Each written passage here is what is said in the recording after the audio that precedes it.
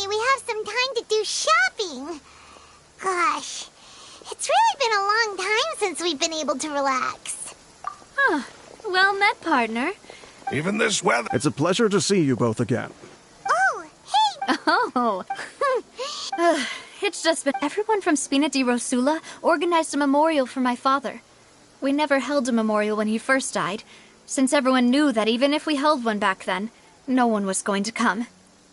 This time, though, everyone in Poisson, and even many people from the court, all attended. So his name's definitely been cleared now. That's what we like to hear. It's been the dearest wish of Demoiselle... Oh, by the way, well, maybe it'd be more accurate to say I knew... Huh? So you know Yeah, I believe the story. To be fair, though, she was trying to lean on our friendship to get me to do an exclusive piece on the serial disappearances case.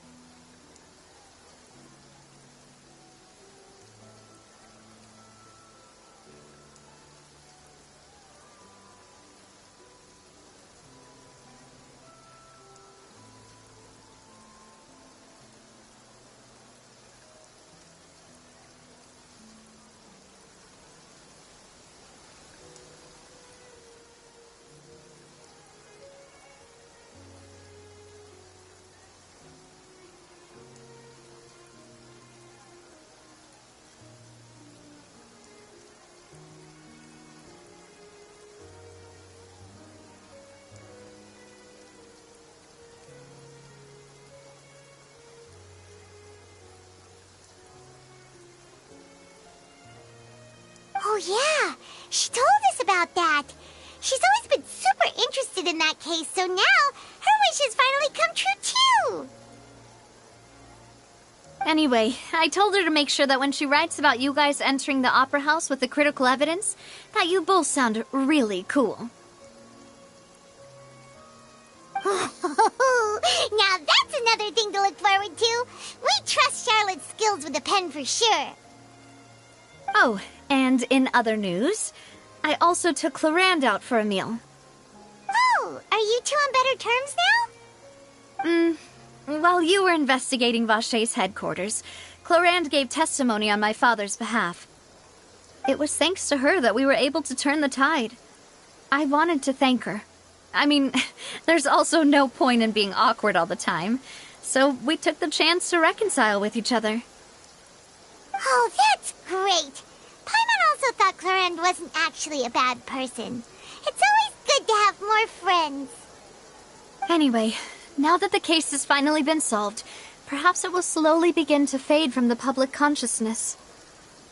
Oh, actually, there's still one last thing I need to do. What is it? I should pay a visit to my father's grave, and tell him the truth of what happened, as well as just how much people still look up to him, to this day. That includes me, too. Miss Navia. Indeed. We want to go too. We also think Callus is a really admirable person. Sure thing. I'd like you two to share the moment with me. After all, without you, there might not have been such a positive ending. And in that case, everyone, let's be off. Considering the recent weather, we'll be lucky if we can reach Poisson before dark. Yeah, you're right. It's been raining non-stop for a few days now.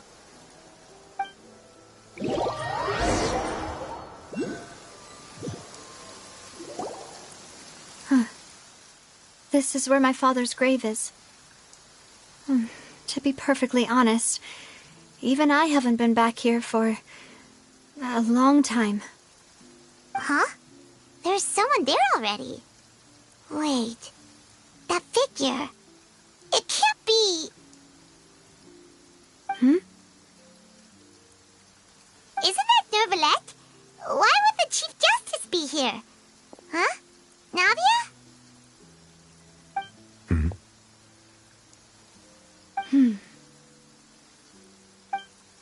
My apologies. I should have asked before coming to pay my respects. Don't say that. Sorry about that. Oh, I was trying to say there's no need for you to apologize. I wanted to show my father how much I've grown, but still, I doubt I've grown to the point that even the Chief Justice would feel compelled to apologize to me over and over. In that case, I will stop apologizing for now. You really could use some pointers on understanding human emotions, Monsieur Neuvillette. In any case, why did you come to Poisson? Well, ever since that day, I've been turning a question over and over in my head. Just what is justice, anyway? There was once a time when I didn't want to believe that there could be anything more important to humans than life itself. Oh, rather than that, it's probably more truthful to say I didn't believe humans were capable of resisting the most basic instinct of living things. That they could rebel against their own nature, or consider certain things to be more important than their own lives. Which is also why I didn't stop your father from beginning that fateful duel. I believed that a truly innocent man would never throw away his life like that. That there was nothing, should have been nothing more important than one's own continued survival. But Mr. Callis proved me utterly and decisively wrong. If not for his sacrifice, the serial disappearances case would have remained unsolved to this day. Mr. Callis made the choice he did for his daughter, for his associates, and for many people completely unrelated to him. And in the end, from a certain perspective, one could say that he did it all for the sake of justice. A justice that's higher than life itself. So, you asked me why I came here. I just wanted to say my apologies to Mr. Callis in person. I should have noticed all of this much sooner.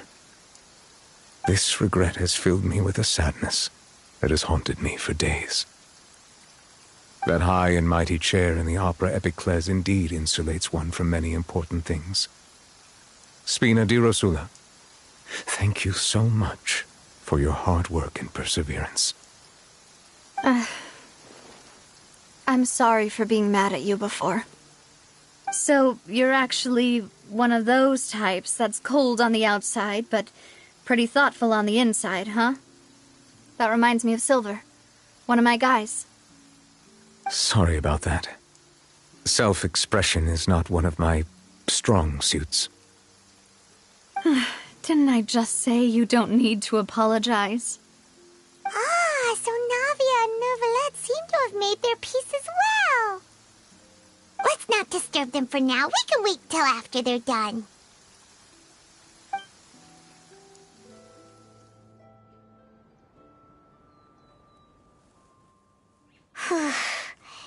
Paimon's never paid respects at someone's grave before. Did Paimon do anything rude there? Huh? Oh, Paimon didn't know that was a thing. But Paimon doesn't know what she would do if she can't fly. Oh no. Paimon hopes Miss Navia won't be too mad. Anyway, Neuvillette is still standing around there. It's not often that we can catch him alone like this, so why don't we go talk to him for a bit? If we can't talk to Lady Farina, we can at least talk to him, right?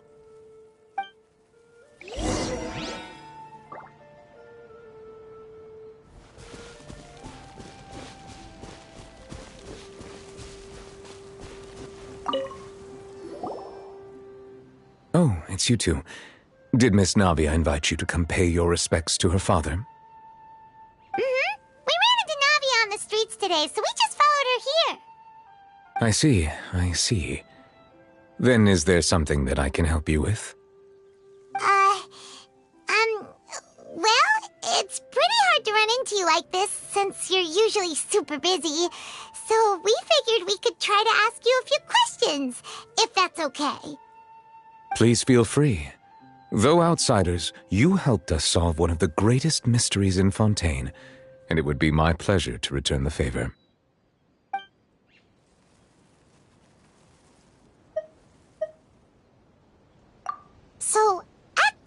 the bad guys referred to that special water as water from the primordial sea, but what is it really? Truthfully, that name is already quite accurate. I can only surmise that Vache and his ilk only learned of its nature and existence after extensive research. There used to be a special sea on the surface of this planet. The nature of its seawater was rather different from that of the sea we know today. Most of Tevat's life forms were first born in that special sea. You could say it nurtured much of the life on this planet.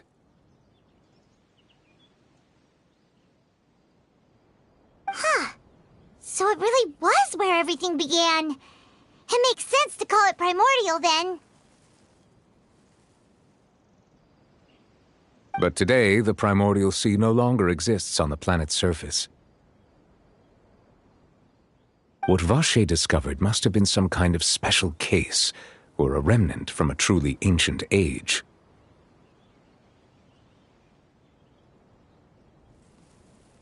Huh. So that's how it is. Oh, you really know everything, Monsieur Neuvillette. But if that's the case, then why would people, at least people from Fontaine, dissolve in that kind of water? Indeed, why would the primordial sea, which was known to engender and nurture life, suddenly reverse itself and devour life instead? To be frank, that also doesn't match my understanding of this world and its laws. There must still be some unknown secrets around the people of this land. Is there anything else you'd like to ask me about?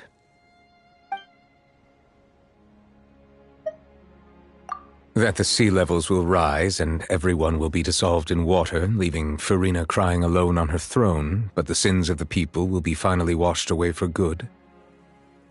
Does that appropriately summarize the version you've heard? That's right! It was Linny that told us back then. And that about covers all the main points. Yes, up to the present, I think we reached a point where we have no choice but to confront this prophecy directly. Rumors have it that this prophecy is rooted in the last words the former Hydro Archon left to the world before she passed away. A prophecy? Of the former Hydro Archon? Wow. This is the first time that we've ever heard of it. Two parts of the prophecy have already proven correct. The rising sea levels and the ability of the people of Fontaine to be dissolved. We should be more vigilant and stay on the watch for further signs. Speaking of the prophecy, Farina has also always taken it quite seriously. Indeed, she has been collecting information and intelligence from across Tevat for this purpose. If the rumors were true, then perhaps this prophecy is the conundrum left to Farina by her predecessor. But with Farina being the way she is, can we really trust her to solve it? Is there anything else you'd like to ask me about? My apologies. My investigation has still not reached its conclusion. However, I still believe the judgment of the Oratrice was not rendered arbitrarily. But you also said you thought he was innocent. For many years, I have been quite aware that the Oratrice does not simply mechanically repeat the verdict that I give on each case. As a divinely created mechanism, the people's unified faith in the concept of justice is integrated into it. Not only can it produce the incredible power of indemnitium, but it likely also possesses other traits, such as self-awareness. Which is all to say, I have been prepared for a situation like this for a long time. Huh. So when Linny told us that he heard a human voice from the room where the Oratrice's core is stored... I was not aware such a thing had occurred. Perhaps that could serve to prove my conjecture. I will add that to the list of items to investigate. In any case, I am inclined to believe that the Oratrice does have a methodology all its own. We just do not have enough information. Based on Farina's reaction, I doubt even she had any idea what was going on.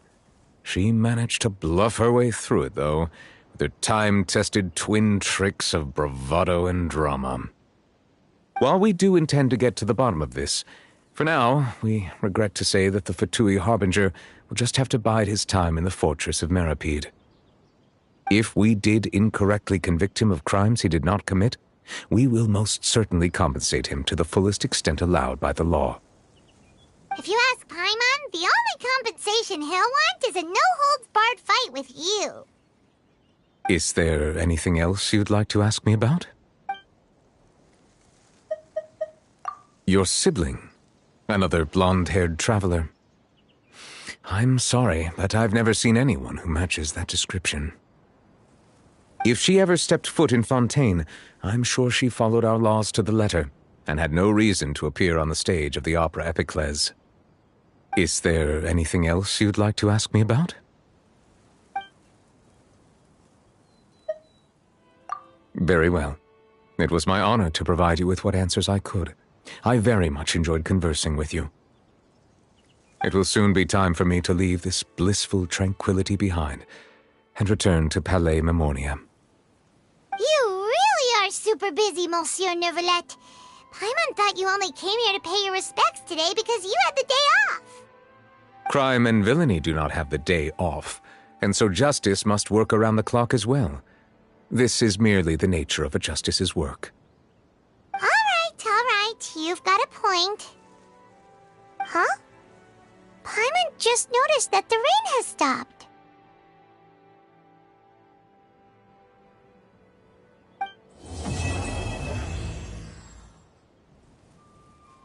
You know, we've been walking around for a while now. Why don't we go back to the Spina di Rosula base in the court of Fontaine and have a rest?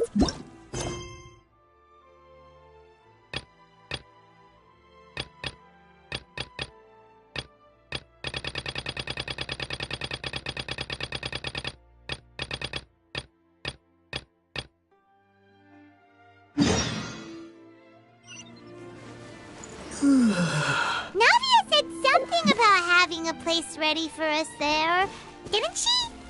Come on, let's go!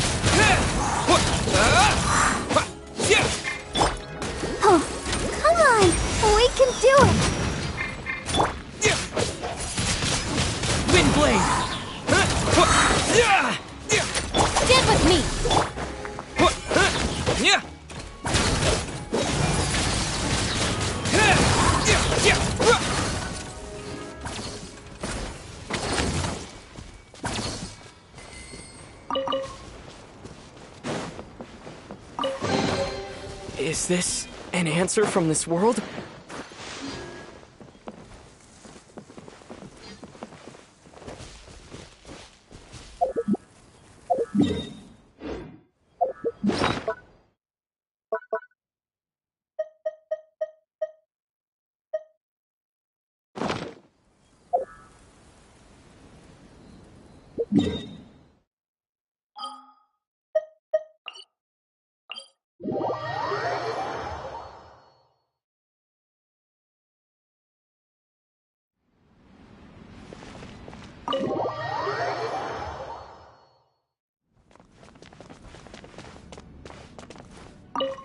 It's my turn to play. I shall follow your...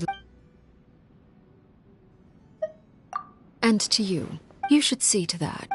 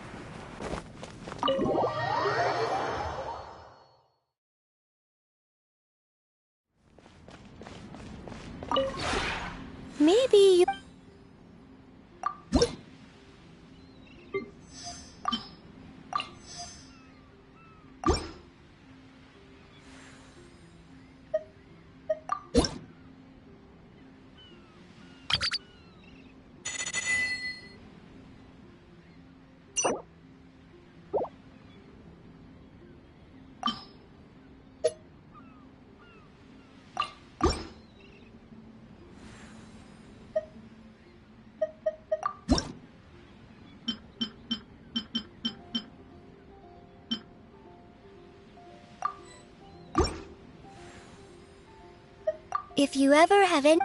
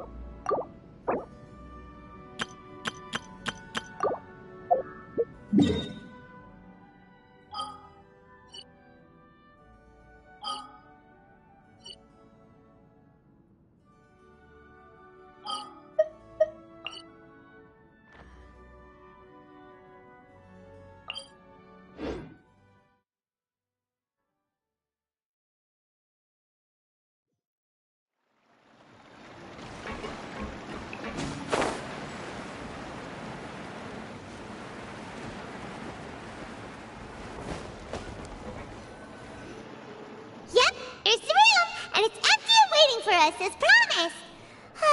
Navia is such a good person. Now that the serial disappearances case has been solved, no one's going to come after us for anything. Even without Silver standing guard, we can just completely relax. Why don't we stay and rest up here for a while? Even machines in Fontaine need to stop and recharge now and then. Oh, come on! This place isn't that bad. Besides, how often do we get to stay in an actual base? Oh, fine. Remember that detective story Paimon read before? Well, the author is about to release a new book, so Paimon wanted to buy it as soon as it came out and have a quiet place to read it. Yippee! Then it's agreed. Come on, let's get some sleep. We'll need to be up first thing in the morning to get in line and buy a copy.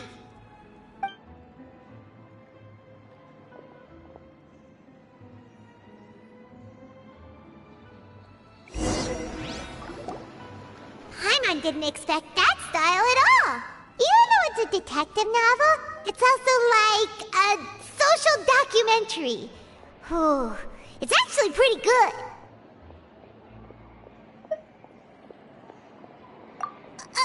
No! Paimon just spends a bit more time sleeping than you, that's all. Excuse me, but do you know if the Traveler and Paimon are lodging here? Huh? Who are you? Paimon doesn't recall seeing you before. Wait, you're not here to give us trouble, are you? A blonde traveler and a chatty little fairy. Phew, looks like I found the place. Good thing I asked the Spina di Rosula. Seems they sent me the right way. Hey, what do you mean by chatty? Paimon's always careful not to talk too much. Most of the time, anyway. It's an honor to meet you both. I was sent from the Palais Mermonia. Monsieur Nourilette wishes to see you. It seems he has something important to discuss in person. Nourilette? He wants to see us again already? Huh. We talked so much the last time we met. Has something happened since then? I am not privy to the details. It would be best if you came to the Palais Mermonia and asked Monsieur Nourilette in person. If you say so, but Paimon has a bad feeling about this. Now that I've delivered the message, I'll take my leave. Thanks! We haven't left the room for a few days, so we'll head over once we've freshened up a bit.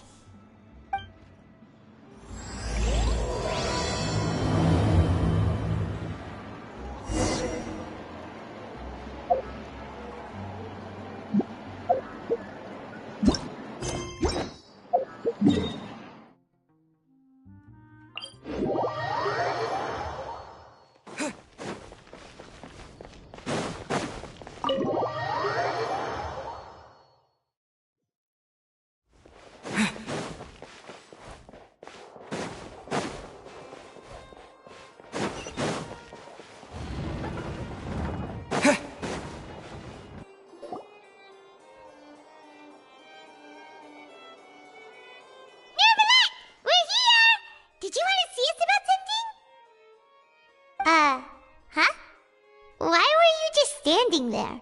You daydreaming or thinking something over? Yes, I did send someone to fetch you.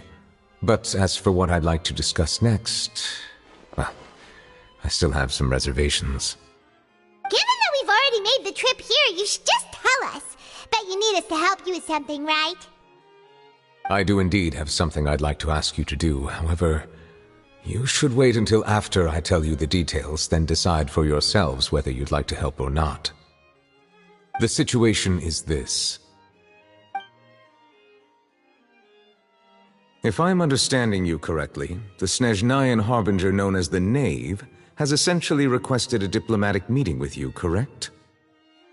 I heard that she was originally from Fontaine, but for her to suddenly arrive here and abruptly request such a meeting like this, I sincerely advise you to refuse her invitation outright. I'm sure you're aware that her purpose is most likely related to Child's recent predicament. We convicted one of the Snezhnayan Harbingers in a court of law, but we have yet to provide any form of detailed report on the matter. This does indeed provide an opportunity for Snezhnaya to put pressure on us. I believe we should adopt an evasive stance until we can provide a proper explanation and have a preliminary plan on how to deal with the matter. No, we shouldn't. I think we should agree to the meeting. Oh? Well, you see, we are the ones that owe an explanation. If we keep putting off the meeting, it could easily result in the problem escalating, right? It's like a fight between two friends. If they don't agree to see each other and talk in person, isn't it possible that the friendship could end entirely? Though diplomatic relations between Fontaine and Snezhnaya could be considered as friendly, it is only superficially so. You wouldn't go so far as to say that our nations are friends, as you did in your example. It was just an analogy. An analogy, okay? Moreover, even if we were to talk in person, if we don't have sufficient information prepared, it is quite possible the result wouldn't be restored relations, but a complete falling out. I don't think we should overthink those possibilities yet. Even if the logic of the divine is not immediately apparent, its wisdom will only be revealed with time. Besides, you'll be at the meeting. If any problems do pop up, you'll have no problem navigating them. I must clarify that interacting and communicating with people outside of court is not my cup of tea. It seems you think too much of me. But more importantly, when did I agree to join the meeting with you? You mean you won't come? No, that won't do. I can't go to the meeting alone. You have to accompany me. I must take you with me. Lady Farina, could there be something else regarding this matter that is being kept from me? No, not at all. Look, I am the Hydro-Archon of Fontaine, Focalor, the god of justice who is loved and adored by many. So I only hope that justice will be served in this matter. Don't overthink it. I'll go find someone to arrange the meeting.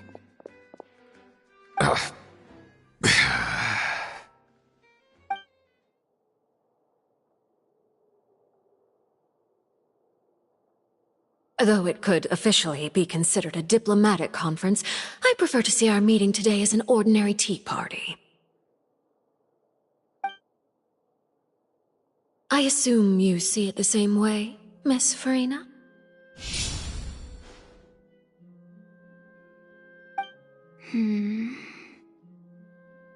Lady Farina? Yes, that's right. Just like you said, a tea party. I should thank you for providing the pastries. They look delectable. To make this tea party even more lively, I've invited someone else to join us today. It's a pleasure to meet you, Monsieur Neuvillette. I was born in Fontaine, so naturally, there's no need to introduce the nation's revered Eudex to me. Hello. The pleasure is also mine. First, I would like to thank the two of you. I'm often away on business outside of Fontaine, and I'm told that the children of the House of the Hearth have been well taken care of by you. Oh, I'm not referring to when my children, Linny and Lynette, were falsely accused by you. Please don't misunderstand. The children of the House of the Hearth are often misunderstood, perhaps due to the reputation of the Fatui. There's no getting around that. All I meant to say is that Fontaine has been stable in recent years. The people are well off and the children lead happy, fulfilled lives. That is something truly worth cherishing, and no one wishes to disrupt such peace. Now then, you have come regarding the matter of child, correct? Well, yes. It appears the ever-busy Eudex Neuvillette doesn't wish to waste time with diplomatic pleasantries, and hopes that we can get straight to the point of our talk. Yes, as you surmised, understanding child's situation is indeed one of the goals of this trip. As we are both diplomats from Snezhnaya, as well as Fatui harbingers, Child and I have always been colleagues. Were anything to happen in Fontaine, each of us would serve as the other's attorney to resolve the issue. So now, in my capacity as his attorney, I request that Child be turned over to Snezhnaya. We have a responsibility to cooperate with Fontaine and resolve what has happened to him together. The rules governing attorneys only apply before a trial has concluded. Since a verdict has already been rendered, we see the case as settled. I apologize for being unable to grant your request. An outright refusal. Very well. I respect all the rules of Fontaine's courts, just as I respect you as Chief Justice. Okay, why don't we back up a step? You don't need to transfer Child to us. I only request to enter the fortress of Meripede to see Child and confirm his condition.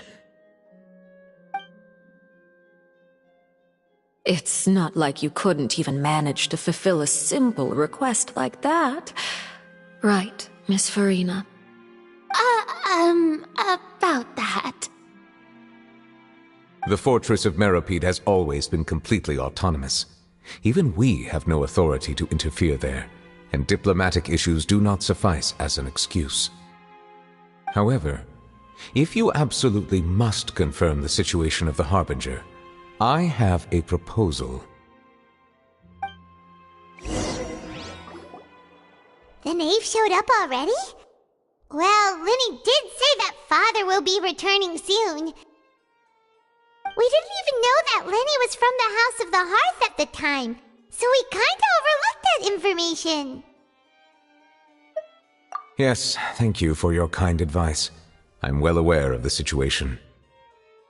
I also noticed that Lady Farina acts a little odd and unnatural whenever I bring up matters related to the knave. Could the knave be threatening Lady Farina or something? If that were the case, then why wouldn't Lady Farina inform me? And what means could the knave possibly have to twist the arm of an Archon? So maybe that's not very likely. Even though Farina can act a little weird at times, she's still an Archon. In reality, this problem is even more thorny than it appears. According to reports from the fortress of Meripede, Child recently disappeared under mysterious circumstances. The details are still unclear. We cannot rule out an escape, but there have also been no reports of him outside of the fortress of Meripede. Special guards oversee the fortress, and its internal systems are extensive. Combined with the special characteristics of the surrounding terrain, an escape should not be possible. I suspect that there's something else behind Child's disappearance. I was only willing to share this information with you because you are friends of Child, and it is my duty to see justice done. So this is what you wanted to see us about before. Yes. I would like you to go to the Fortress of Meropide and investigate Child's disappearance. This was my proposal during our meeting with the Knave. Rather than allowing her to intervene, I offered to send someone to find out about Child's situation and report back to her in detail. The Knave did not seem satisfied by my proposal, but she still agreed to go along with it for the time being. Her words were, "We will talk more once we have that report." So that means we bought ourselves some time. Firstly, you're already acquainted with Child. Your eyes may discern relevant details there that others would miss. And secondly, is the consideration of the unique nature of the Fortress of Meropide. Isn't it just Fontaine's prison? I would not define it so crudely. The Fortress of Meropide is not affiliated with the court system of Fontaine on paper. It has always existed as an autonomous entity. Early in Fontaine's history, criminals were punished with exile, not imprisonment. Even today, sentences against convicted criminals still include exile, just as before. The Fortress of Meropide may seem like a prison, but it should in fact be regarded as a gathering place for exiles. All we do is dispatch guards to keep watch and help maintain security, but we have no right to get involved with any other matters. Although I do have a personal relationship with the administrator there, neither myself nor the courts have the right to be directly involved with the investigation, no matter how serious the grounds. Oh, Paimon gets it now. That's why you need us to conduct our own investigation as a third party, right? Correct. I will arrange false charges against you so that you may secretly investigate inside the fortress during your detention. This will save us a lot of unnecessary trouble. So, are you two willing to accept my proposal? Yeah, no matter how you look at it, it seems we're the best choice. Alright, we hereby accept this difficult task.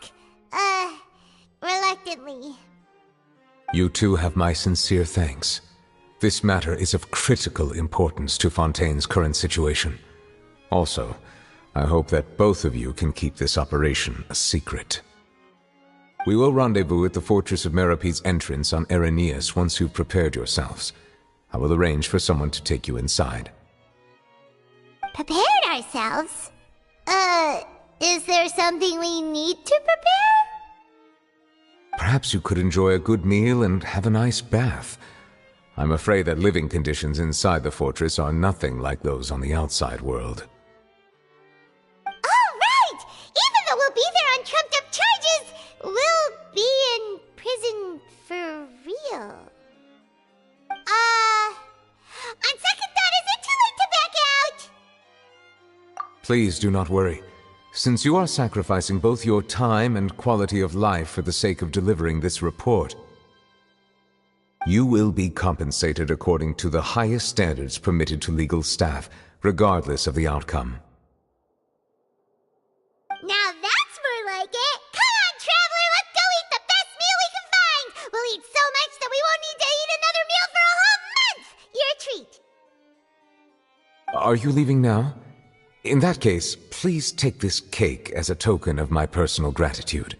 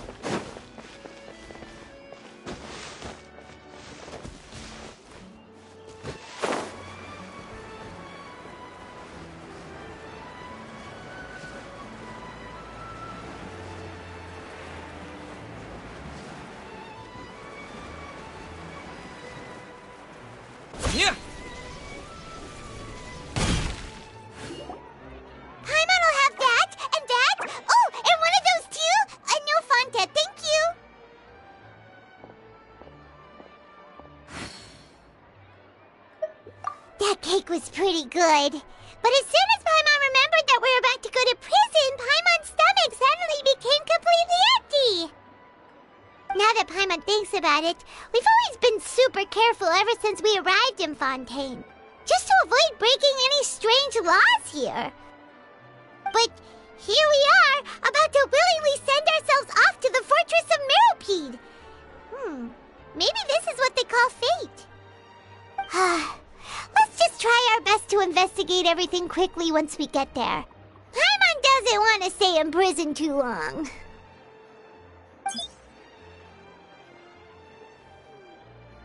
Oh, what is that I hear? Is it the taste of a breaking story? Hey! You can't hear a taste! And what are you doing here, Charlotte? Oh, don't remind me. I invited an eyewitness to a case to eat here, and I was planning to get some great material out of him. But he didn't even show up! Calm down, calm down. This is nothing new. As a journalist, you should be used to this by now. As long as you can score some juicy tidbits from the traveler, you might still be able to recover the cost of the meal. You know we can still hear you, Charlotte. Never mind. It's nothing. I just heard you mention the Fortress of Meropide. You didn't commit a crime, did you? Please tell me all about it. No way! We would never! We're just going there to...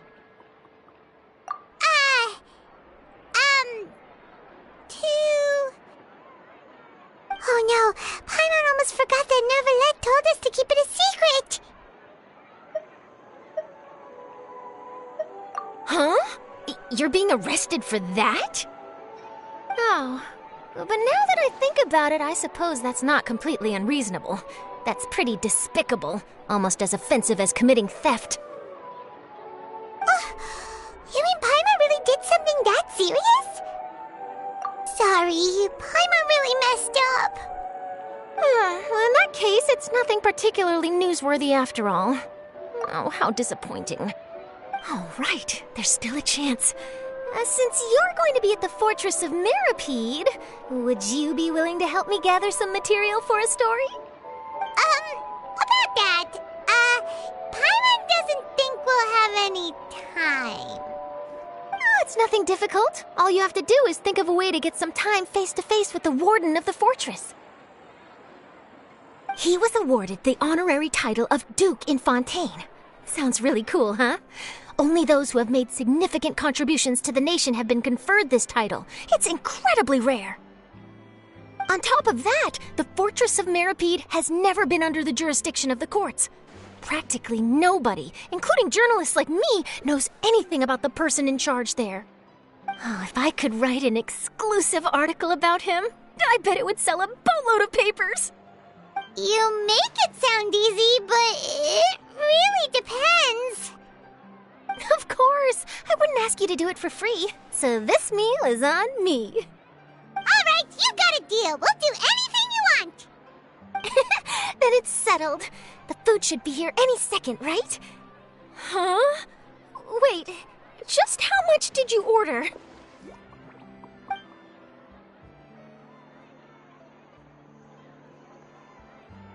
Oh, Paimon's so full. Well, guess we have nothing to regret now, so let's get going. Wait. Paimon just said something really ominous, didn't she? The tea here just keeps getting more bitter.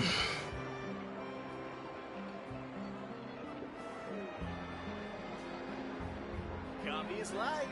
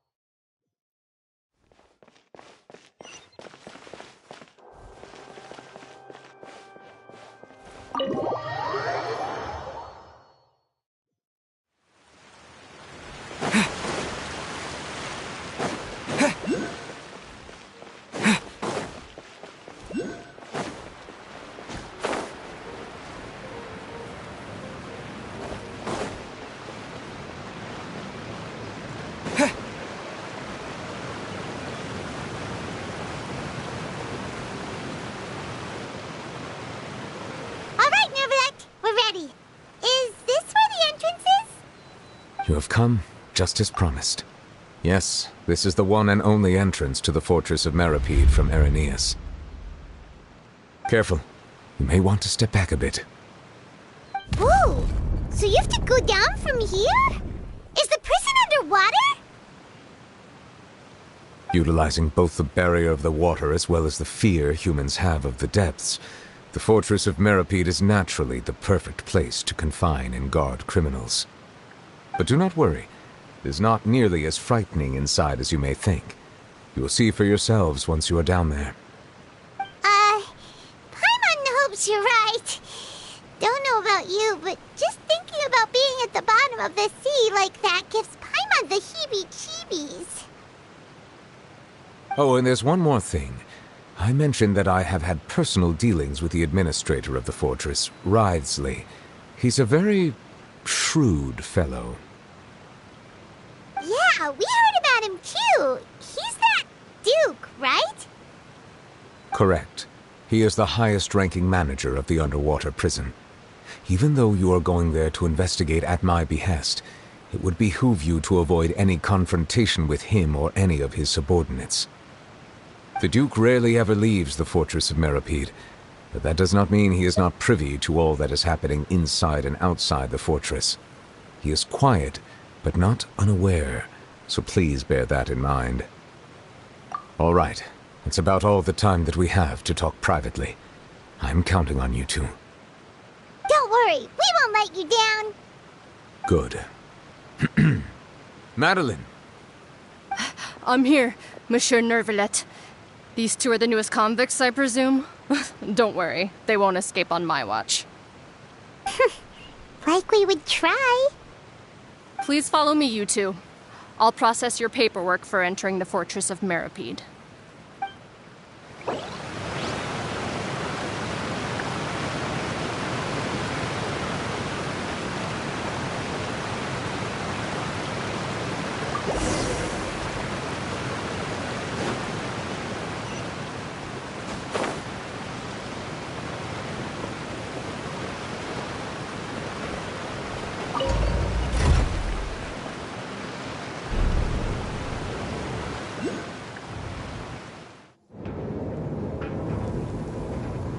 Are we already underwater now?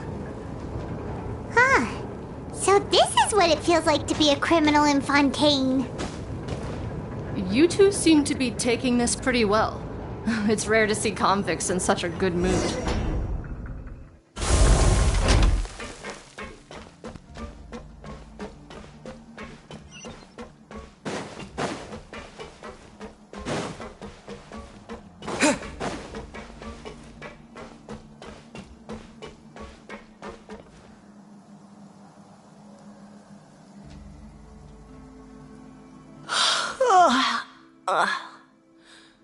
Oh, it's you, Madeline. Why'd they make you make the trip down here today? Monsieur Nervalet personally requested I escort these two convicts. I suppose he was concerned others might not be up to the task. Well now, aren't you the lucky one? Must be nice to be on good terms with the big shots like the Chief Justice. The only people I get to see every day are the new inmates. Well, have you tried service with a smile? Who knows, it might help your professional reputation. Yeah, right. As if. Every criminal comes through here looking miserable. How can I smile with such a toxic work environment? And even if I did smile at them, the convicts would probably just think that I'm some freak getting some kind of twisted enjoyment from their pain. Oh, she's got a point. Well, I've finished transferring you. You two will register here, and Marette will guide you through the remaining procedures. Yep, I'll take it from here. You head on back to that bright and sunny world above.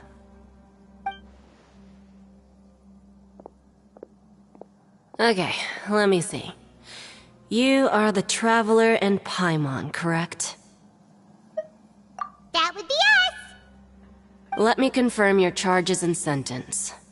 Let's see.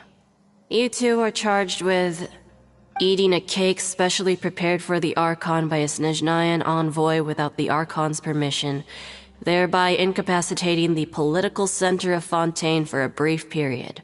Sentence, 45 days? Huh? Wait, you mean the cake that Nervalet gave us was... Just looking at the charges, it seems you two are capable of causing some serious trouble. And considering how fond Lady Furina is of sweets, this crime is tantamount to trying to assassinate the Hydro Archon herself. Now I've seen everything. Anyway, we still need to finish processing you before you can enter the Fortress of Meripede. Please stand in front of the board over there. I'll take your mugshots with my camera. Oh, all right. But be sure to catch Paimon's good side.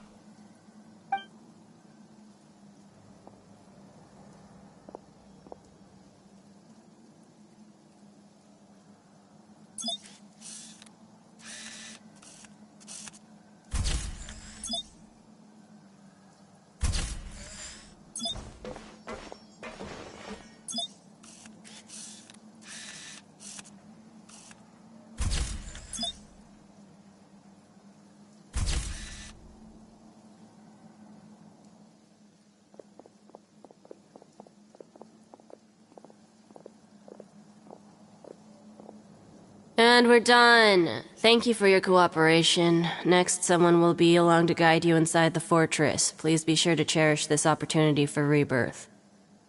Huh? Rebirth? Isn't that a little much? We're only gonna be here for 45 days! You two are the new inmates, right? Follow me. Oh, okay! Paimon is Paimon and this is the Traveler! Save it. Not like I'll remember your names. Move it.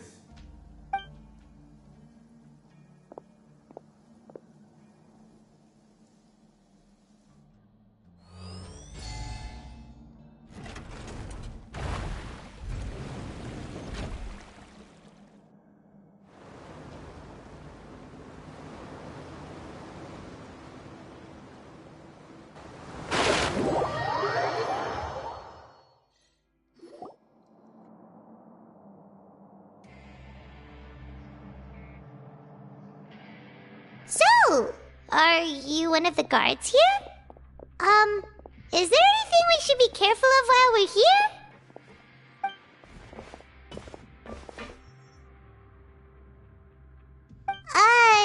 Did Paimon already ask something she wasn't supposed to? Why should I tell you anything? What's in it for me? This is exactly why I can't stand new fish. I wouldn't even be doing this if it weren't for the credit coupons. Credit coupons? Alright, seeing as you're not the annoying kind that's getting dragged in here crying and blubbering, I guess I can tell you a few things. But next time, it'll cost you some coupons. Mora means nothing here. Here, we use credit coupons. Coupons can get you almost anything in the Fortress of Meripede. Desires? Fulfilled. You want power? No problem. Coupons can even change fate itself. So, credit coupons are a currency that can only be used here? It's not as simple as that. Like Moret said, everyone gets a chance at rebirth. No matter how much money or power you had before, it means nothing once you set foot inside the Fortress of Meripede. You have to start over and earn your coupons. Everyone starts from the same place, and you have a chance at a new, less terrible life. I guess that's the real purpose of the coupons. They symbolize true fairness and true justice. And this is also exactly why so many criminals choose not to return to the outside world, even after they've served their sentence. Oh, so that's what the Fortress of Meripede is like. Huh. Paimon was under the impression that it'd be more like a prison. It certainly ain't all sunshine and roses here, but it's also not the worst place to be. You'd better take a good look at the scenery now. It'll be the last chance you get for a while. After being away from the sunlight for so long, even the terrifying depths of the sea start to feel like home. It just stops feeling oppressive, you know? Oh, I'm actually an inmate like you two. Welcoming newcomers is a job I've picked up to earn some extra coupons.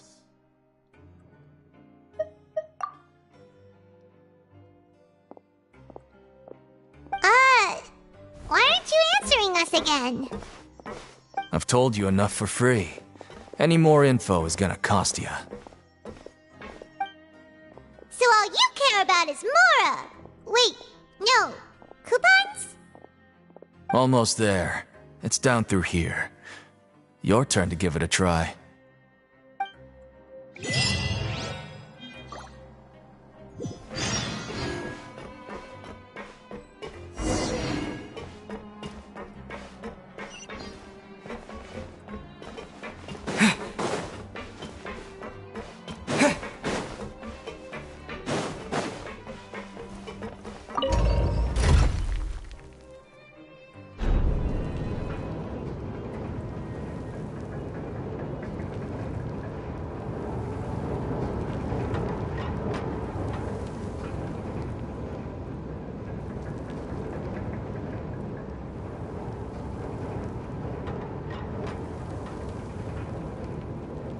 So, we're going even deeper now?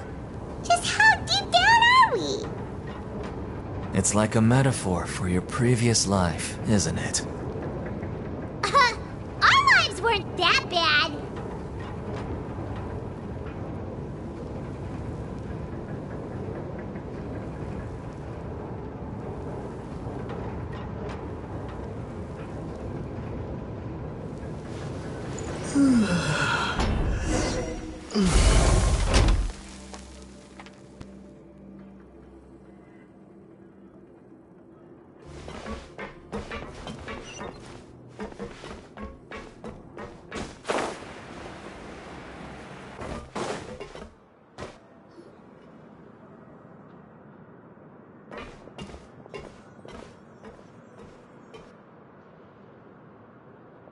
So this is the actual entrance to the Fortress of Meribed?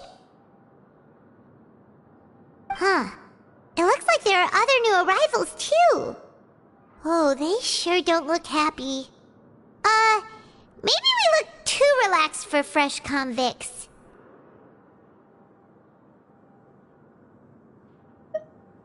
Oh, right.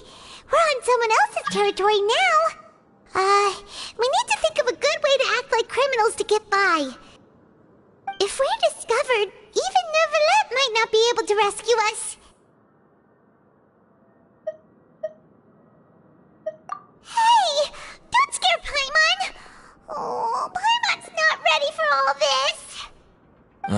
Look, I don't really know you, and I have no idea what kind of crime you committed, but... You wouldn't have happened to anger someone important, did you? Someone important? Paimon doesn't think so. Wait, why are you suddenly trying to talk to us now? Now's not the time to worry about that. Anyway, it's over there, so... You just go on over there by yourselves. I've done my job, so... Good luck. What was that all about? Wait a second. Are there usually so many garter mechs around here? They're already onto us?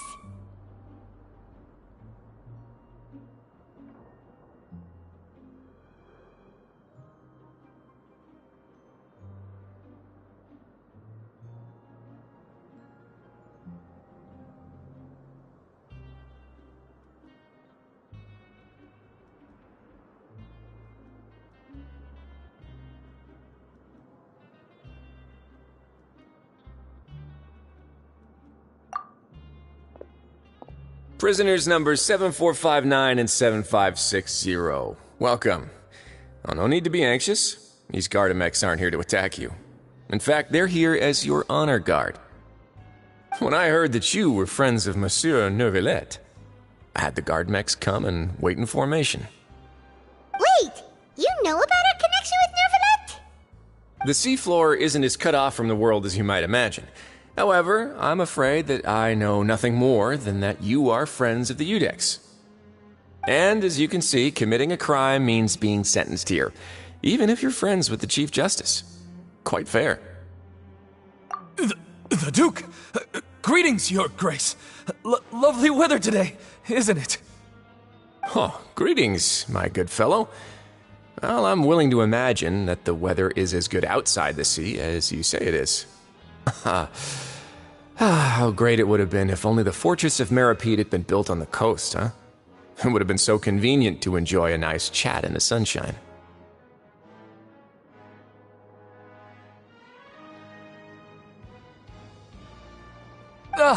My profuse apologies.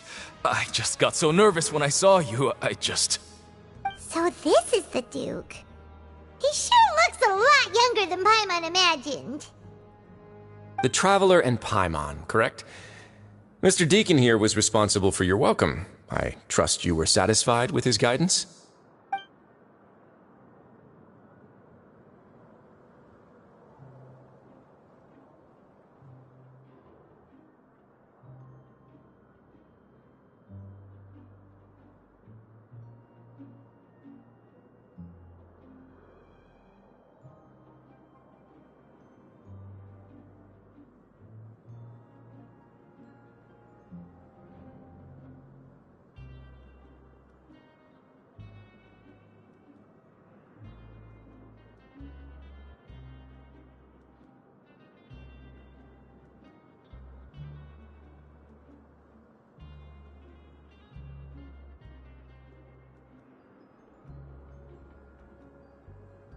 Ah, I see. In that case, I regret to announce that Deacon here has just missed the best opportunity in his prison career to be promoted. I admit that I was only thinking about the coupons. I'm sorry to have disappointed you, Your Grace. I once hoped for a chance to do some higher-level work. I had no idea you two were big shots who were worthy of speaking with His Grace. Losing out on such a big opportunity because I couldn't see past my own nose. Plenty of time ahead, Deacon. There'll be more opportunities. Well, I believe that concludes the introductions. We've already taken enough time here. Deacon, if you would. Yes, Your Grace. I'll take my leave now.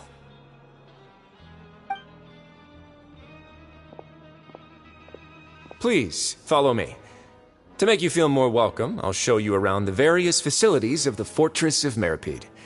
I hope it'll help you adjust to life here.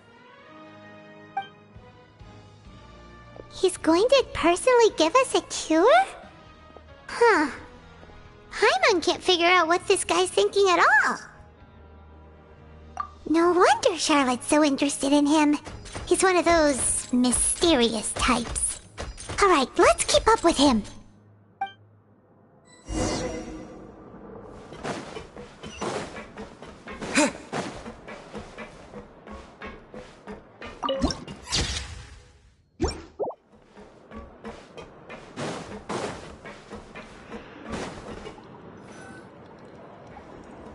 There's no need to be so reserved. The label of criminal is nothing but one of many identities, and being criminally inclined here at the Fortress is just one of many ways to survive. Is it really okay for the warden to think like that? We're real criminals, you know. What if we're too difficult to handle?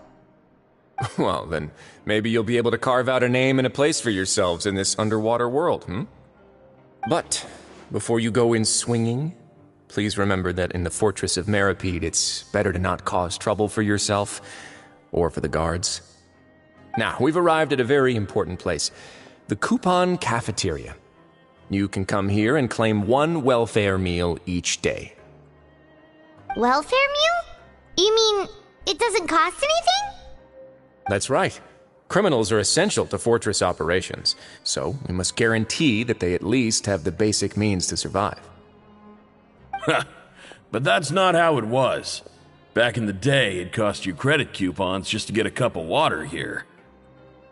For fish like you who just arrived with nothing, you'd have to go to work hungry until you earned enough coupons to eat. It was only after His Grace became the administrator that we got the free meal rule. Now everyone gets a square meal every day, even no good slackers who've never picked up a wrench in their whole lives. Nobody starves to death here. In the Fortress of Meripede, credit coupons are the only currency, and everything must be purchased. In some sense, you could say using the coupons is a form of trade. But trade is always conducted by people. So if we want trade here to prosper, we need everyone to work hard and live their lives. If nobody could even afford a meal, then the whole fortress would be up in arms. And that would only make things more difficult for me. So, rather than saying that we're giving everyone a free meal here, you should say that everyone's hard work has improved the living conditions in the Fortress of Meripede. Your Grace's reasoning is correct, but what I said is also true. Whatever the case, hard work is rewarded here. You'd be hard-pressed to find anywhere else as fair and reasonable. Right! Paimon sees your point. By that logic, this place doesn't seem so bad after all. Oh, wait, no. We shouldn't drop our guard so quickly. But it seems the inmates really respect the Duke because of his attitude, right? We should still try to verify the truth with our own eyes. Let's continue this way.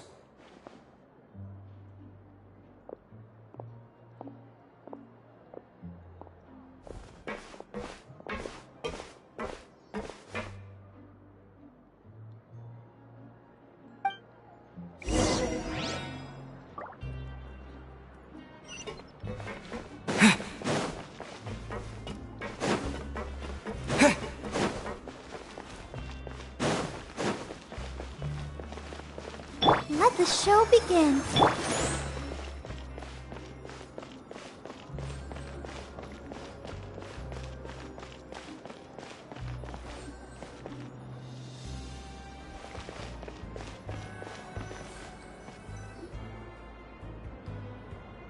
This place is known as the Pancration Ring. Sometimes we have criminals who have more energy than they know what to do with. Their daily work alone isn't enough of an outlet for them. So, instead of leaving them to their own devices, we've provided them with this dedicated venue. This way, nobody will get involved unless they want to be. Pancration matches? And you can earn extra coupons? Oh, what do you think, traveler? Interested? But I must warn you that your sentence will be extended if you fail to restrain yourself and end up seriously injuring or killing your opponent.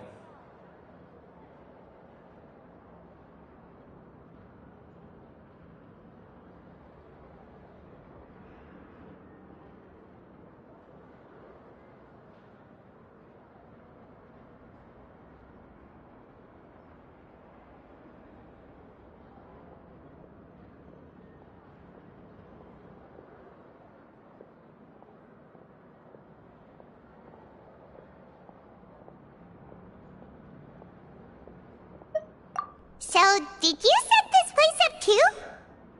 No, actually. I just granted approval for the organizer to use this area to build the ring, and I collect a portion of the proceeds in return. Of course, the fees are also quite useful. Oh.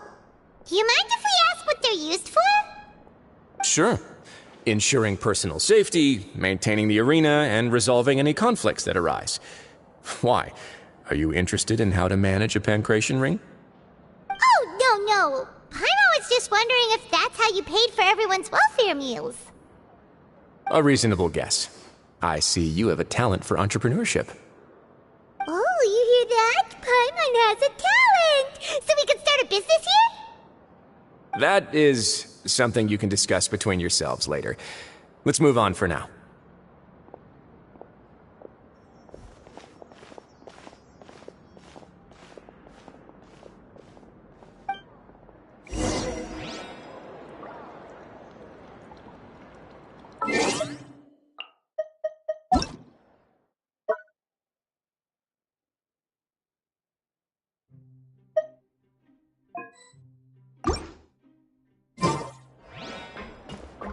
Let's come up with some fun activities.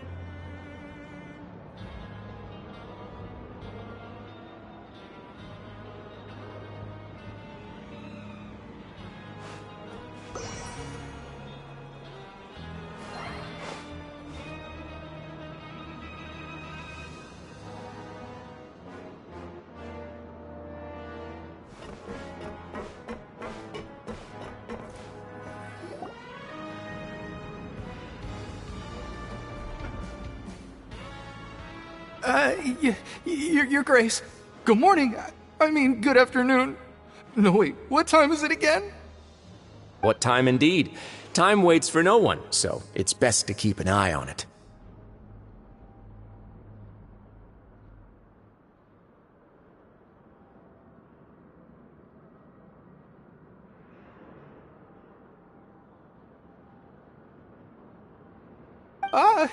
My apologies, Your Grace.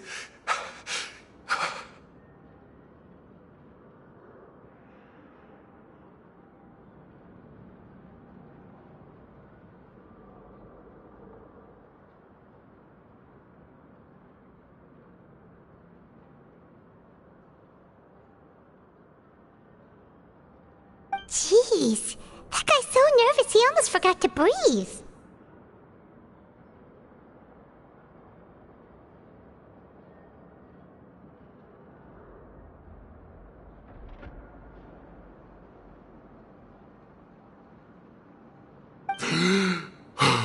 Sorry, forgive my manners.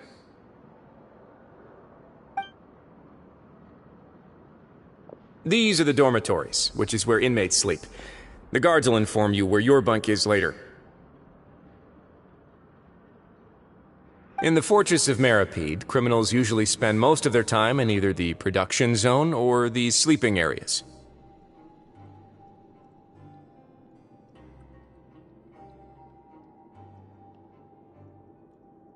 The production zone? What does it produce? Is that where we'll be working? Not necessarily. Though working in the production zone is the most reliable way to earn credit coupons, if you have other skills, you can skip your shifts to earn them in other ways. Wow. Wait, you're the manager of this place, and you're just telling us to our faces that it's okay to skip work? The fact that the Fortress of Meripede has continued operating completely autonomously is proof enough that most people are willing to work honestly and earn a stable income. As for what we produce, many of the clockwork machines seen all over Fontaine originate from our workshop.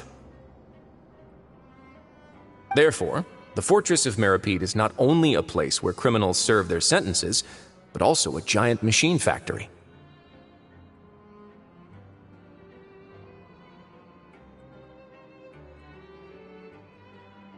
There's no need for me to get into specifics about the production process now. You'll experience it all firsthand when you report for work tomorrow. Let's move on. The tour continues over this way.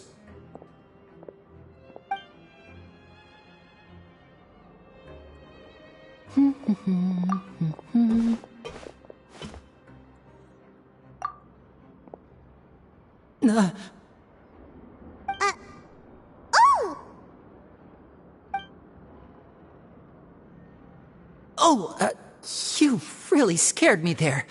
I didn't expect to see you here, Your Grace. I thought maybe I was so tired from work that I was starting to see things. The only thing you should be seeing is the work in front of you. Stay focused and keep up the pace. Oh? Is something the matter? It's nothing. Paimon's just worried about how hard we'll have to work tomorrow.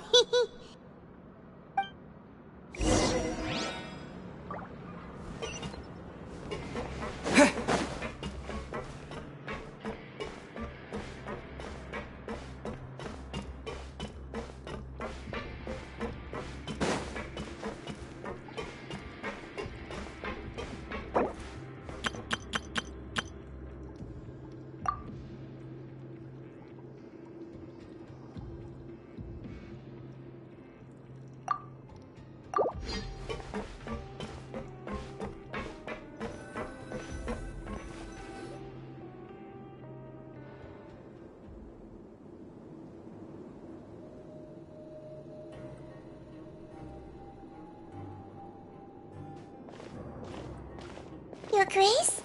What are you doing in the infirmary at a time like this? Oh no, you didn't injure yourself, did you? Not yet, unfortunately for you. But thank you for your concern, Sigewinne. Oh, then you must be here for those two. Allow me to introduce you. This is the infirmary, and Sigewinne here is the Fortress of Merapede's head nurse. Hello, new faces. They call me the head nurse, but I actually handle all the nurse-related work all by myself down here.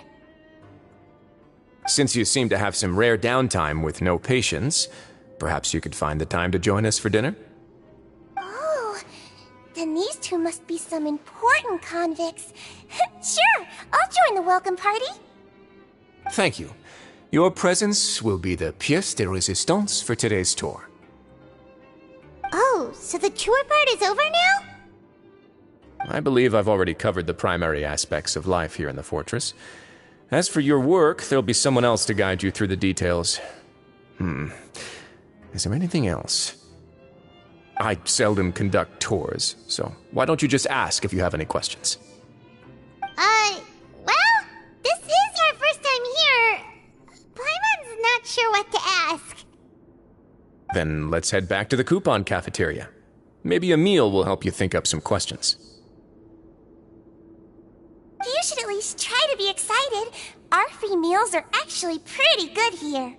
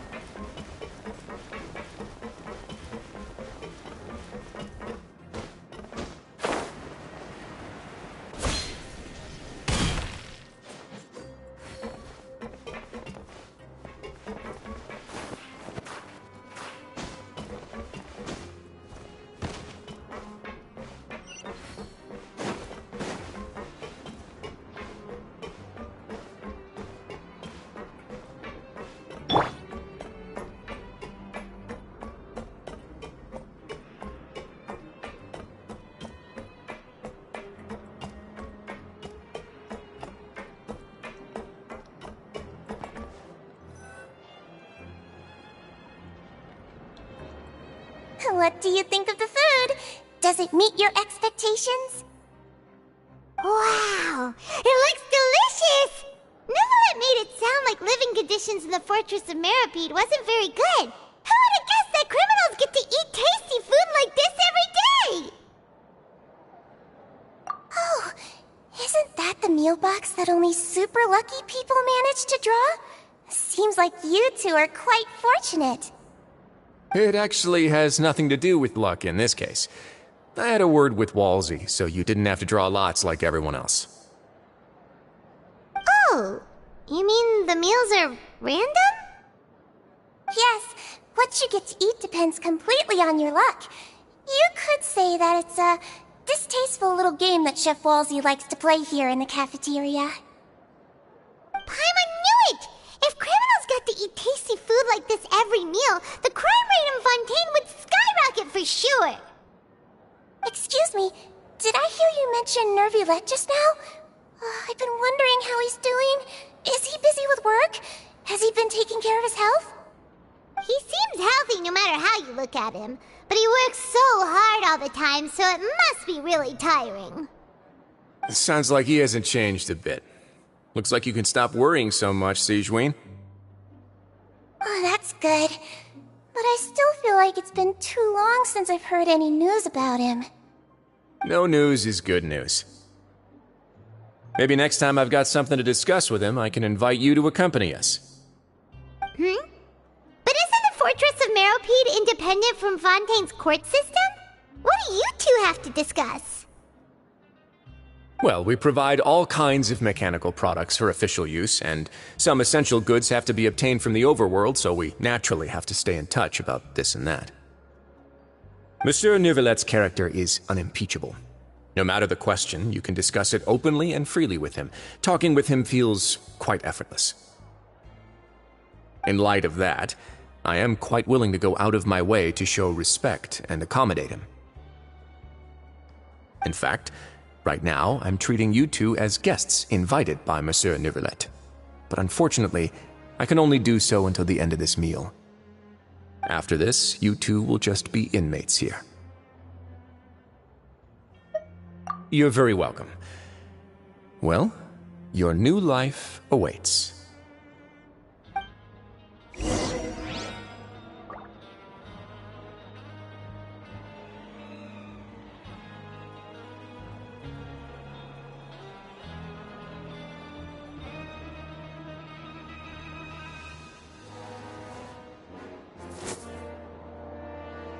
Grab yourself a welfare meal.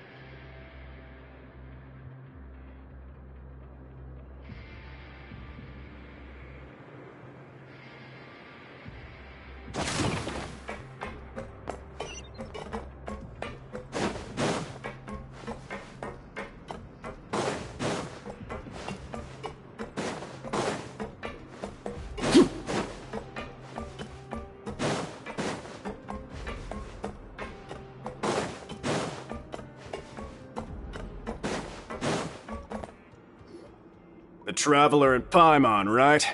Listen up. As new inmates, the only thing you need to worry about is what to do and when to do it. Don't make any extra trouble for yourself. Your bunks are right over there. Follow me.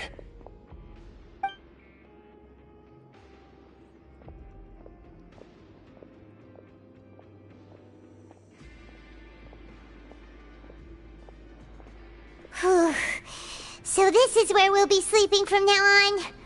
Oh, Paimon can't believe this! The days of staying home and reading detective stories are like a dream now. By the way, Traveler, we saw a lot of things worth investigating just now. Even though the Duke didn't say it too directly, judging from what he said at the end, it seems that he was only welcoming because we know Neuvillette. We are criminals, and Paimon did eat that cake, but we're actually here to help Neuvillette. Is it possible that he knows we're here on a mission? Or is Paimon overthinking things?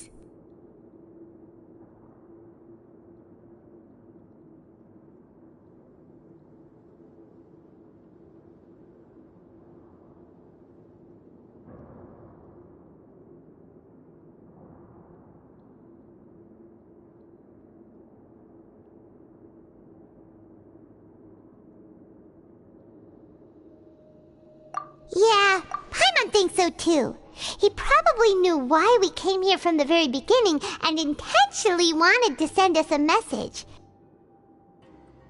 Maybe something like, "Hey, I have my eyes on you, so don't try anything funny." Yeah, you're right. It's not like we can go back to Neuvillette empty-handed and say, "The dude looks scary, so we gave up." And besides, Besides, the Duke said that he was willing to go out of his way to show respect for Nervalet, right? So, we at least need to try. But Paimon hasn't gotten a clue where we should start our investigation. You mean... Yeah, that's what Paimon was thinking too! Paimon almost spilled the beans when we ran into him. Fortunately, based on his attitude, it looks like the Duke sees Linny as just another inmate. We worked so hard to help clear Linny and Lynette's names, and yet we turn around and bam! He's in prison anyway! Oh, right! Linny and Lynette are from the House of the Hearth. They work for the Knave, so they could be here to investigate too!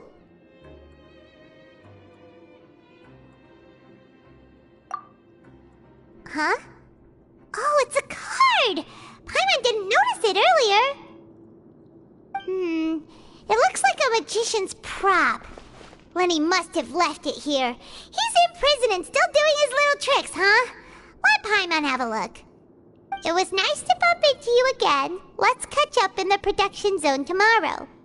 What in the world? It's written like he's greeting a buddy on the street. Paimon thought he'd write something important. If you say so. We can ask him what's going on tomorrow. Let's get some rest now.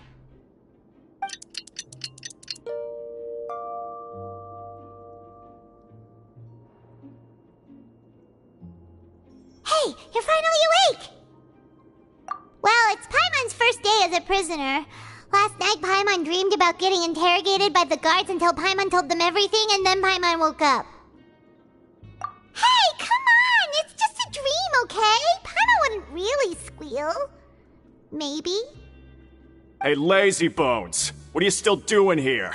If you don't want to starve, then get yourselves over to the production zone. Sorry! We're going right away!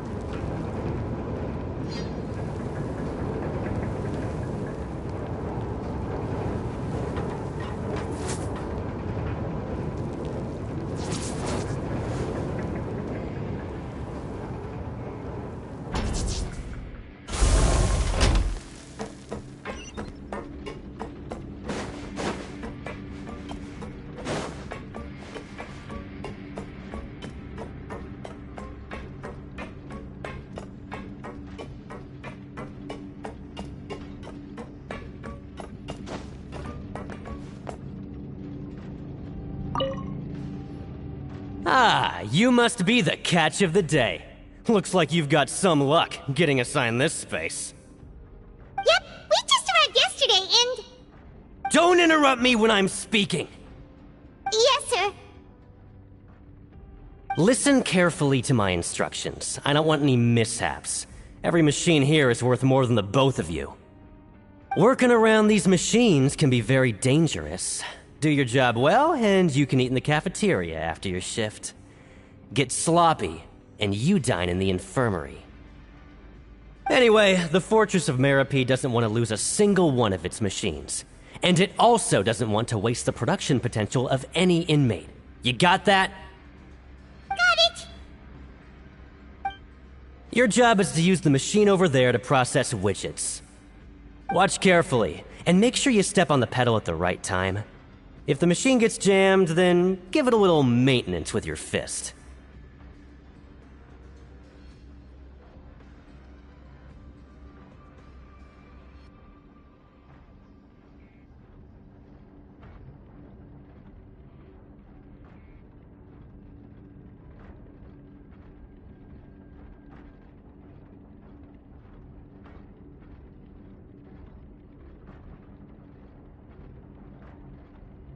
Here, take this.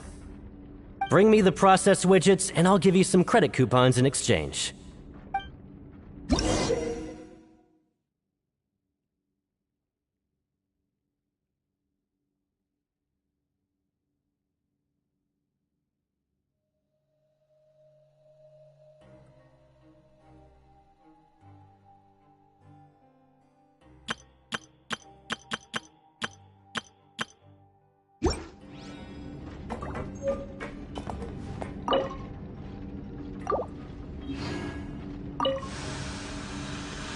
So if the machine gets jammed, you just need to attack it to fix the problem.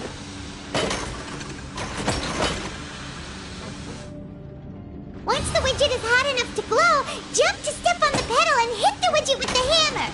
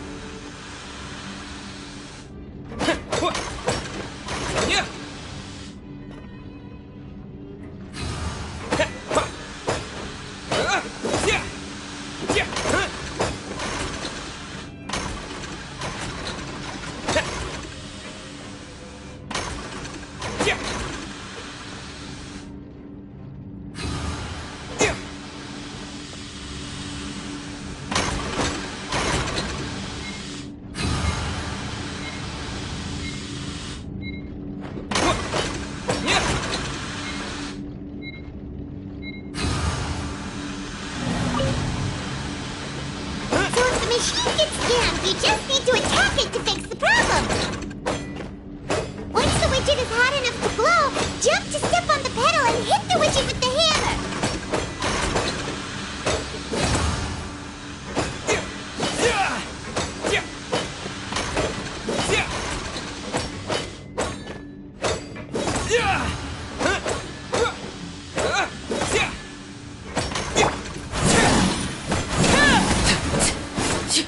Overruled.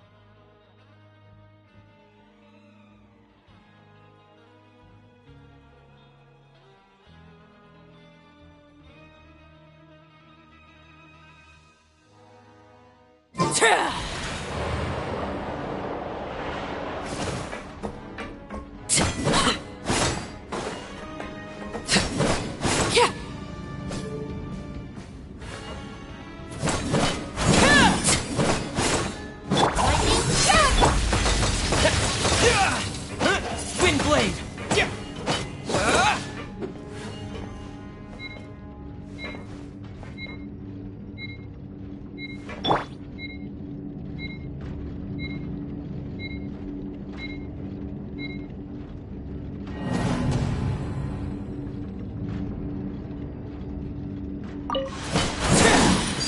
So if the machine gets jammed, you just need to attack it to fix the problem. Once the widget is hot enough to glow, jump to step on the pedal and hit the widget with the hammer.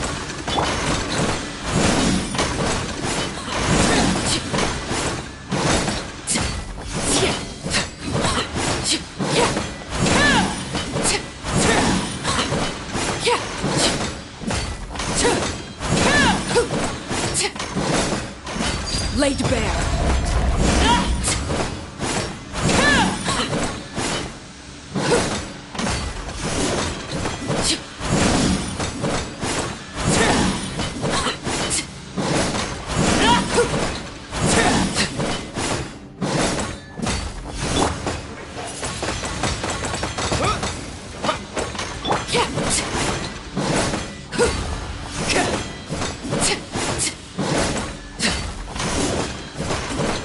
Transfixed!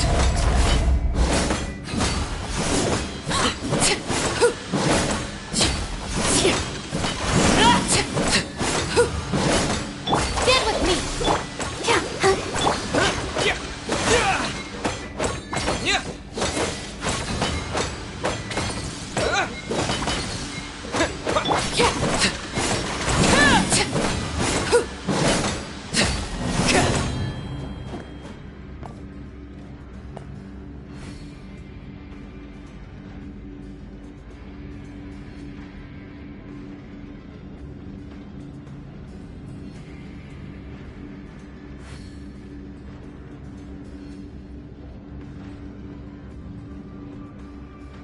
Staring into my eyes is ill-advised.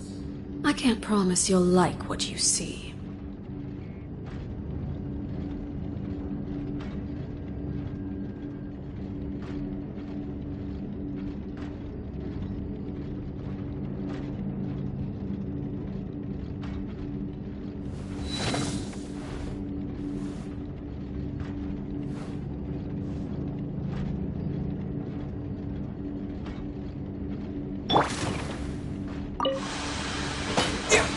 Once the widget is hot enough to glow, jump to step on the pedal.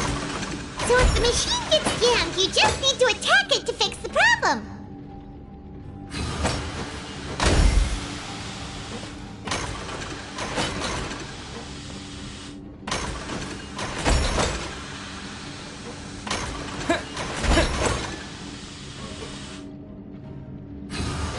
Okay, it's great! Now we can report back to the foreman and give him the processed widgets. Huh. This one is tolerable. Though, since the processing is done by machine, the product is all pretty much the same anyway. Alright, I'll pass you for now. And we'll count up how many credit coupons you've earned.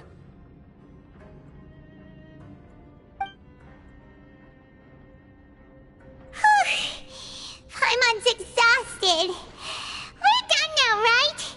Oh, that foreman. He's so scary that Paimon couldn't even speak. Ugh. Even though Paimon's starving and wants to head straight to the coupon cafeteria, we still need to meet Lenny first, right?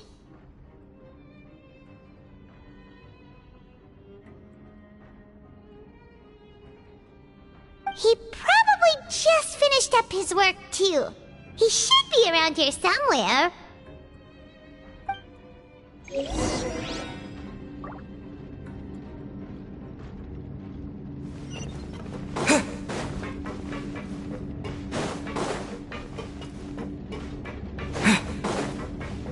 Lenny?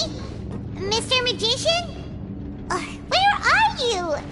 Oh, this had better not be some disappearing act. He doesn't seem to be around here. Let's try looking somewhere else.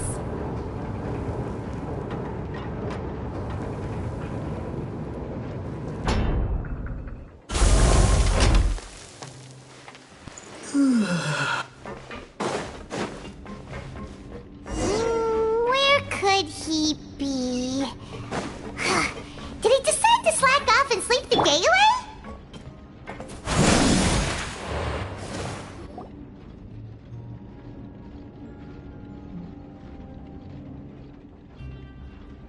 Hey, over here. Oh, you scared Paimon! How did you appear out of nowhere like that? Oh, you scare so easily now? Is there something worrying you these days? You little... The only thing we're worried about was trying to find you. Sorry. Come over here and keep it down.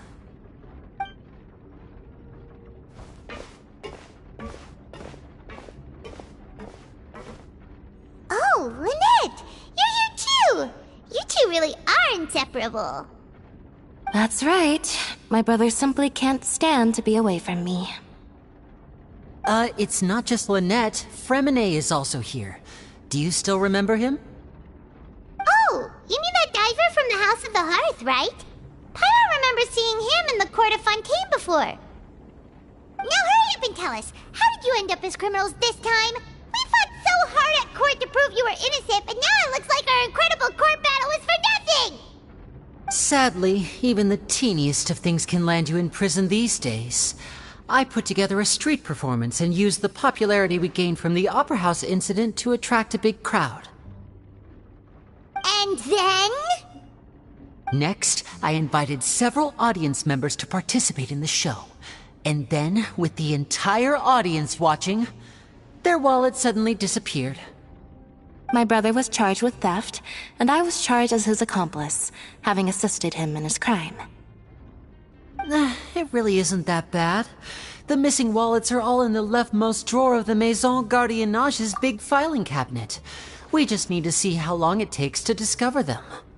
Yep, we should be released then. In terms of the magic trick itself, I think the performance went perfectly. Leave it to Lenny to magic himself into prison.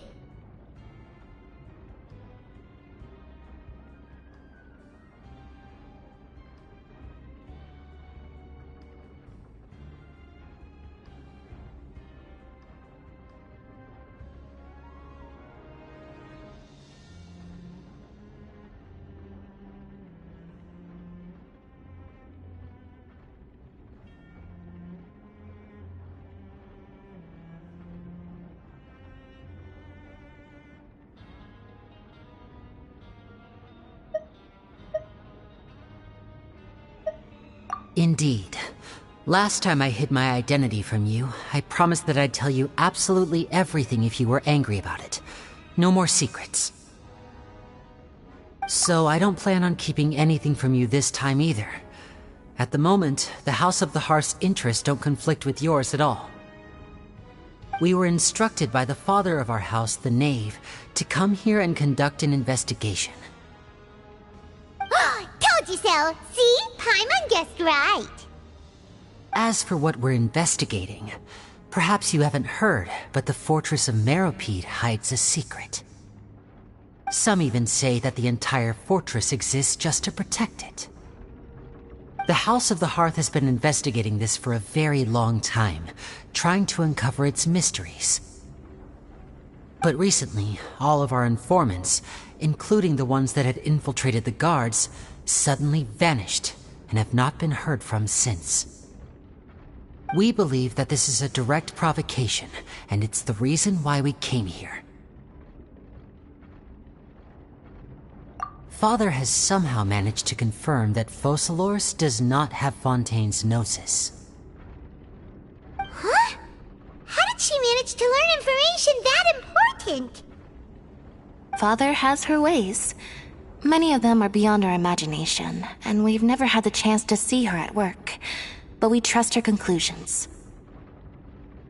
It was this information that led us to suspect that Fontaine's Gnosis might be in the fortress of Meripede and is related to that secret. So it's all about the Gnosis again. Well, that's about it from our side. How about you two? Did Monsieur Nervulette send you here? Bingo! The knave has been applying a lot of pressure. She wants to know what happened to Child, so we came here to investigate. Traveler, are we allowed to tell them?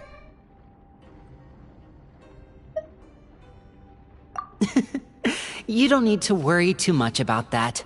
She's just asking for a report on Master Child's predicament as a means of pressuring you. Father used this situation as a pretext to negotiate with two high-ranking officials in the court of Fontaine. She actually just wants to be able to make concessions on this matter for gains elsewhere, almost like a bargaining chip. Sometimes you need an excuse to do things you otherwise couldn't. And a harbinger is more valuable than you might imagine. Of course, it's not a complete farce. If we do manage to find out what happened to Master Child too, then diplomatic relations with Fontaine could improve, and Snezhnaya might even be able to adjust its stance a bit. Is it just Paimon, or does it feel like we're the only ones who actually care about Child's situation? The relationship between the Harbingers must be as bad as ever. I wouldn't go that far. Father just has different standards than we do when it comes to what can be sacrificed for an advantage. By the way, I have a suggestion. Why don't we team up? Even though we have different objectives, we're both here to investigate the fortress of Meripede. It would be more efficient for us to work together. As you know, the House of the Hearth has many reasons to seek the Gnosis, but our highest priority remains resolving the prophesized crisis. You can trust us on that.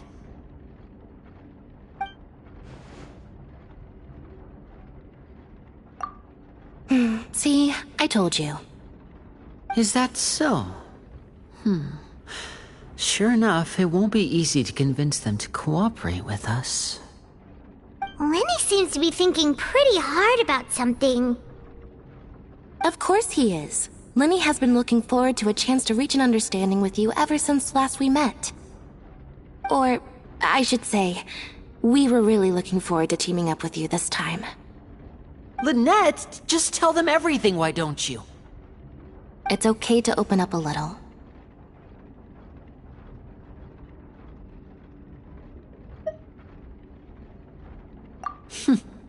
Very prudent of you, and consistent with your behavior since we first met. That's reasonable enough, and I agreed to cooperate on these terms as well. I was prepared for the worst, but you were actually more agreeable than I anticipated.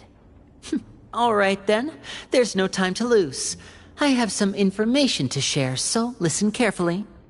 Since Lynette and I arrived here, our investigation uncovered the fact that the fortress of Meripede has a forbidden zone. Most people just clammed up and wouldn't talk, but after asking the right questions, we were able to confirm the existence of the forbidden zone from the guards. You should be aware of that while you're investigating. A forbidden zone? Could that be where Child disappeared to?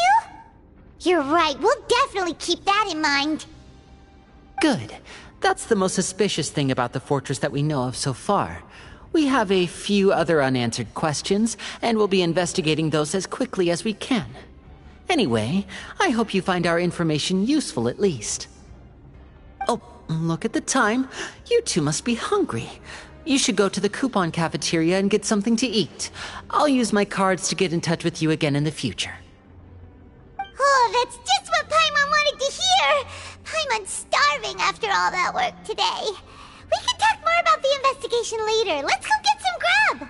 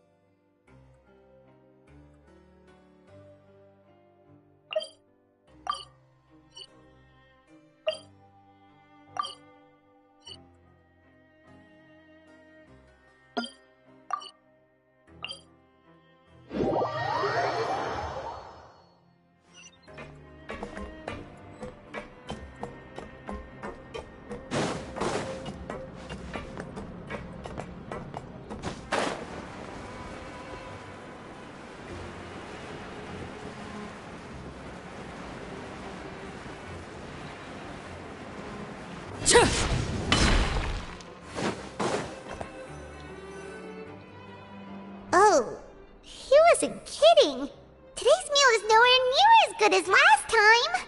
Oh, who knows how long it'll be until we're lucky enough to get that super tasty meal again. Forget about it then. We'll just deal with the regular food for the time being. Let's just get out of here as soon as possible. But life here doesn't seem all that bad. Other than the foreman being kinda mean and the work being pretty tiring. You think so, mate? If I had a coupon for every fish who said that. Seems you fishies still haven't learned your lessons from your life up on the surface. If you take things at face value, then by the time you reach a dead end, you won't even know how you ended up on that road in the first place. I like your attitude. I can, let you in on a little something. Everyone's been telling you to just follow the rules and not cause any trouble for yourself. Am I right? But what they don't tell you is that the rules aren't exactly what they pretend to be. The rules for being a prisoner. The truth is, this place has a lot of hidden rules. Huh? Hidden rules? What do you mean? Not everyone knows about those rules, but whether you know them or not, once you break one, you might encounter something even worse than death. Really? Oh, now you're really scaring poor Paimon. Don't joke around like that! Of course. And I'd say that just disappearing would be one of the better outcomes. Oh, you mean that if there really are hidden rules, then Child's disappearance might have something to do with that? In that case, would you tell us some hidden rules? We definitely want to avoid breaking them. Come on, mate. This is valuable information. The difference between life and death. Do you really think you can just ask and I would tell you? Paimon understands, but we don't have many credit coupons yet. Yeah, I know. Not like I'm going anywhere. Just come talk to me after you've saved enough. Moreover, you're new fish, freshly caught, and completely out of your element. What'd be the point in even telling you anything before you've gotten a handle on your new lives? Come and find me once you've been here longer. I'm usually around the rag and bone shop. Just call me V-Doc. Bye-bye now. He left. Just like that. Huh. Do you think he's just trying to scare us into buying fake information from him? Yeah. It might be a good place to start in our investigation. Hidden rules, huh? But, like he said, we don't have any coupons and we're still not familiar with this place. Oh, there's nothing we can do about it now. We were so busy talking we almost forgot to eat. Even if it's not the best, it's probably better while it's warm. Come on, dig in before it gets cold.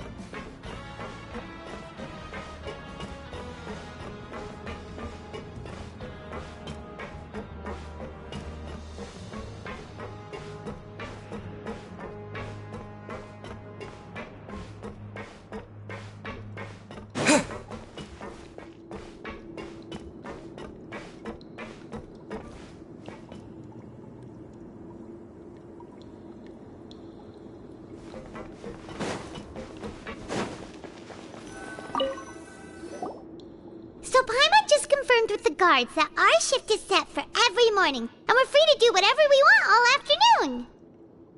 But it seems like most of the other inmates choose to continue working through the afternoon to earn more credit coupons.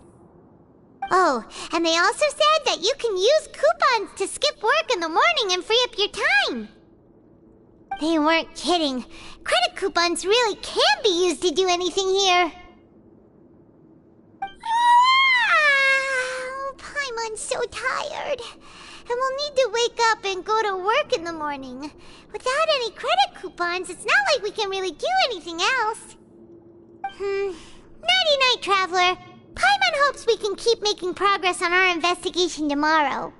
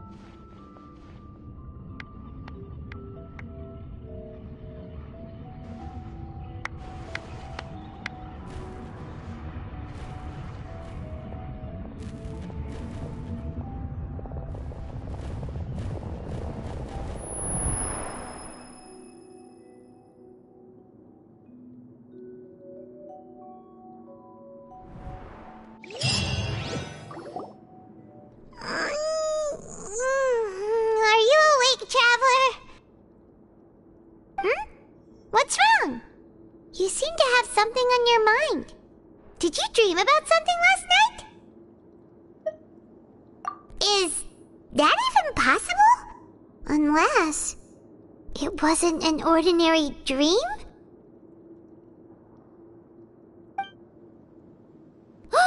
Child's vision! So you had it with you this whole time? Maybe the vision connected Child's consciousness to yours. And our investigation has its first major breakthrough! Good thing you brought the vision with you here. So what did you see in the dream? Do you know where Child went?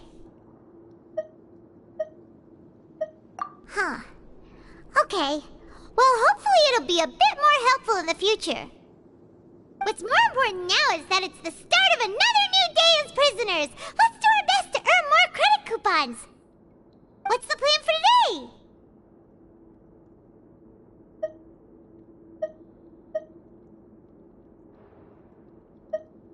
Let's go! It's time to start working. If that guard Fielding catches us skulking about, he's sure to give us an earful.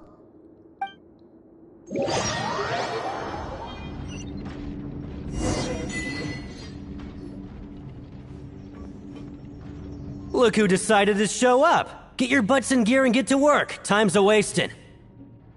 Good, here you go. Remember to give me the widget once you've finished processing it.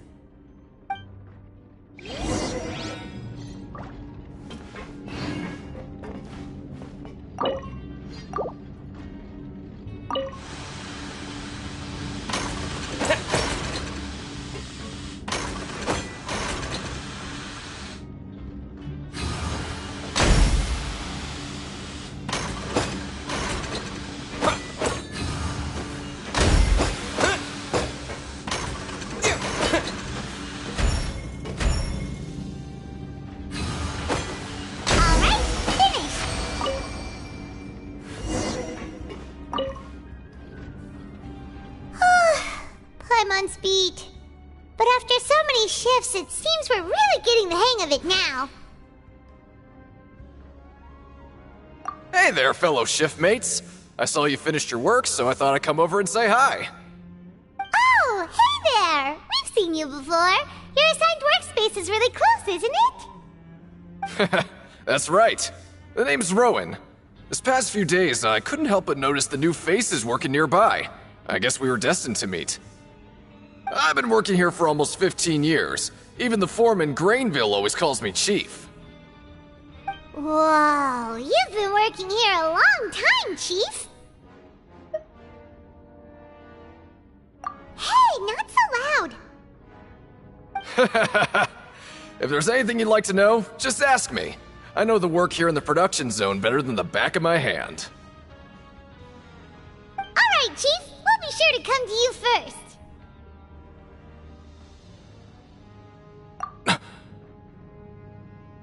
Did you just ask about the rules? Pretty sharp for newcomers. You've already heard about the rules, huh? Who'd you hear it from?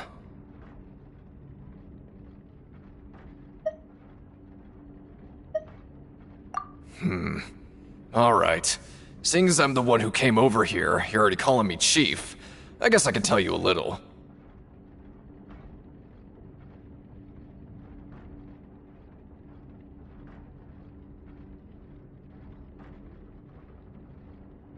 Truth is, you two keep working like this, you might be putting yourselves in danger. Huh? Wait, there's even a rule about that? What would have happened if you never told us about this? Well, it's usually not that easy to break one on accident. The conditions of the hidden rules are usually pretty specific. But once you do break one, bad things happen. If you work continuously in the production zone for 3 days, and if all you do besides eating and sleeping is just work,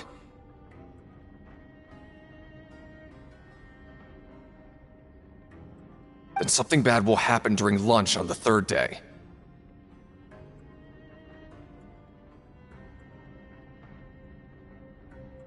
Huh? Like what? Oh, don't scare Paimon! If I knew that, then I wouldn't be standing here talking to you, now would I? You mean, even you have never tried working 3 days like that before? There's actually a legend about this rule. They say that there was a worker who worked way harder than me. He was both efficient and eager on the job, and most other workers couldn't hold a candle to him. One time, he tried to test his limits and worked as long as he could. Then during lunch on the 3rd day, he disappeared into thin air, as if he'd evaporated. Later, some people went and asked some of his past friends about him, but they said, never heard of the guy. What the? How could that happen?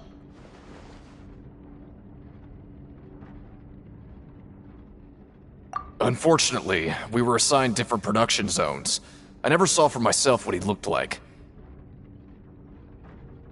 Wait, are you thinking that it was... Huh? Oh? You... Listen, kid. This ain't the kind of thing you should be curious about. Let me tell you, you're better off forgetting about it and looking after yourself. Now I kind of regret ever telling you. Yeah, I agree with Chief here. Do you really want to try? Alright, if you insist.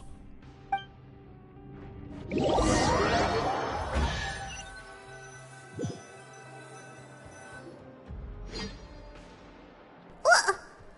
is this garbage?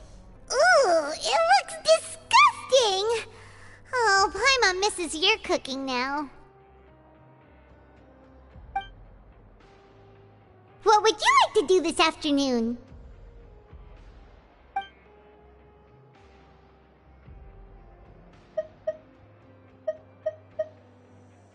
Yeah, Paimon felt like some of the people here were a little strange the moment she saw them.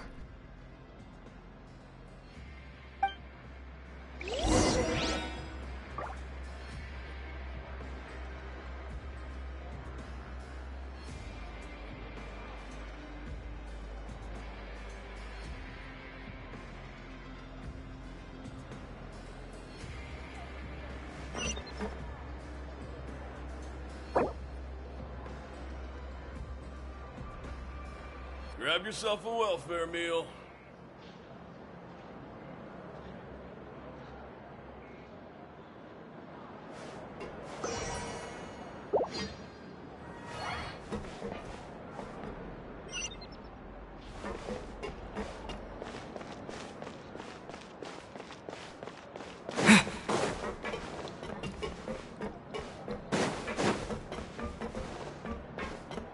Have yourself a welfare meal.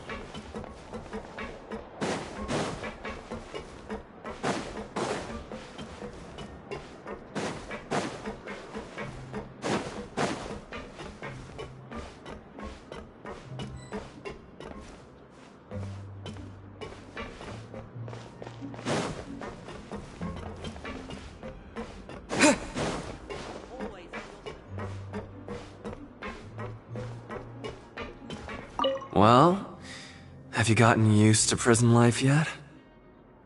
Shh. Save the questions for now. I don't like to give away information for no reason, you know.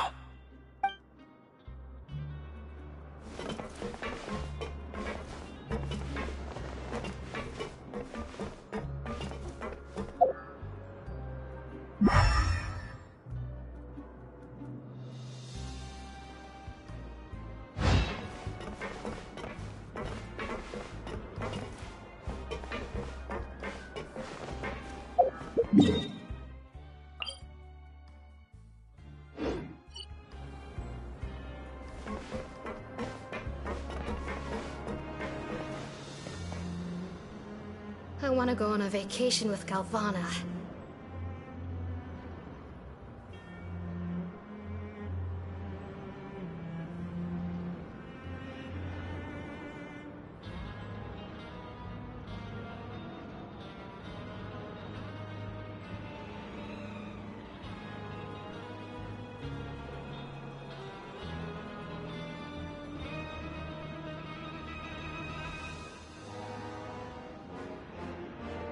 I want to go on a vacation with Galvana.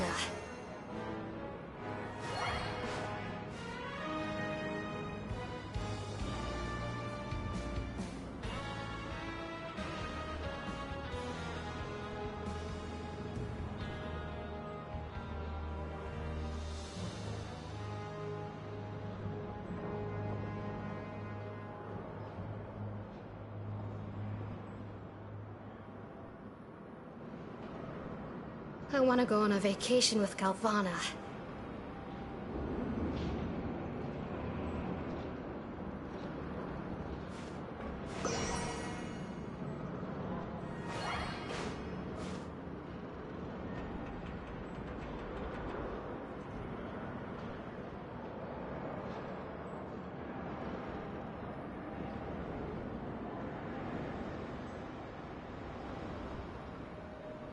I want to go on a vacation with Galvana.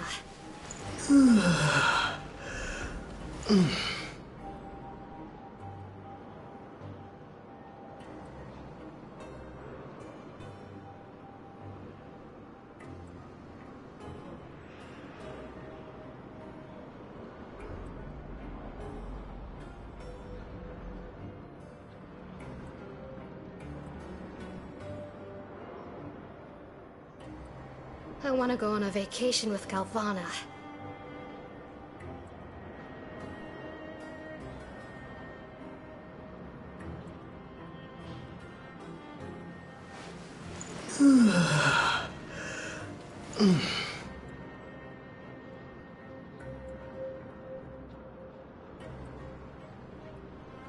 I want to go on a vacation with Galvana.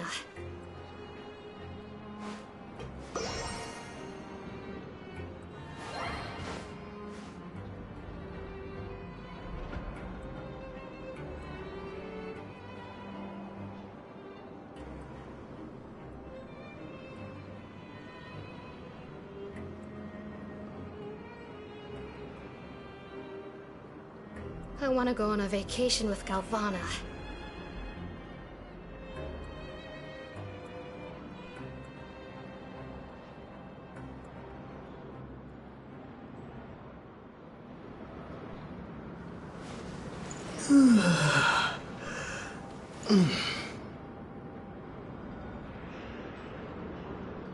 I want to go on a vacation with Galvana.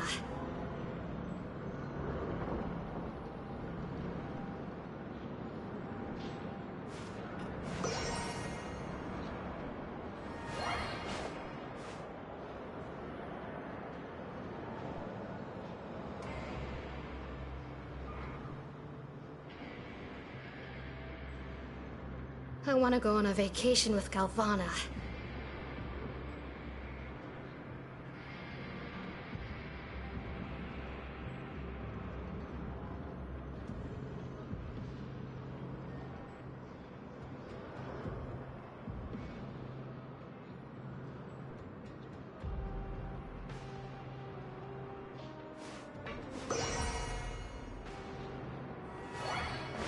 I want to go on a vacation with Galvana.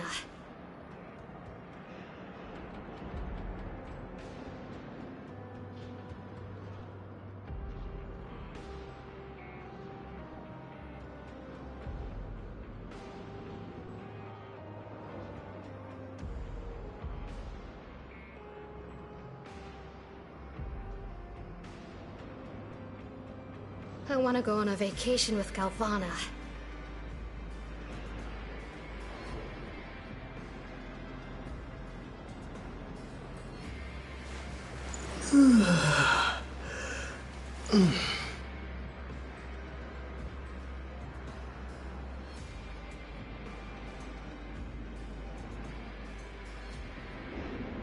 I want to go on a vacation with Galvana.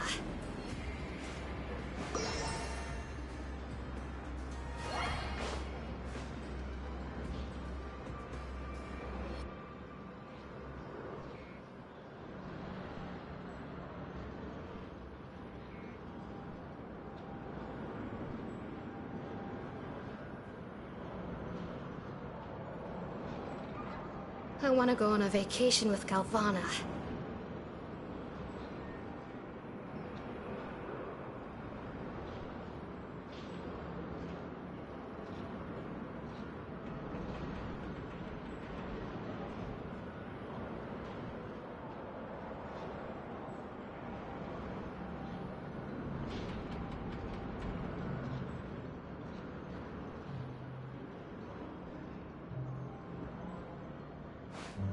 I want to go on a vacation with Galvana.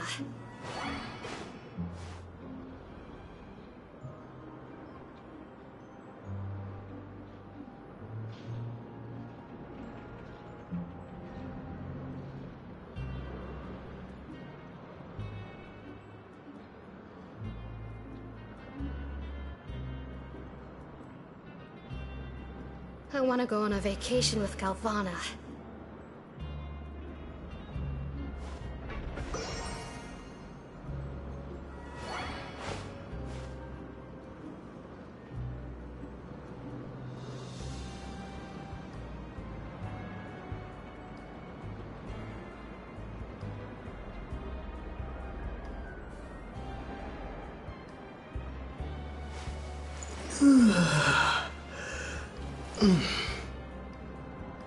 I want to go on a vacation with Galvana.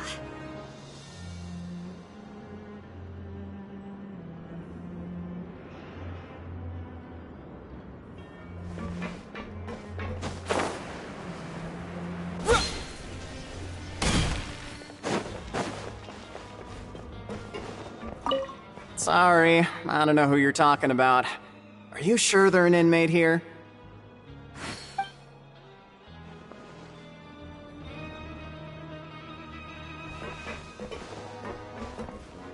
I'm not very good at remembering people's appearances. Anyway, no one comes to mind based on your description.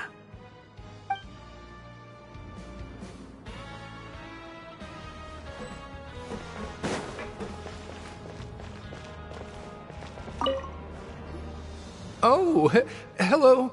You two are the ones who were with His Grace. No need to be so nervous. Sorry, I couldn't help but think of His Grace once I saw you, and I... well, it's hard to say. Maybe I am. He's got a very overwhelming presence. It makes me feel like I'm just some insignificant little bug. Wait, seriously? Oh, I'm always indecisive, and I tend to make a mess of things. It's like a reflex. I just instantly start to tense up the moment I see a smart and capable person like His Grace. What? Please, don't say anything like that out loud. How could you possibly think something like that?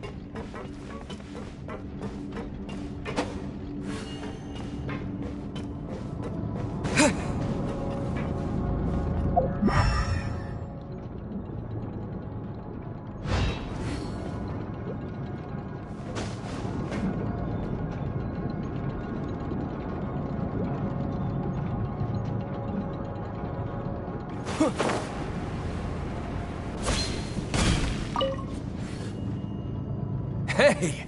It's the Traveler and Paimon!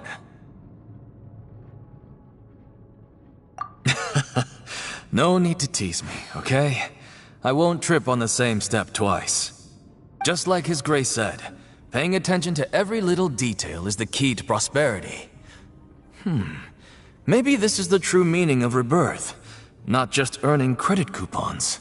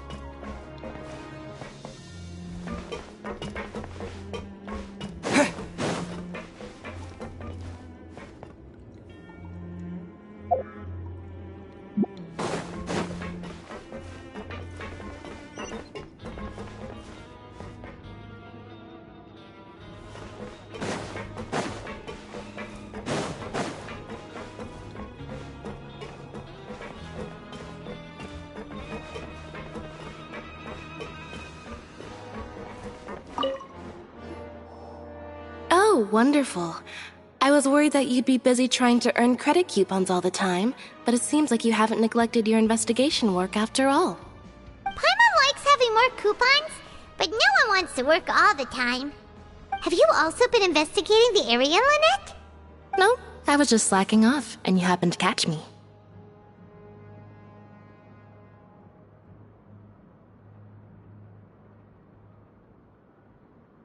My brother is still obsessed with anything remotely related to the Forbidden Zone. But knowing him, it won't be long before we get more leads. Oh, before I forget, this is for you. Huh? Credit coupons? Why are you giving us these? I've been here longer than you, so credit coupons aren't a resource in particularly short supply. What is in short supply are interesting people to talk with. Aw, that's so nice of you, Lynette. We'll be sure to make good use of these coupons then. Thanks a bunch!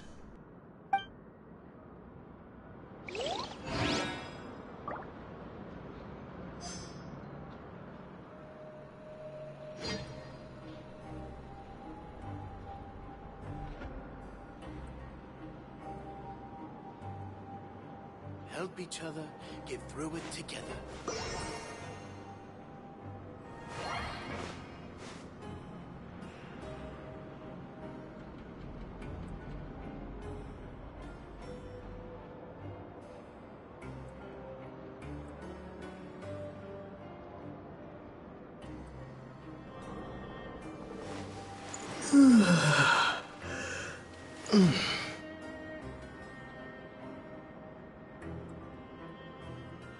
Help each other get through it together.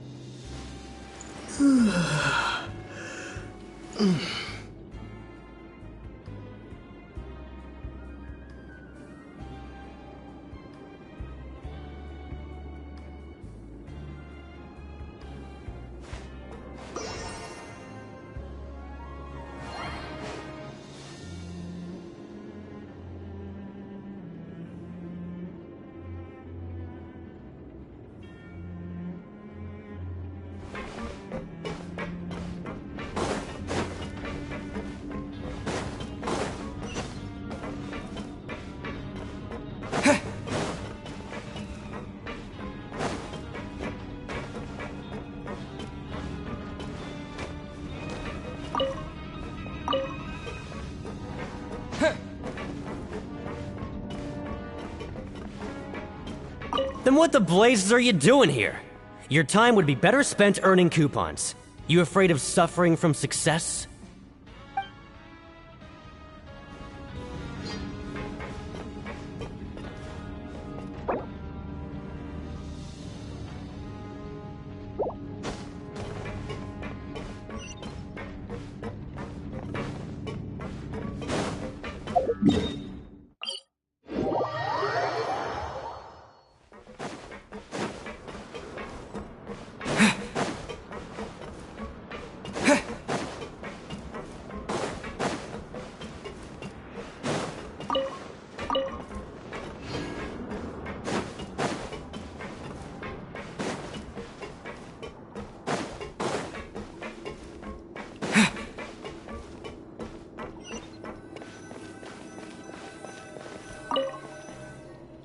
Oh, you want to stop investigating and go rest?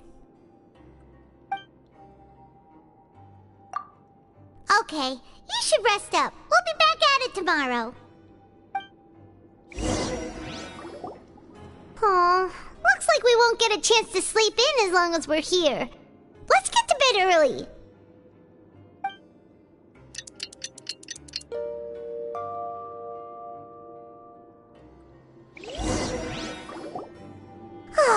The dawn of a new day. Paimon feels like we're getting used to life as convicts. Is that a good thing or a bad thing? What do you have planned for us?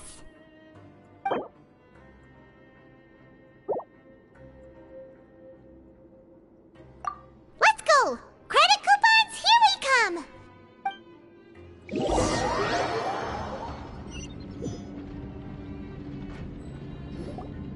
Look who decided to show up! Get your butts in gear and get to work. Time's a-wasting. Oh?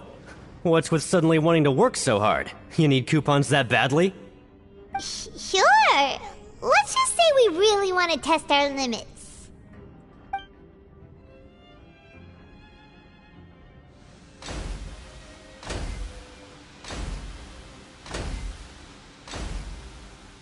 Nice! We did well today. Let's keep it up!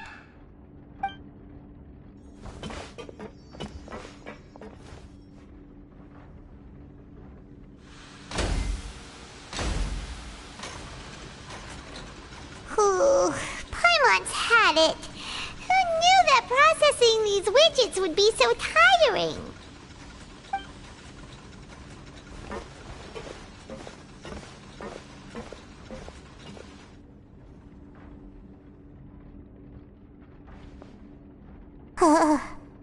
That's it. Paimon doesn't even have the energy to talk anymore. Is it time to eat yet?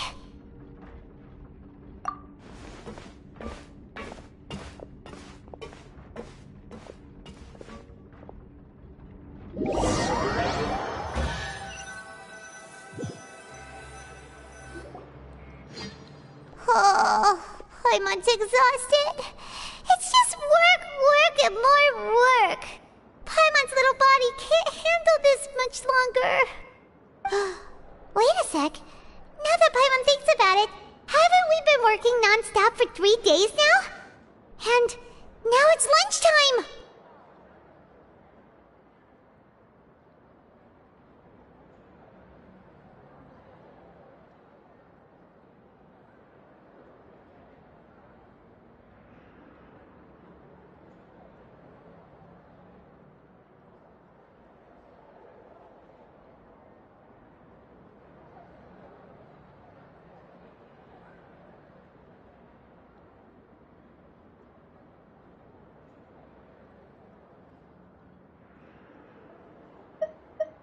Oh, Paimon feels a shiver going down her spine.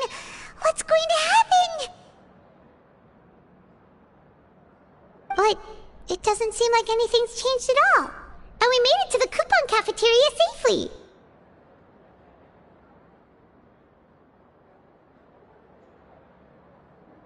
Are the so-called hidden rules only a rumor after all? Well, there's no use to just guessing all day. Paimon's stomach has been grumbling the whole time. Let's just eat already! Paimon wonders what we'll get today! Maybe we'll get the super lucky meal! Wait! What? What in the world is this? What's with Paimon's food? And yours is the same! Is this stuff meat? But it looks and feels so bizarre. What kind of chef would make food like this? What do you think is going on? Is this the bad thing that Rowan was talking about? No, stop right there. Paimon gets what you mean, just don't say it. Hey, isn't that Woolsey over there? He must have made the food, right? So let's just ask him about the food and be done with it. Hey, Woolsey, have a moment? What is it? I'm about to go report the numbers for today's free meal, so you'd better make it quick. It's about the meat in our meals. Look, does it seem normal to you? The meat? Oh, that. Looks perfectly fine to me. Totally normal. You better hurry up and chow down. How could this be fun? Hey, don't leave! You barely even looked at it! Hey! What should we do now? Woolsey wouldn't even give us the time of day. Is he trying to hide something? Yeah, looks like we have no other choice. Paimon was positively famished a minute ago, but now she's lost her appetite.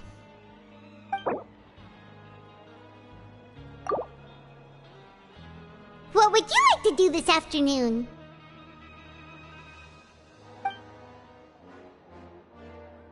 Since we have time now, let's focus on investigating some more.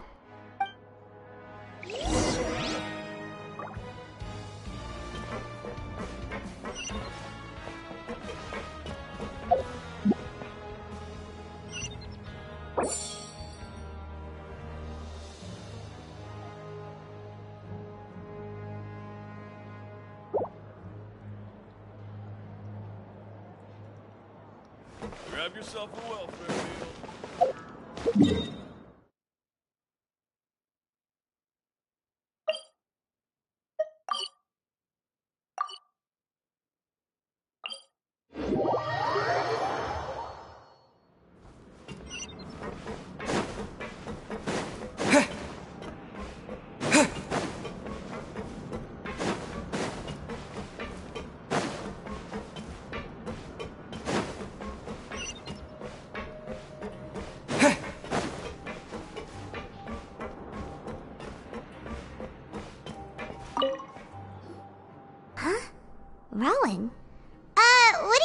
here, Chief? I was injured a bit just now. Nothing major, I think I just pulled something. Little mishaps like this are unavoidable at work, you know? Huh. Paimon wouldn't have thought someone as experienced as the Chief would still get hurt on the job. I just knew you would say that. This is pretty embarrassing. Where is Siegeween when you need her anyway? The one time I need to make a quick trip to the infirmary. Oh, you mean she wasn't in the infirmary? Yeah. The rumors say that there's never anybody in the infirmary in the half hour before lunch, and nobody knows where Siegeween gets off to.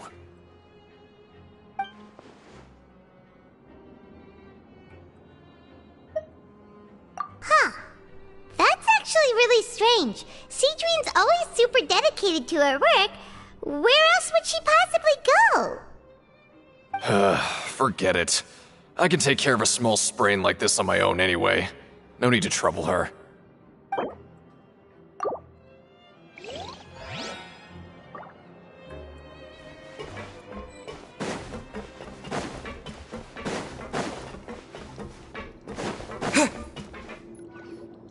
Hey, look! There's something here! Looks like a research notebook. That suspicious guy peeking into the infirmary just now. Is he a fan of Siegeween? He must have dropped this. Let Paimon read it real quick. The Melusine perceive the world very differently from humans. There are significant deviations.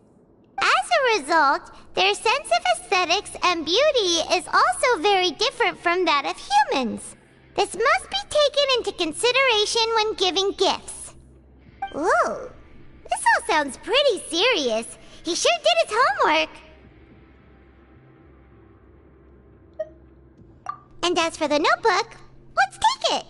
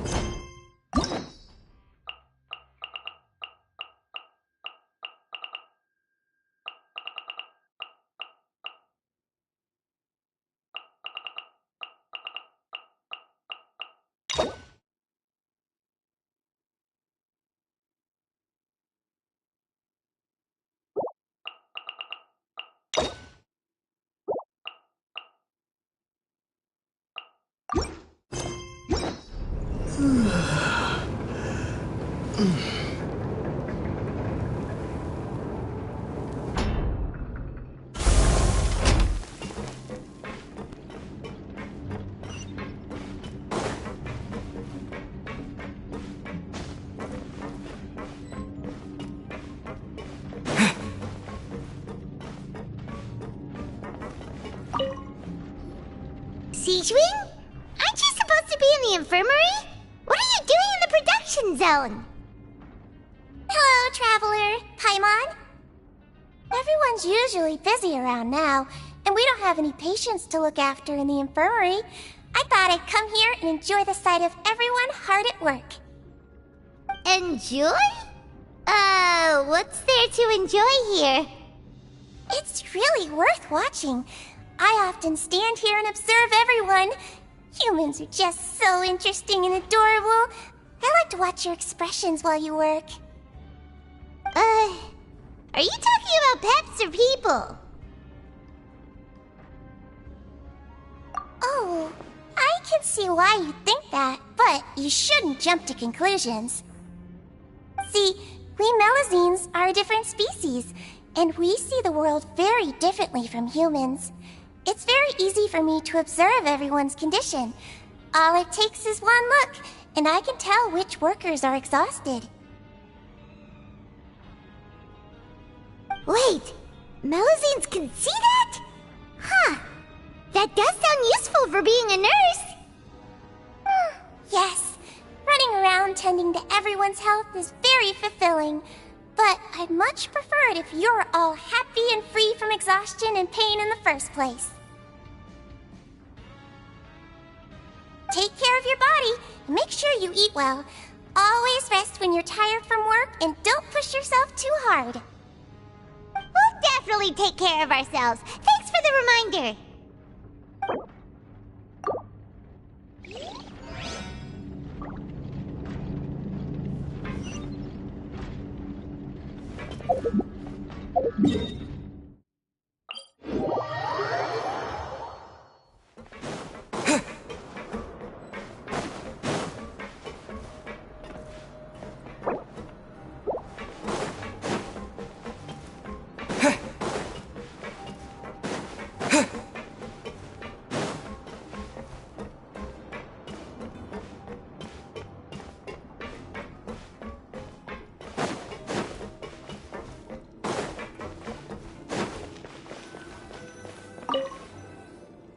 Oh, you want to stop investigating and go rest?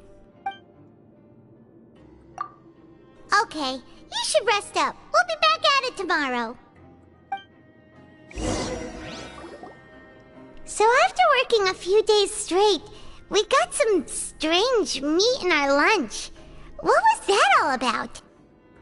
Has our investigation turned up anything useful recently?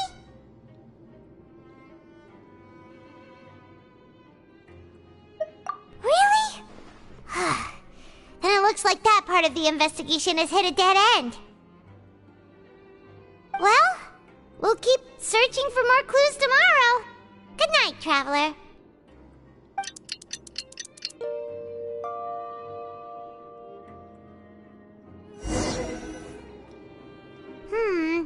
Maybe we can make some progress in our investigation today. What do you have planned for us?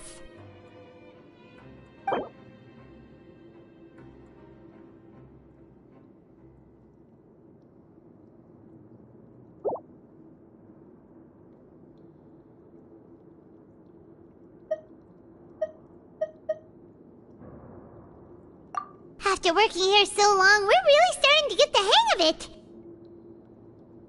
But doing the same thing all the time can get old pretty quickly. How are you holding up?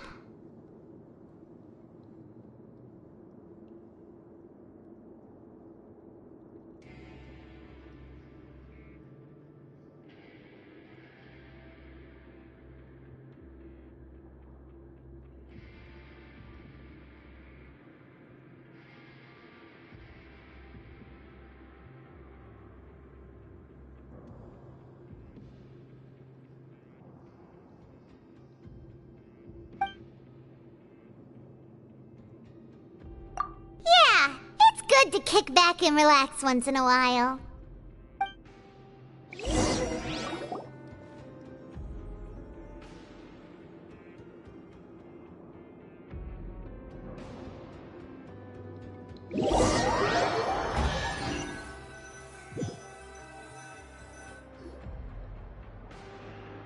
Whoa! Isn't this the super lucky meal?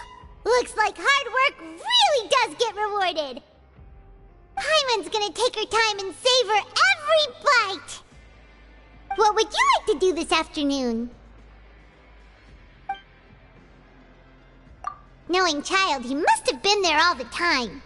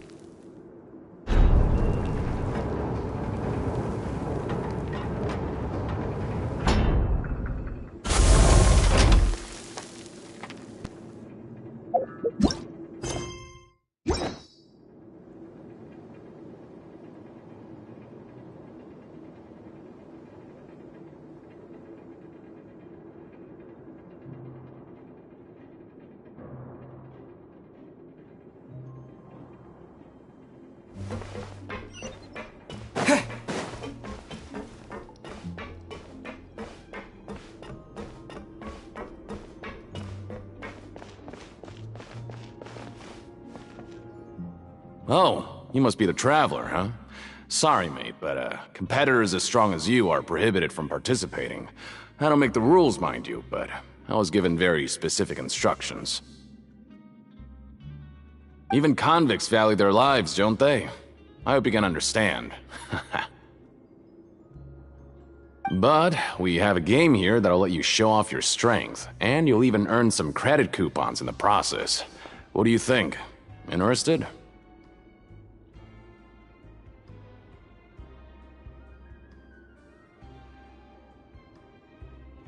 And if we lose the game, will it cost us credit coupons? Of course. That's the cruel reality facing every competitor in a place like the Pancration Ring. Okay, great. Let me walk you through the rules. The targets in front of you will pop up one after another. You'll need to hit the targets in the same order that they popped up. If you can complete a few rounds in a row with no mistakes, then you'll win credit coupons. But the second you mess up the order, you'll lose. Game over. The game costs 300 credit coupons to have it go. So, you up for it? Thanks for your patronage, mate. Now, let the game begin!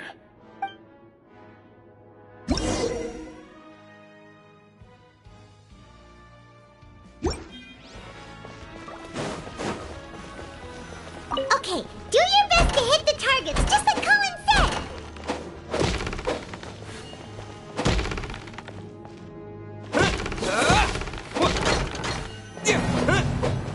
Okay, do your best to hit the targets, just like Colin said!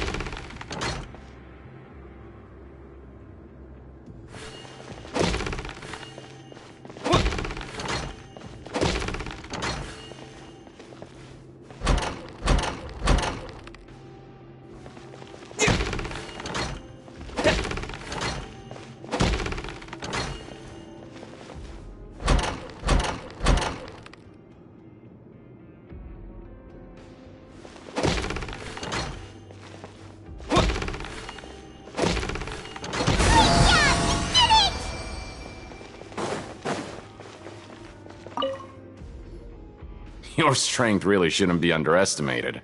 Now I get why you're prohibited from participating in any official fights. Nobody who values their life would be willing to get in the ring with you.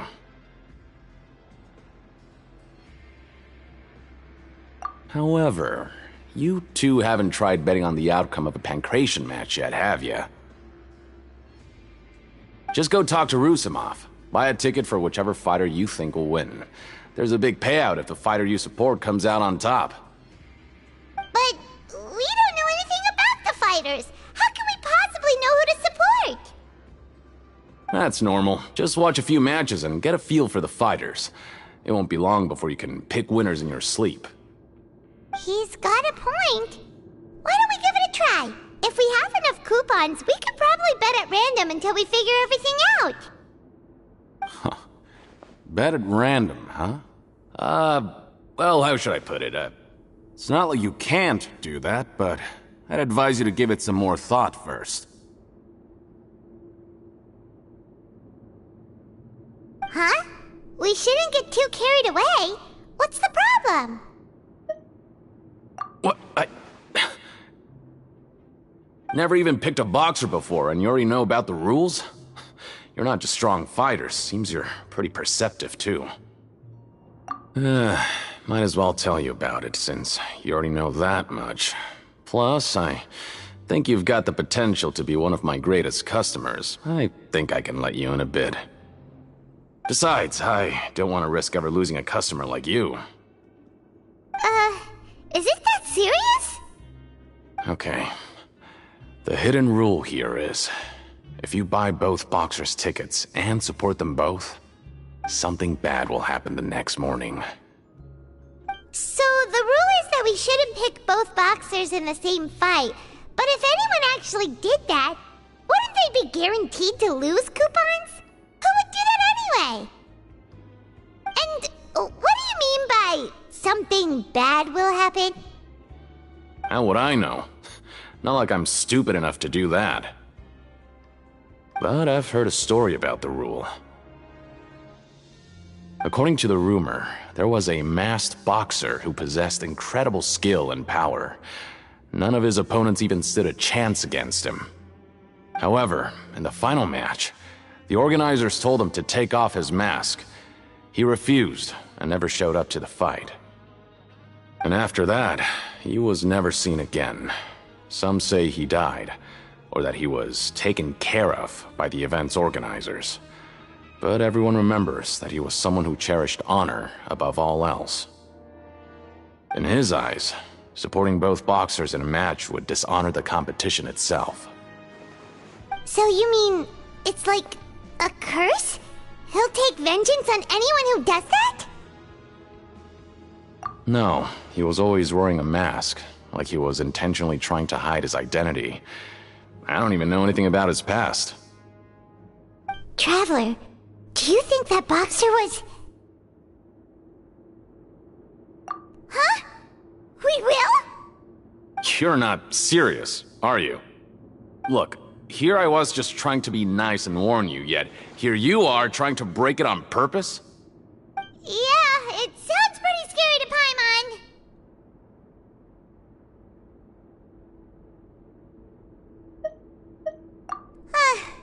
Seems you've made up your mind.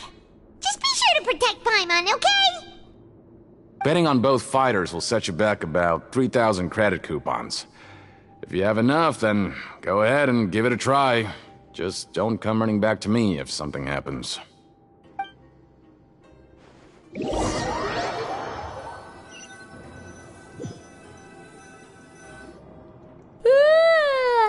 woke up so early today that Paimon's been nodding off all afternoon. Good thing it's finally time for bed.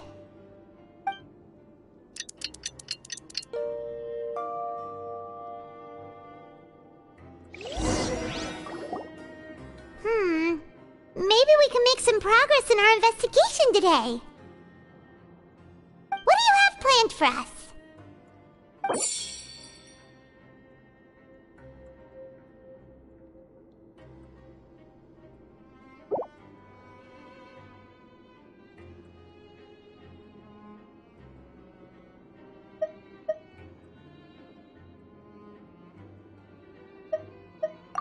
After working here so long, we're really starting to get, but doing the same thing all the time can get old pretty quickly.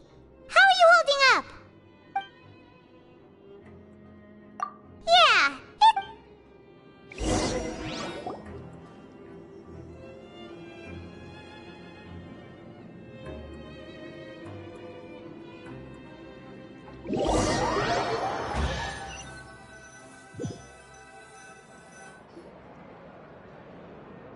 Whoa! Isn't this the super lucky meal? Paimon's gonna take her time and savor. What would you like to do this afternoon? Sure! If we're not going to work, then let's kill some time at the Pancration Ring.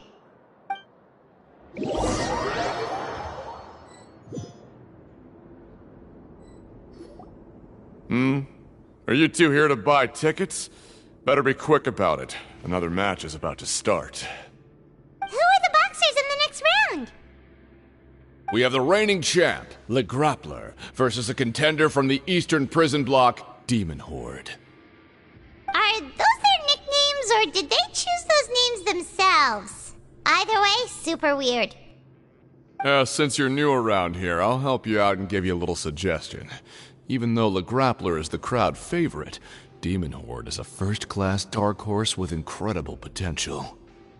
Anyway, for this match, I recommend that you pick... Huh? For both fighters? I can tell you're new to this, but I didn't think you were completely clueless. Maybe you don't quite understand the rules, no? Let me try to explain again for you more clearly. You see... Oh, no need. We're aware that we're going to lose coupons. Alright then, if you're absolutely sure. Remember, no refunds once you buy the tickets. Yeah, we got it! Just shut up and take our coupons!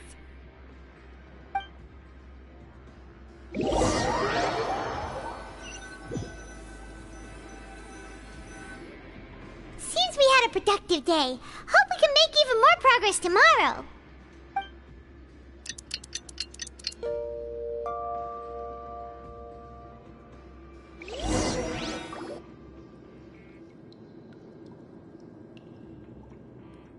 Hey, Traveler, Paimon. Package here for you. The next time you buy something, go pick it up yourself. I'm not a delivery man, you know. Huh? A package? For us? Did you buy something, Traveler?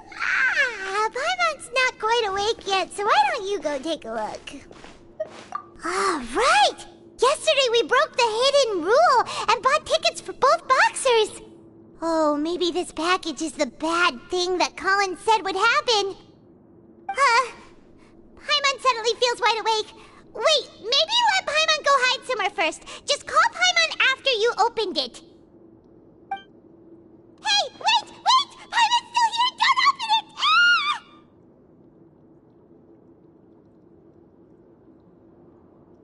Huh? What is it? Are you okay? Let Paimon take a peek too. Oh, it's just a small bottle. But the color of the liquid inside looks so wrong. Almost like... Alright, that's enough of that. No need to say it out loud. Paimon already knows what you're trying to say. Ugh! No way! Get that stuff away from Paimon! Paimon thinks we shouldn't open the bottle until we figured out what's going on. Just trust Paimon on this one, okay?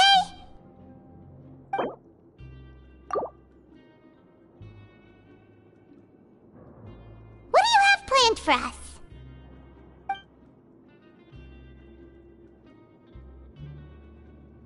Though it feels nice to slack off a little, less work means less coupons. Let's make the most of our morning.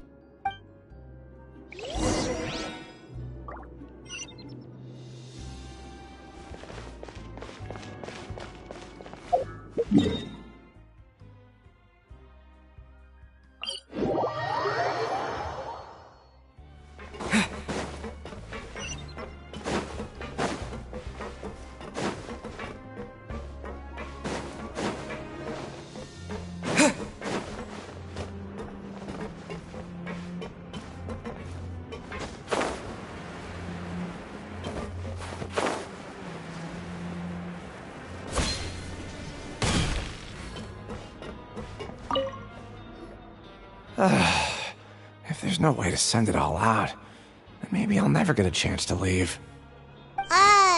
Who are you? We've never seen you before, and you don't look like a fellow convict. I'm not! Of course I'm not. Please, don't mistake me for a criminal. I'm a good, law-abiding citizen. Then what are you doing here? You sure seem anxious about something. I'm a promoter for Fontico, and I'm usually responsible for promoting our drink products. I thought I could complete my task here quickly and return to headquarters, but I've been here way longer than I anticipated. Oh, a promoter from Fontico? So what kind of problem did you run into? I'm so upset. It's all because of that Duke. After discussing the company's promotional plans with him, he told me outright that my project was worthless. However, in light of our long history of successful collaboration, I still tried to patiently explain the details. However, to my surprise, he just cut me off while I was speaking. Let me take a moment and recall his exact words.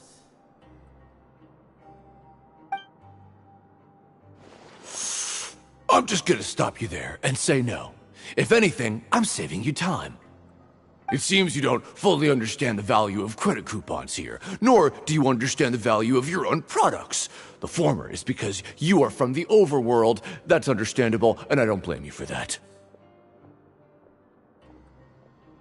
But as for the latter, only someone monumentally stupid, so breathtakingly stupid, that they were completely ignorant of the value of credit coupons, despite living in the underworld, would ever possibly consider buying your drink. Let's just forget it. Anyway, that's how he rejected my proposal and asked me to come up with another solution with the condition that it doesn't cause any trouble for him. Can you believe that guy? Well, he is the head honcho here. Not much you can do about that. We met him too and could tell that he's the kind of guy that's hard to pin down. Fine. I know I should just let it go. I'm on his turf after all. His house, his rules.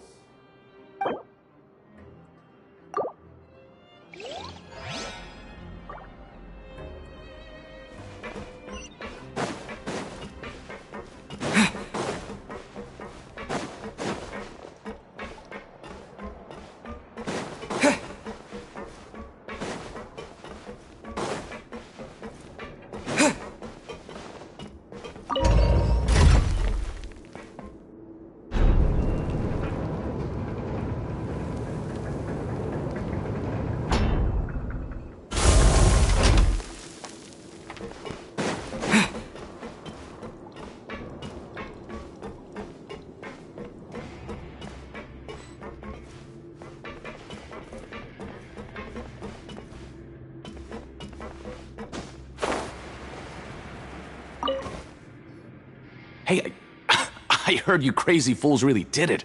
You bought tickets to support both fighters, didn't ya? Well, did anything happen? Well, the next day we received a mysterious package, but we still haven't made any sense of the contents. So it is real. You didn't become cursed or anything like that, did ya? Are you both still okay? Wait, are you sure that it's still you controlling your bodies right now? Paimon's not sure. What do you think, Traveler? Is Paimon still Paimon? Oh, okay. Well, that's good. Yeah, you two don't seem to have changed at all. But I wouldn't let your guard down just yet. Still, I didn't expect you would actually do it. You'd actually throw away coupons like that just to satisfy your curiosity? Even if we bought tickets like everybody else, it's not like we could hope to earn any coupons. When it comes to things like this, it's always the organizer who makes the real profits. Hey, just what are you trying to imply? The Pancration Ring is an honest business, and we really don't make much from selling tickets. We make so little that even the current tournaments can only be held thanks to funding from the producer of Fanta. Oh, so it's the company that manufactures Fanta sponsoring the events? Paimon thought all of this was thanks to the Duke's support. Let's just say it's a mutually beneficial arrangement. They reached out to us first, hoping to promote Fanta products in the Fortress of Meropide. Anyway, you try and take extra good care of yourselves these next few days, you hear?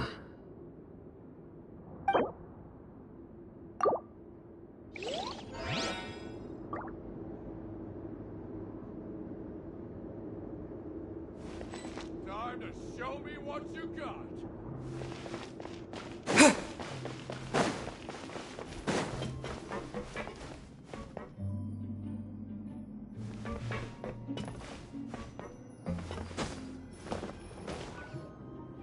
Hey, what are these papers scattered all over the ground?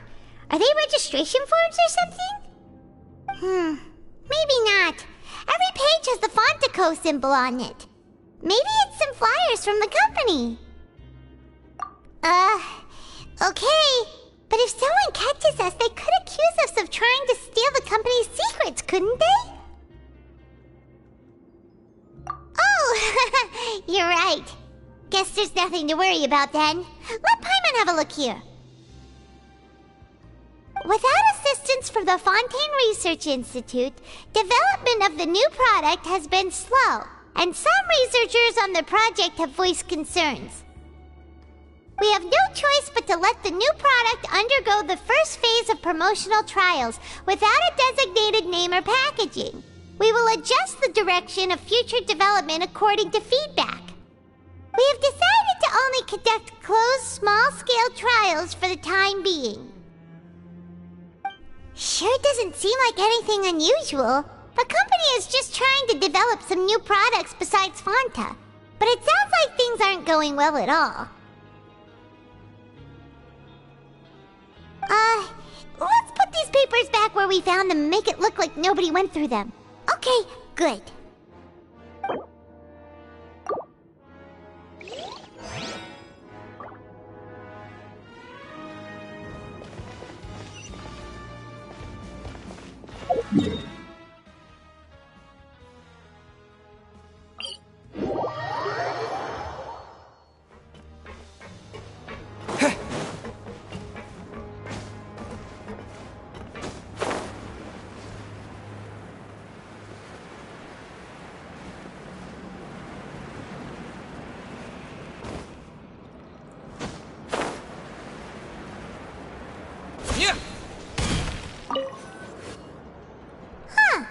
We ended up here without even thinking about it.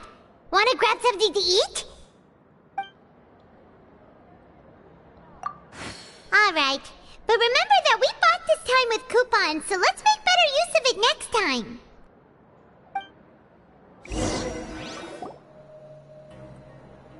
Whoa! Isn't this the super lucky meal?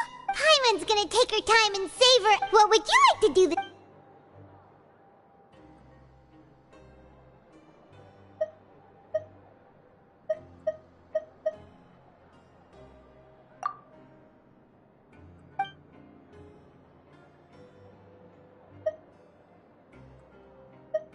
After working here, but doing the same thing all the time can... Yeah.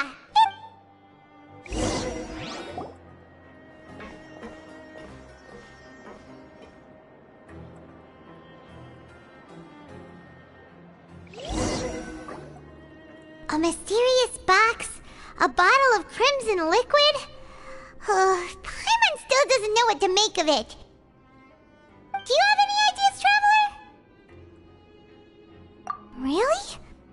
Then it looks like that part of the investigation led us nowhere. Well, maybe we'll have better luck tomorrow. Good night, Traveler.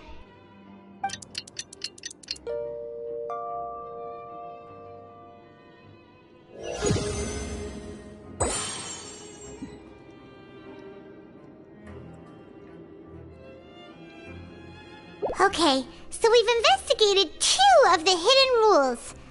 Paimon didn't think this prison would have so many weird things going on. We'd better pick up the pace with our investigation, otherwise we'll never get anywhere. Yeah, let's skip work for now and put our time to good use.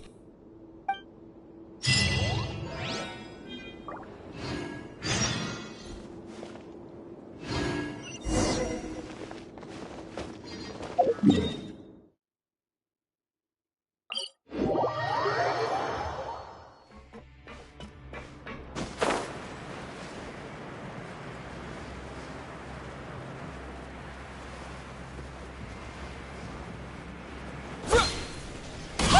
isn't that Vidok over there? Huh. Is it just Paimon, or are there fewer people than usual here today?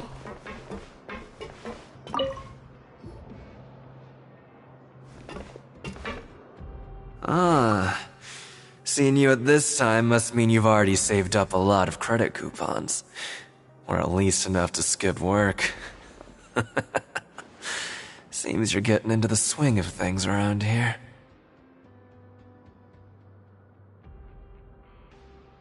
Impressive. Very impressive. So, now can you tell us about the hidden rules you know? If that's what you want to know, I guess you couldn't have come at a better time. Huh? What do you mean it's a good time? Leonid and those other pesky broke urchins have all gone to work in the production zone. I wouldn't want them listening in without paying up. We get it! Just tell us already! So, you know those pipes that make strange sounds? Don't ever, ever go near them at night. Even if you manage to avoid the guards, you might find something even more terrible there. Something even more terrible? Like what? A group of cannibals. Cannibals? In the Fortress of Meripede? Every month, they meet a few times in the dead of night. Rumor has it they might be connected to the people that have disappeared here. But what's even scarier is that they have a special proclivity. Since they have no way to dispose of the leftover remains, they have ways to transform them into other forms and keep them in the fortress forever. Paimon might already know what you mean by other forms. So that's what's going on here. Oh, Paimon's stomach doesn't feel so good.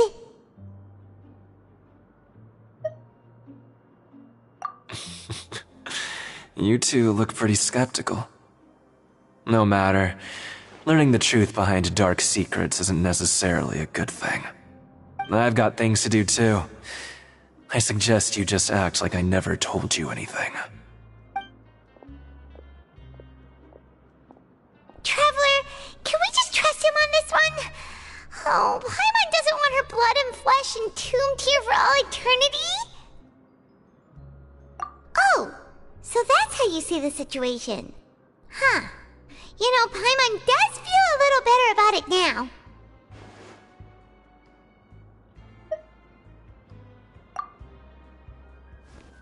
When will all the secrets end?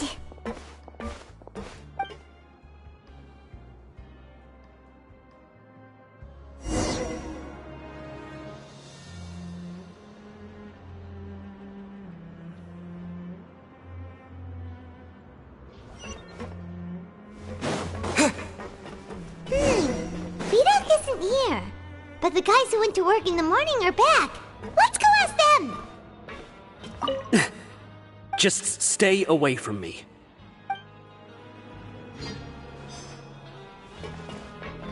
What? What are you saying? You shouldn't go around saying stuff like that.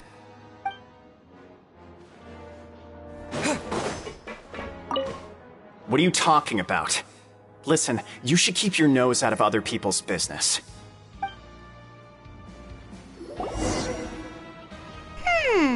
Their attitude sure is suspicious. Like they're trying to avoid us. But if they're being so obvious about acting weirdly, do you think they might just be trying to lure us in? Oh, this is all getting way too creepy for Paimon.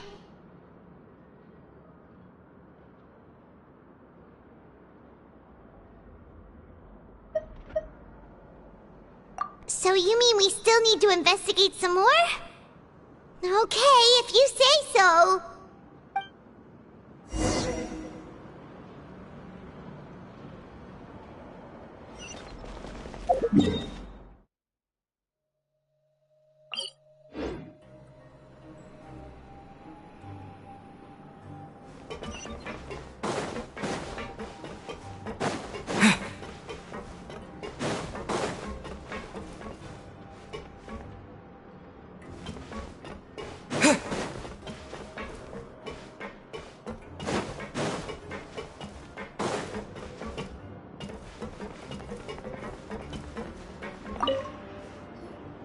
Hello, Fielding.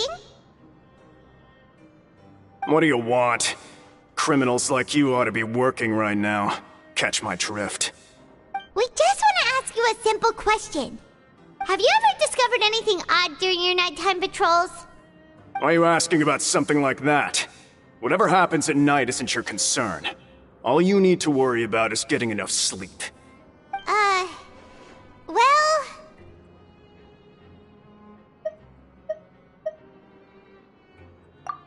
Right! We've heard it happens a few times every month.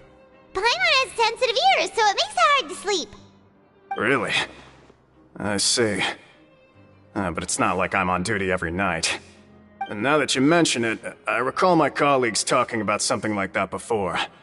They say that strange things tend to happen at night on pipe cleaning days. Lots of us don't willingly take those shifts. So, what happens at night on pipe cleaning days? They just conduct regular cleaning of the fortress's drainage facilities.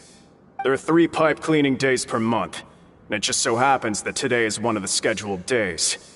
You can try to confirm the sounds tonight if you want, and if they're real, then I can report the issue to my superiors for you. Oh, okay. Then we'll keep both ears out tonight. If that's all, then I'll be leaving now. I advise you not to try anything funny, though. Even if I'm not on duty tonight, someone will still be watching you.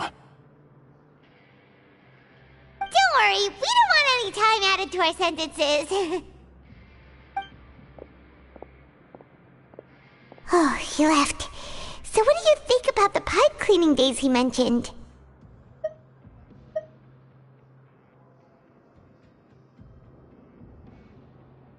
Right, both are a possibility. But Fielding did say that tonight is a cleaning night. Paimon knew you would say that. Alright, sounds like we'll be up all night tonight then. Paimon just hopes the guards don't catch us.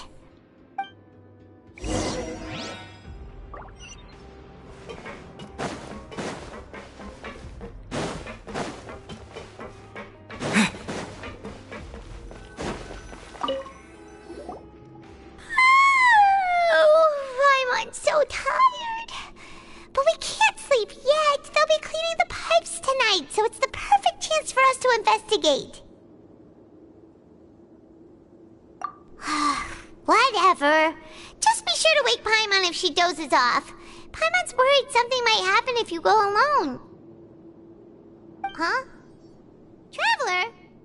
Did you fall asleep already?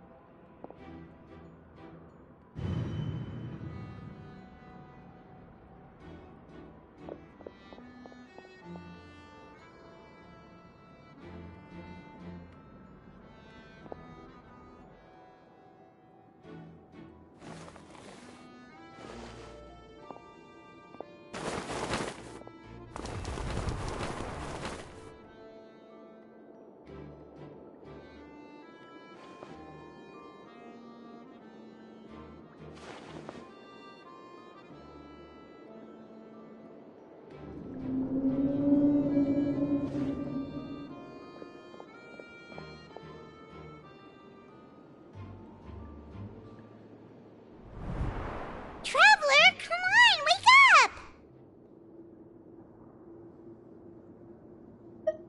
Oh, it looked like you were just peacefully sleeping to Paimon. Well, what did you see this time? Really? So we're finally starting to figure out what actually happened! But what about the cannibals? How do you explain them? Okay, well, it's about time for us to get moving. Just be careful to avoid the patrolling guards.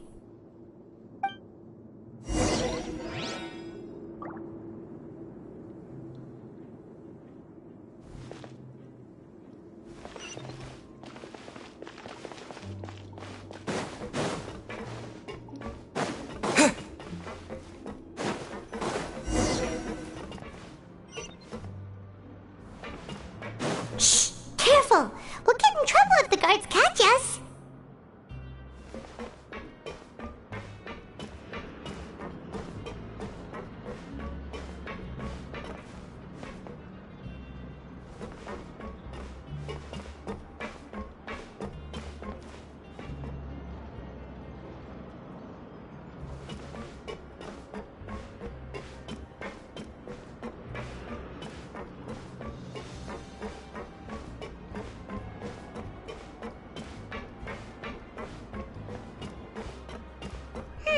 This should be the place.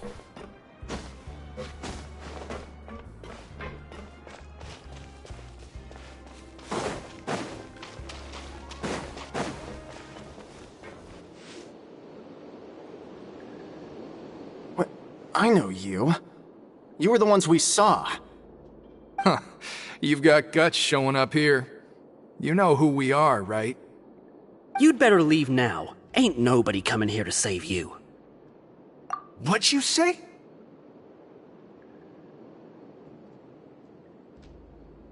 Yeah, so what if they were? If you push us, we can make those rumors a reality at any time. Hey, what's the point of all those rumors anyway? What exactly are you trying to do? I don't have to tell you anything. If you turn around, go back to the dormitories, and act like you never saw anything, then I'll pretend that you never showed up here. Yeah, scram. Nothing worth seeing here. Huh? What did you say? Isn't that exactly what Boss said when he left? Hey, do you know our boss? Whoa. We had no idea our boss was such a big deal. He always kept his identity a secret. So, did he have you come here to find us? Oh, so your child's crew here? Seems like he had no problem fitting in. We're the only ones who heard him say those words when he left that night. So unless he somehow told you those exact same words after that... All right. I guess that's proof enough for me. I believe you. Wow, those dreams of yours sure come in handy. We gave him the business for a while, and would always give him a hard time when he first came to the fortress of Maripede. But here in the fortress, the strong will always earn respect. He was working the longest hours and racking up wins in the Pancration Ring. You could always see how amazing he was, even when he was teaching us a lesson. So eventually, we all decided to follow him.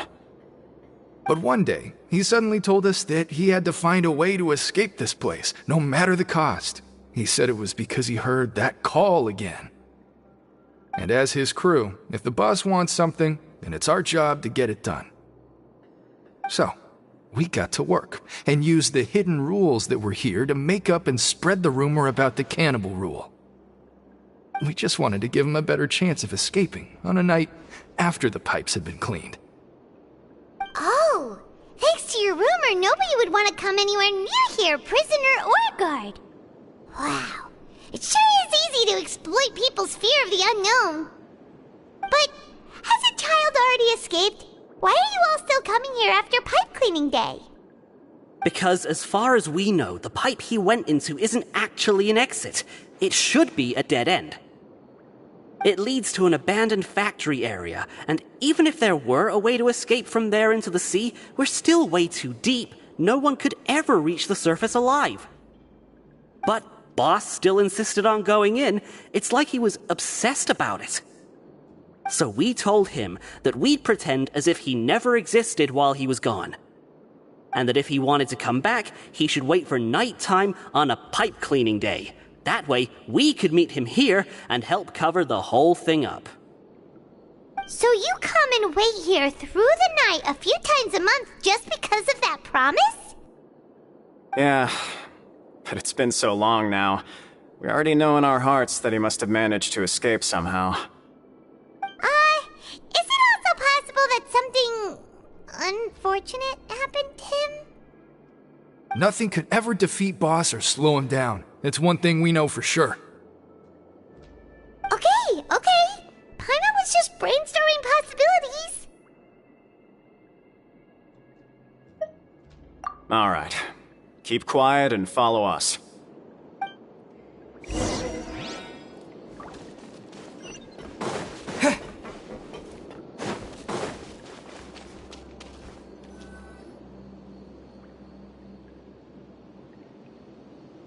The way up from here has been sealed off. It's impossible to get through. Boss left by going down from here. It wasn't full of water at the time. Later, we came back hoping to have a look. That's when we found out it had been completely flooded. It's impossible to navigate unless you're an extremely skilled diver. Do you think Child got trapped by the water? Not likely. We all know that Boss was an incredible swimmer. Really? Then have him come investigate, pronto. Just be sure to tell us if you get any news about Boss. It's getting late. We should leave before the guards come this way. Yeah, we learned a lot about what happened to Child here. Let's get going!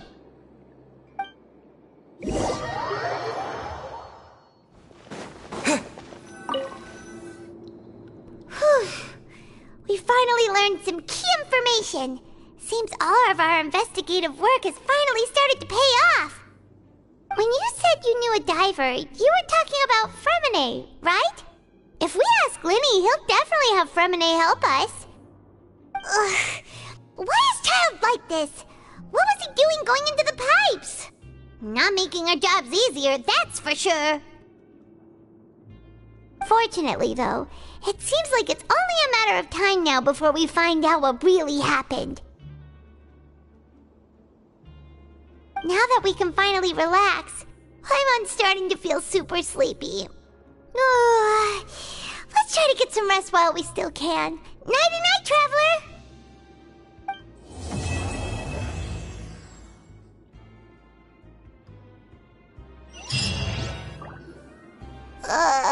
It's morning already? Paimon still needs more sleep.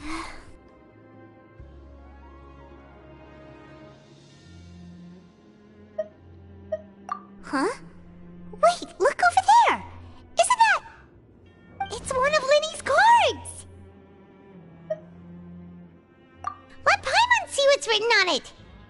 Maybe you haven't heard, but today is the monthly free day. Everyone has the day off today, which makes it the perfect time to do some investigating. It's been a while since we last talked. Have you been making any progress lately? Let's meet at our usual spot in the factory area before lunchtime. I have new information. Ooh, today's our lucky day. We have the day off. From the sound of it, Lenny's been making progress with his investigation. Wonder what he's discovered. We still have some time before we meet up. Let's talk with the people here for a bit more before we go.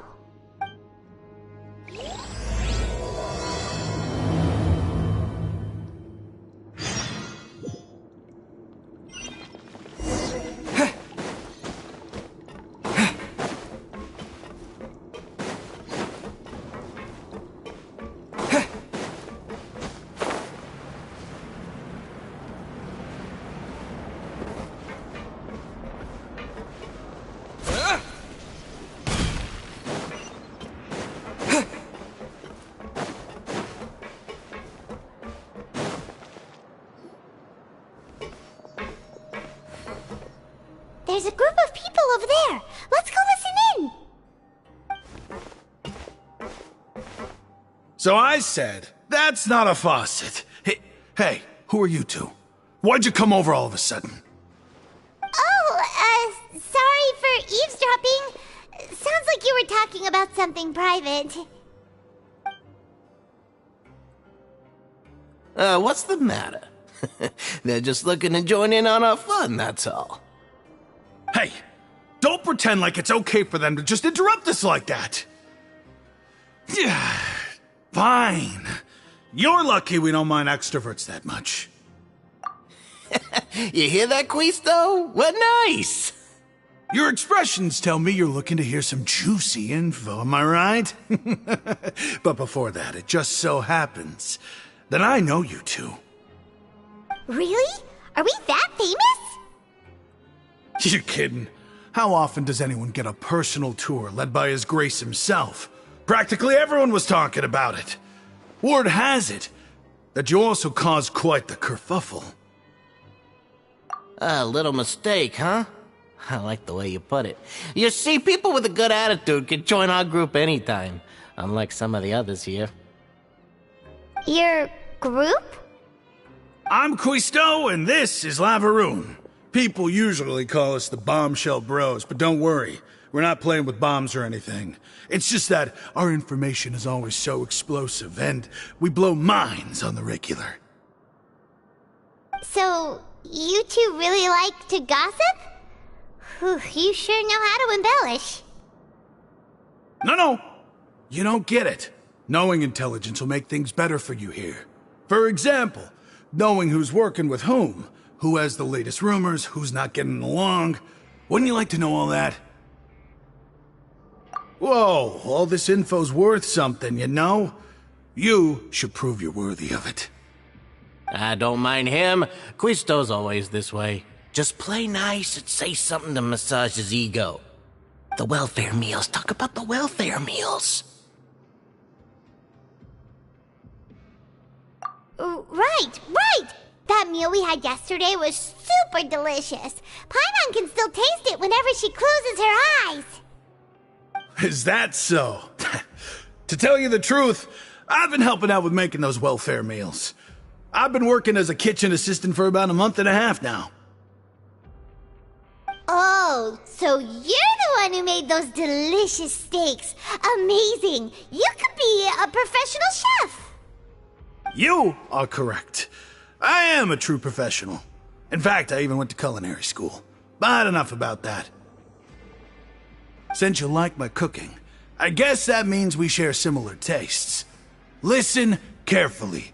This little bombshell will help you learn what's really going on here in the fortress.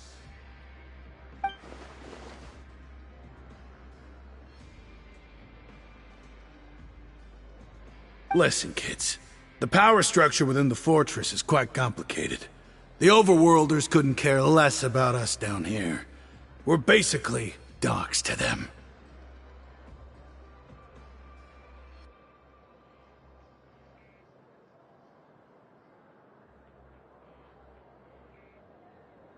You've already met the one person here you should never cross, the Duke, Risley.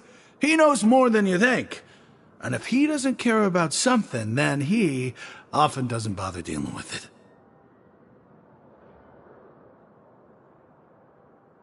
Those who have the Duke's attention get all kinds of special perks, even better treatment in the infirmary.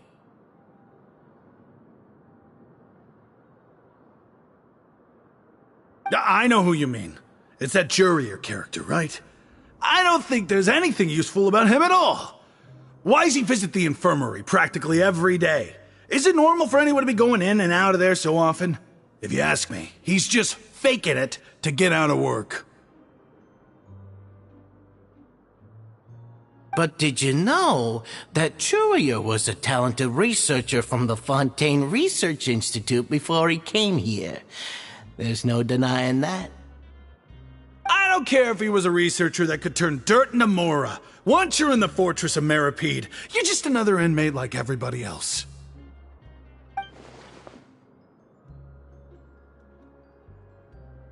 Speaking of which, the last time I saw him, he was passing by in the corridor with Lorvine. I also heard they started arguing in the library and got into a fight, right? Guess that's just how terrible of a guy he is. You mean he hit a woman? Wow, I never imagined he was that bad. But that Lorvine's also quite the odd one, you know? She's always gabbing away, got into a fight with a man, and she also got sent to the infirmary. Come to think of it, I always see her going to the sick bay every couple of days, too.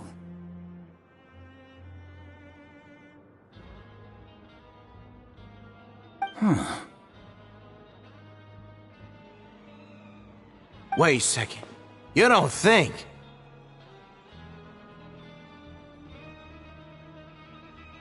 Do you think could it be that they're secretly meeting there to go on dates?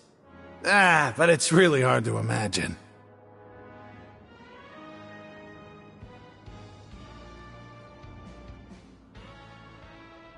After all, I do remember seeing Lorvine beat Juria to a pulp that one time.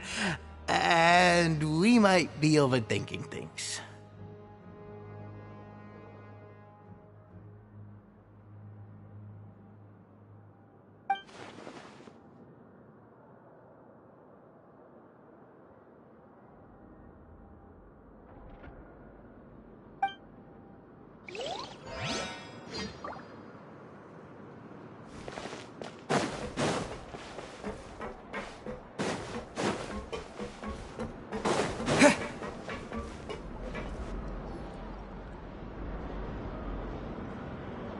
Look! There are some people talking over there! Let's listen in on the conversation.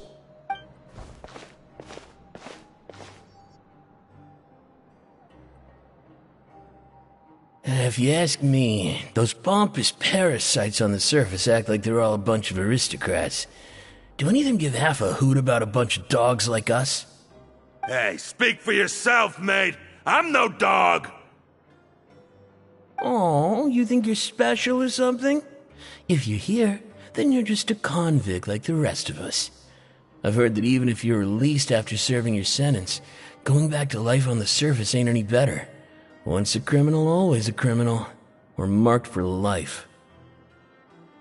I don't buy that. Hey, how cool would it be if the whole world was destroyed by a giant flood and everyone had to start over from nothing? What kind of filthy bilgewater are you spewing? I have family up there. You best shut your sewer hole with talk like that. Listen, things ain't so great on the surface, but who says that you have to leave? I've heard that you can still stay here and work even after you've served your sentence. Not bad if you ask me.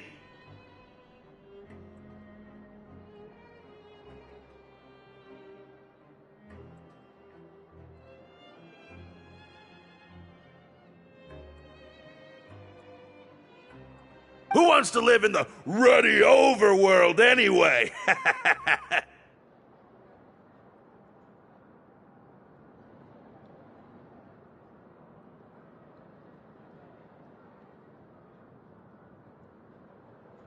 And what makes you think they want to hire someone like you? That's one of the great mysteries of the universe, how someone as useless as you is so confident. Whoa. Sounds like they're really unhappy about the overworld. Speaking of which, Paimon never heard anyone use the words overworld or underworld when we were living up there.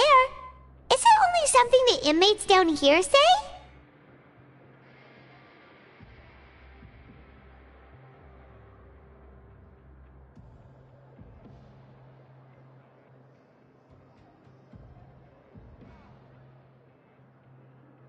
That's true.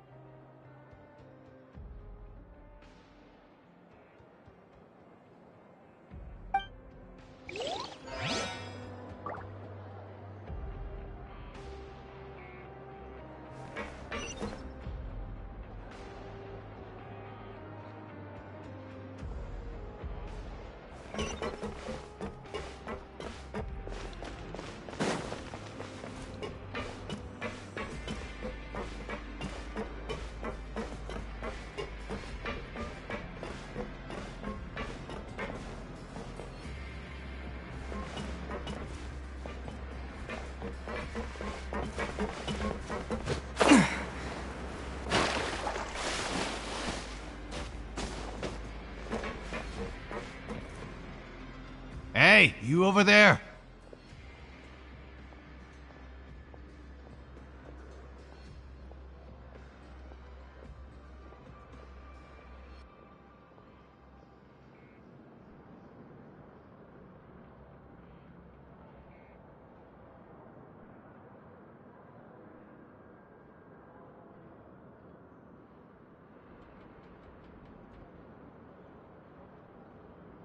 Yeah, you! Say, do you like playing card games? You know, like Genius Invocation TCG?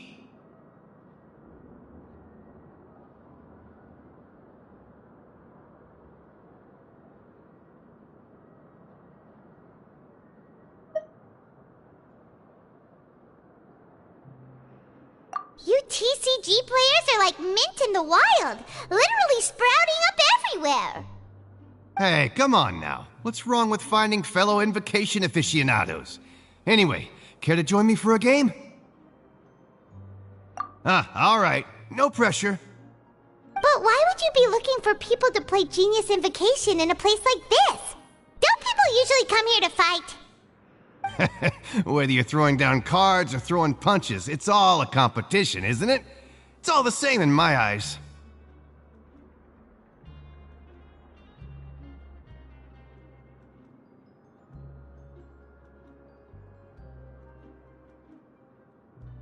There are lots of card players here in the fortress. When I saw you, I immediately thought, hey, even outsiders from other nations play cards. So I came over to say hi. Sure. Great! Since you've been here longer than us, you need to flex your seniority a little bit, right? Maybe you could start by telling us newcomers some stories about this place. I thought you would have already heard everything by now.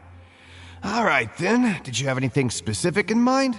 Or do you want me to just pick a topic? Why don't you pick? We'll let you know if we've heard it already. Alright. Have you heard any strange rumors since you've arrived? Ben, did you know that there are some people who are always gossiping over in the corner?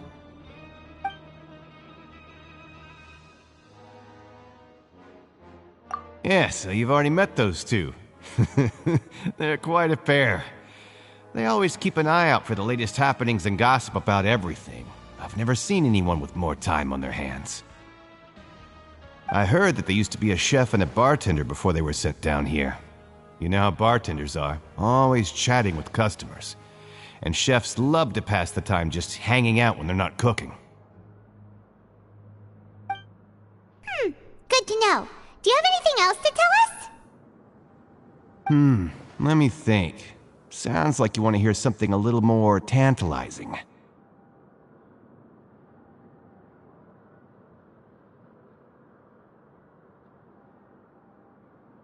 Oh, did you know that the Duke was also a convict in the fortress of Meripede before?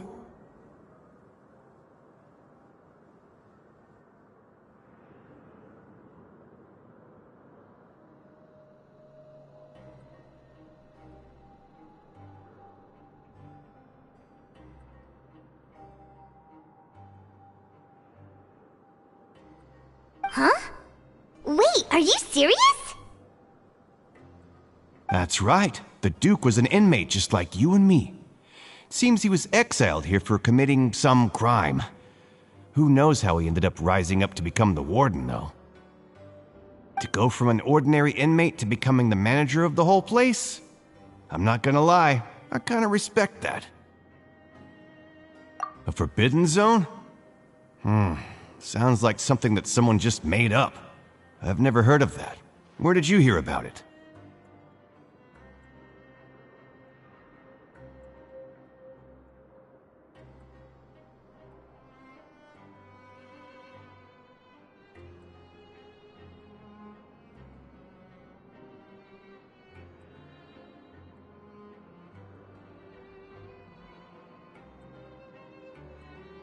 It's just a rumor we've been hearing, but no worries if you've never heard of it. Do you have anything else you can tell us?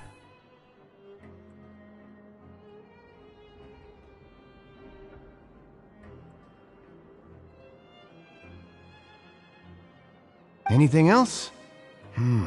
Not that I can think of. but I'll be sure to tell you anything interesting I hear next time. You'll have to play a game of Genius Invocation with me first, though.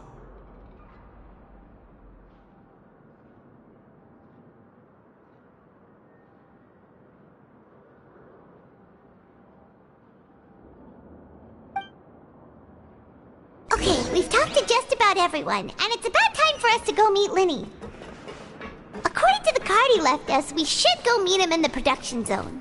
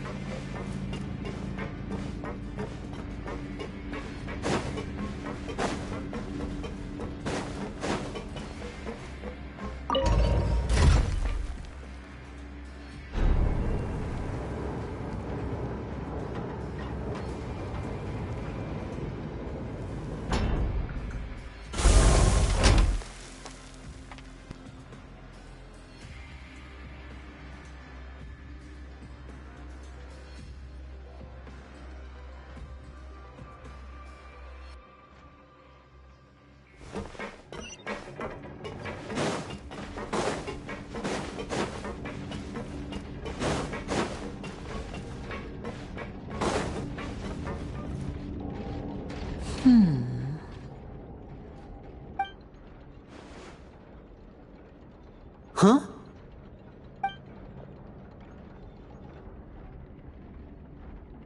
That look in your eyes. You found something? Hey, this is no time to be modest. Just tell him we found a boatload of information.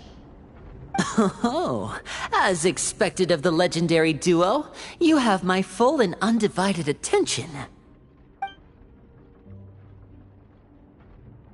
Huh. I'd have never guessed that myself.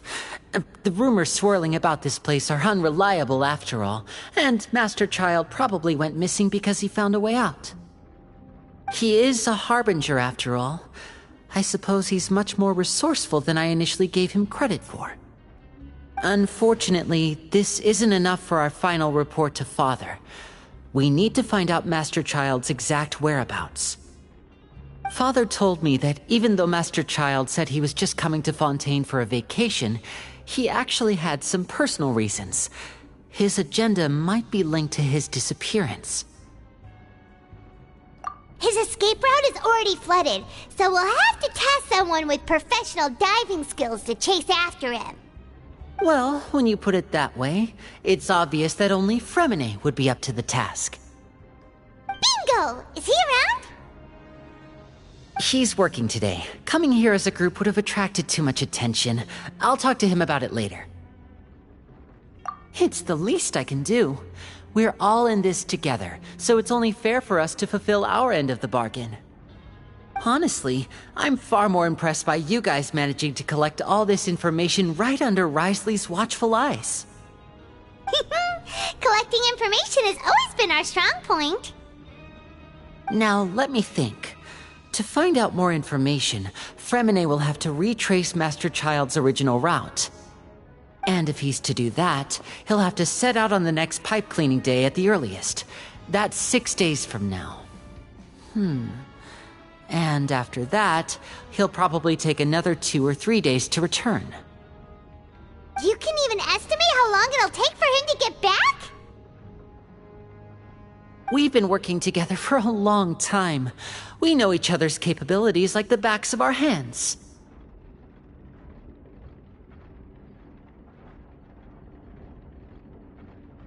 Traveler, what say you to meeting here 9 days from now?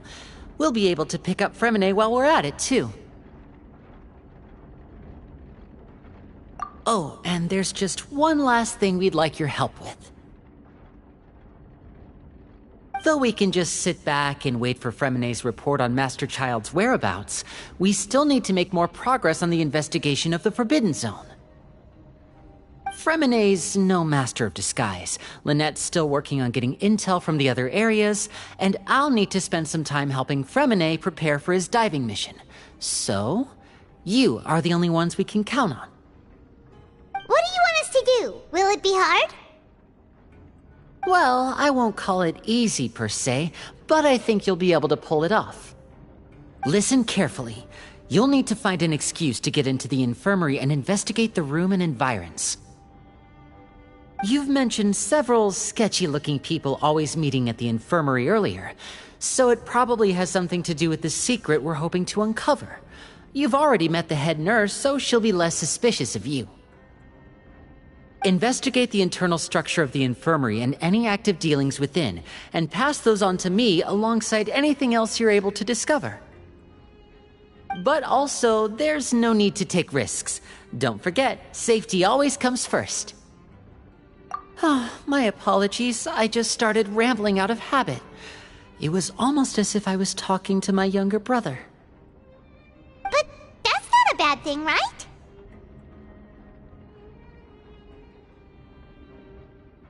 All right, then we'll head out as soon as we finish our prep.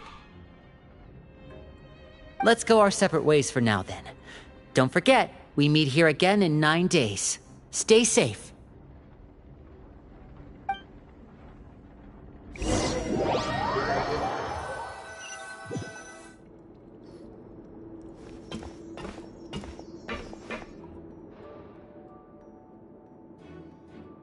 Hey, stay here for now. Paimon will take a peek. There seem to be several people inside.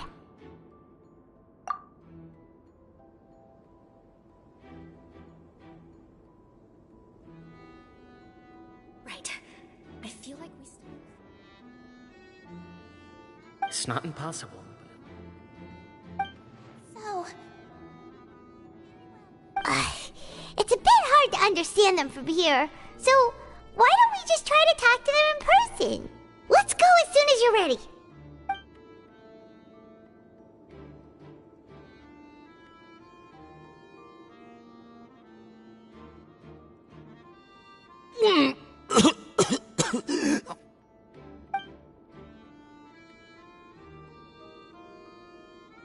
Someone! Please help! He's sick!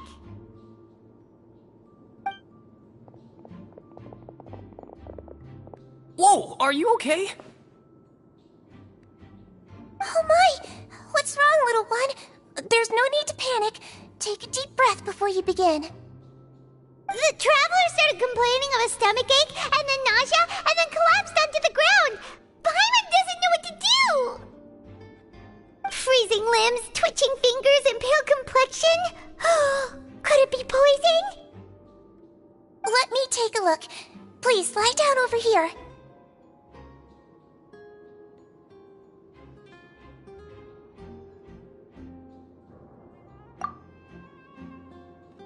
Don't worry, I'll get you to the bed safely. Here, hold on to my shoulder and walk slowly.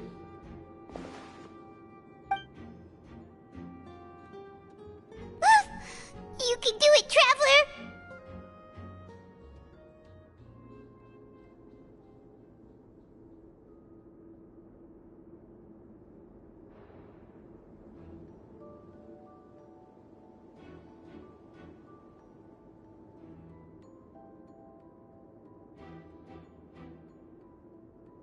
Don't apologize. You're sick after all.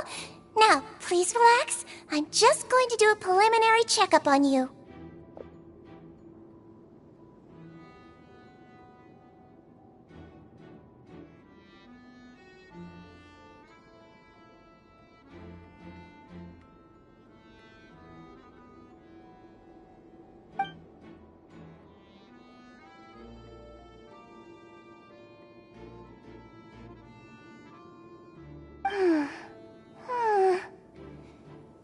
see now. My checkup has confirmed that he's not in any mortal danger. That's our worst fear out of the way. Eh? Oh, that's good. But... I'll continue my diagnosis of the patient now. Please, relax and take a deep breath.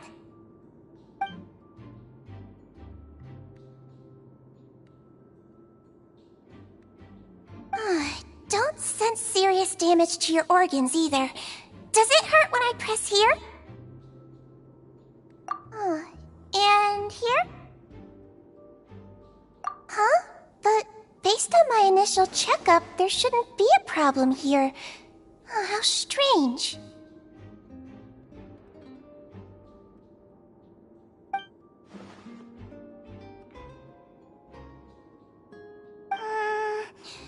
What about here? Does this hurt? Oh, I understand. So that's what it is. I think you just ate something that disagreed with you. That's all. Nothing too serious. Outside of a pretty bad stomachache when it decides to act up. So that's what it is. Thank goodness it's not anything more serious. And there have been other inmates complaining about the food recently. I'll inform our head chef, Mr. Woolsey, of this problem as soon as possible. Congratulations! The health risk is incredibly low, so you should recover within a couple days. Why don't you take a rest here while I go get some medicine for you? Miss Levine, I'll have to trouble you to help me look after this new patient while I'm gone.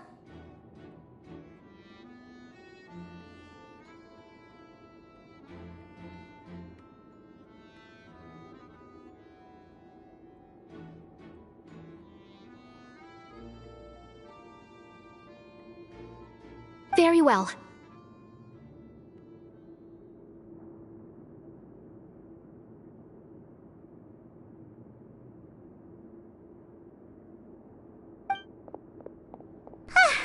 And she hopped away just like that.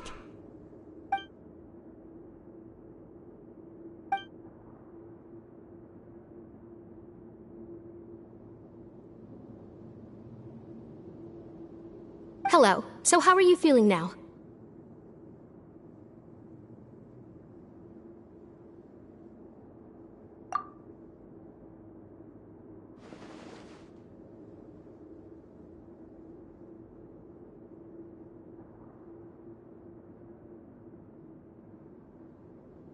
His stomach ache's really bad. He was stumbling about the whole way here, so Paimon's really worried.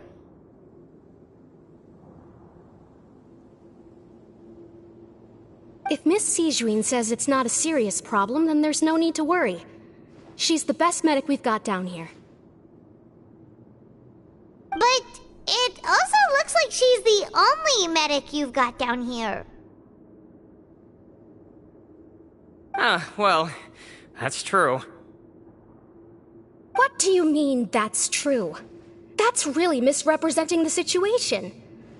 Of course I can't speak for the whole fortress, but it's not like everyone imprisoned here is useless, you know? Though they may have committed crimes and gotten locked up here as a result, they still know a thing or two about medicine, and they help Miss Sijuin take care of the sick and injured.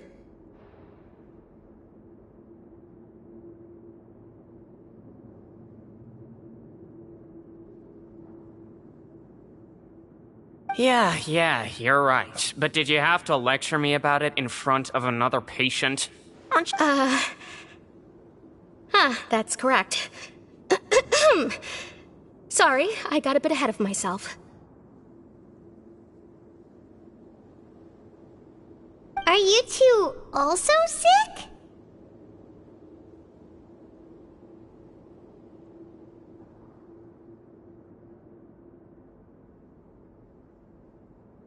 We've been sick a while. I come back every once in a while for checkups, and to pick up the medicines Miss Sijuin prescribes for us. That's just the nature of chronic illnesses. As for her...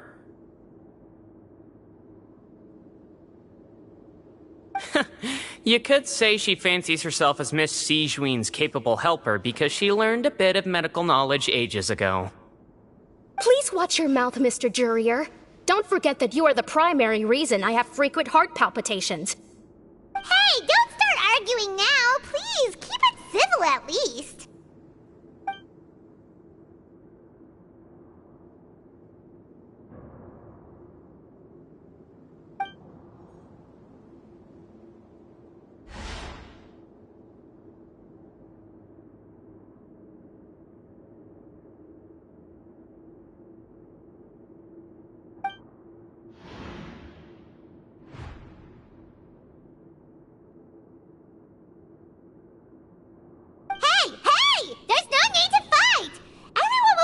Someday, so there's no need to argue over silly things like this! But... Release. It's way too early for us to even think about that. And who the heck knows if we'd even be able to continue our previous lives?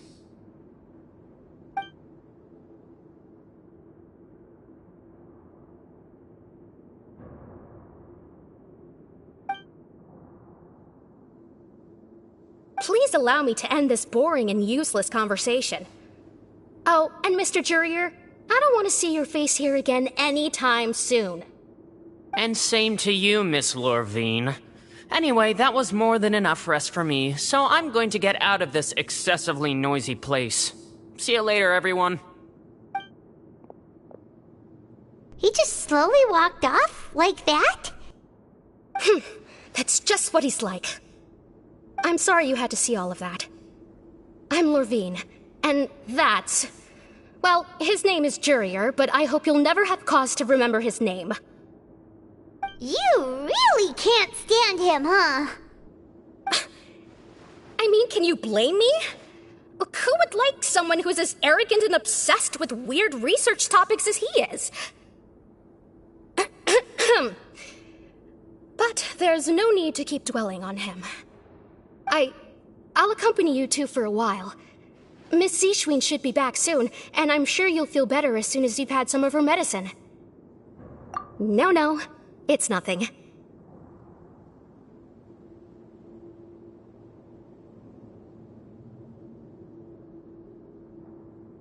I'm back!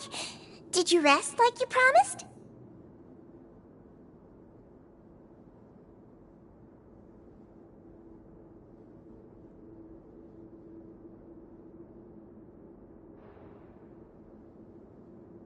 Thank you for getting our medicine, Miss Zishwin.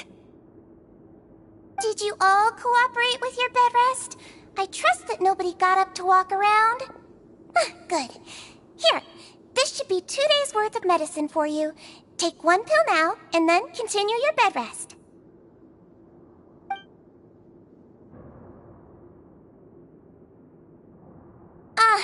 Miss Lorvine, I left in a bit of a hurry just now. Do you still remember if we discussed the color of the pill that you should be taking today?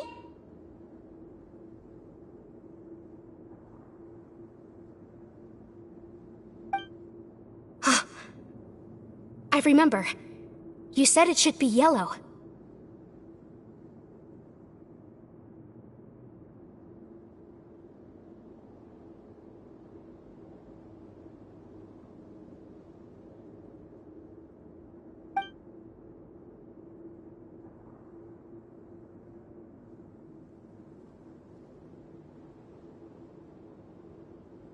Yellow, huh? I understand. These are yours. Please, make sure to go to bed early after taking them tonight. You'll benefit from a good night's sleep. All right, then I'll also be on my way now. I hope you feel better soon, too. See ya!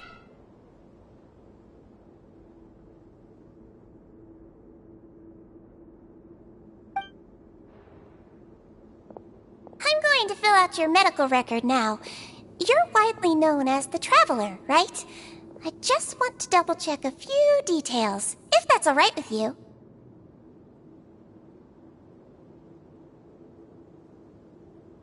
Those two made quite the commotion just now, so why don't we let the Traveler rest? Paimon can answer the questions instead.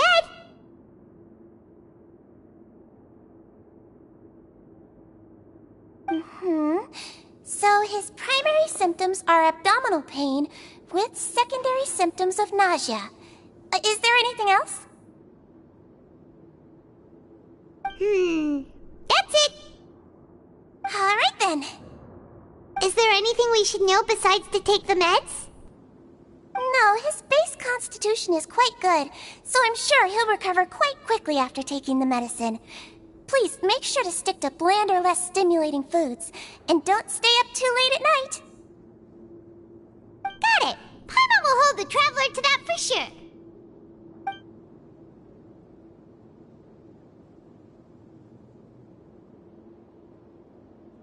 Oh, you're going to take a nap already? Okay then, you get some rest.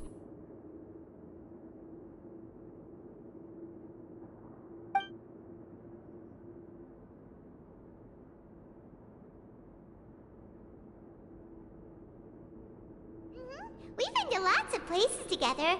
He may look a bit under the weather now, but he's actually super strong. So you're the best of companions. Well, don't worry, he'll recover soon.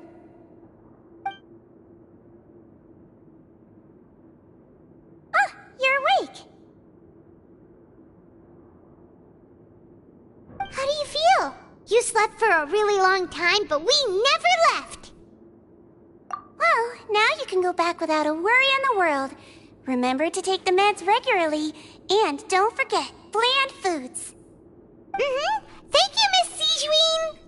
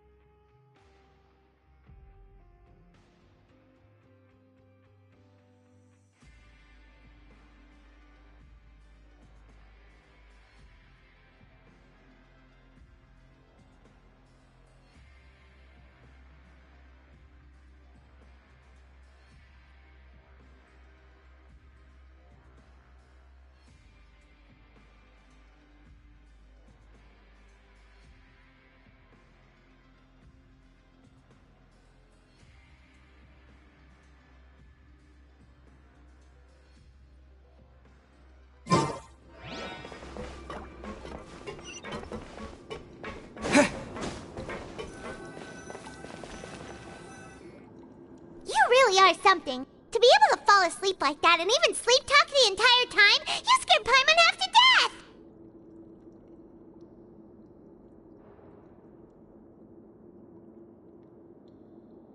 No, but you kept mumbling things along the lines of, Pyron, don't take my grilled fish, and put down the Adeptus Temptation now! Paimon talked with Sijuin the entire time you were asleep. She seems like she's just a sincere nurse, and Paimon didn't notice anything unusual in the room. Are you sure we're not going off track with the infirmary?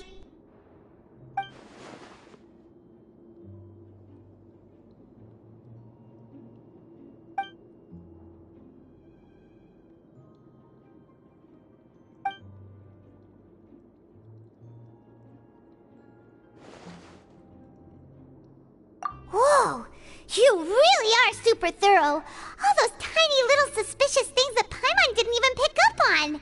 We've got to give the info to Linny.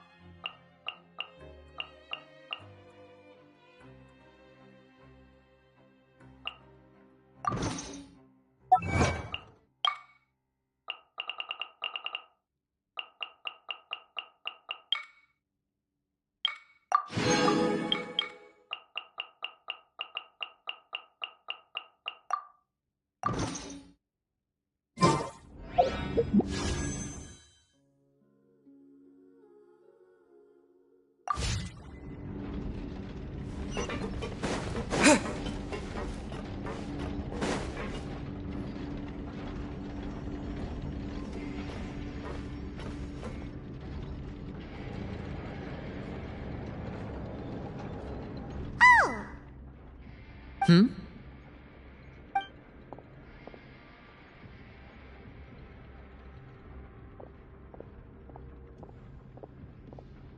Did you two run into any trouble over the past few days? No, we just worked our shifts according to the schedule. Nothing weird happened.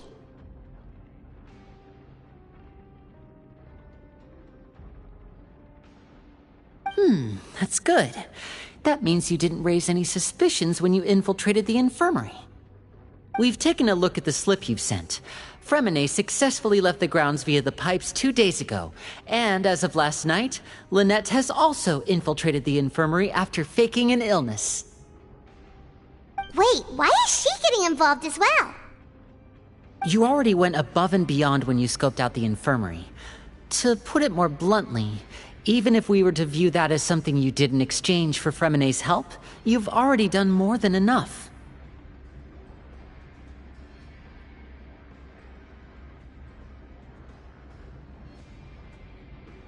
Infiltrating a guarded stronghold is a different kind of job from a one-off investigation. We want to avoid using the same faces over and over and reduce the amount of suspicion that will fall on any given person. Lynette also felt like you have already taken the first step for us, so she should be the one to finish the job. So that's what Lynette thinks. Oh, Paimon hopes everything's going well for her. Then, let's go check on Lynette before Fremine returns. If everything went well, then she should be wrapping up her investigation right about now. Is now really a good time to go over? According to my observations, Sigewinne always spends around half an hour away from the infirmary right before lunch. Lynette knows this as well, so this should be a good time to meet up with her. Also, I'm her brother, remember? It's only natural for an older brother to care about his younger sister's well-being. Okay, then let's head over right away!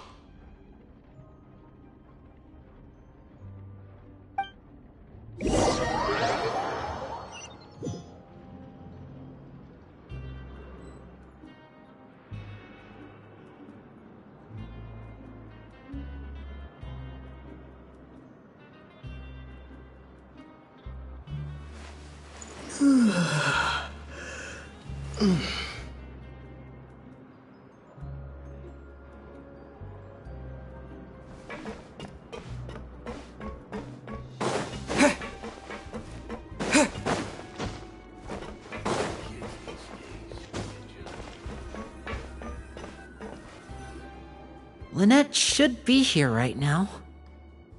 Huh. Strange. Lynette? As expected, Sigewinne isn't here, but why isn't Lynette here? No, Lynette rarely deviates from the plan. We agreed that if she were to make changes on the fly, she'd find a way to let me know. Unless... Let's see if there are any clues around here. We can look while we wait for her. Who knows? Maybe she'll be back soon. Okay.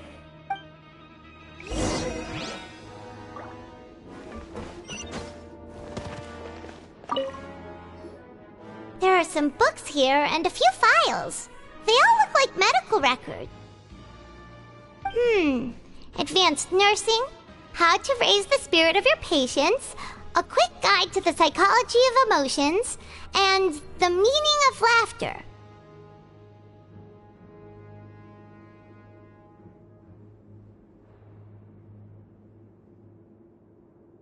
These sure are some interesting books.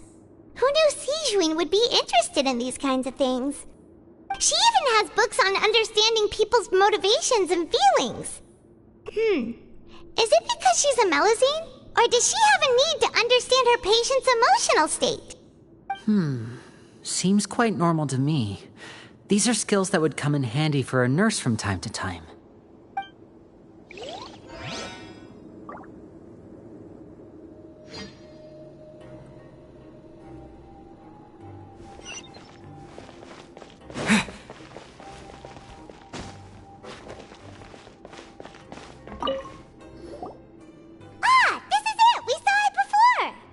Wait, this thing? It doesn't look like it's been disguised that well.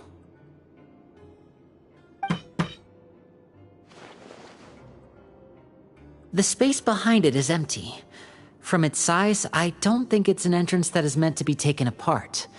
There's probably a mechanism around here somewhere. Could Lynette have tried to get inside? But if that's the case, she would have contacted me for sure.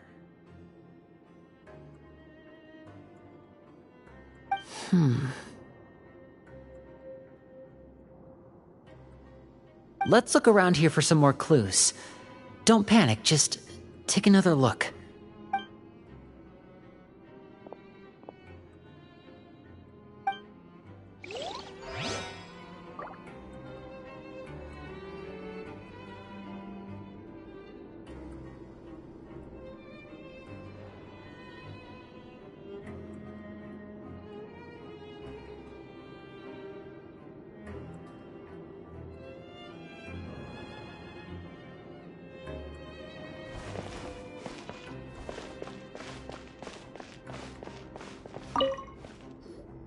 None of the beds have any signs of having been slept in.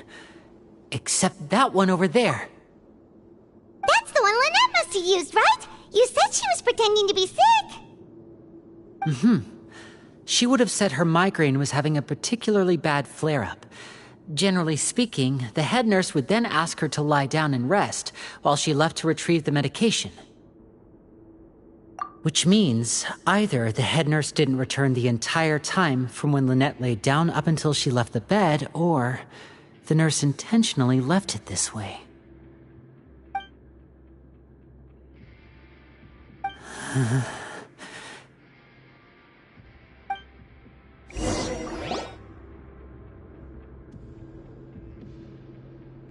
you guys, there's a slip of paper over here!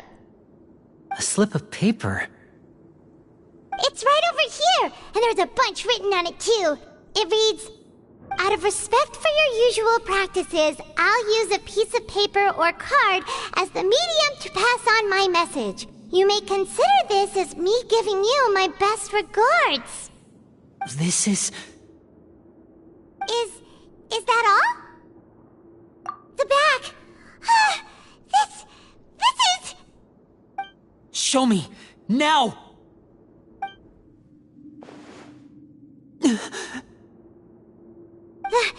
That look on your face. Paimon's reading it now.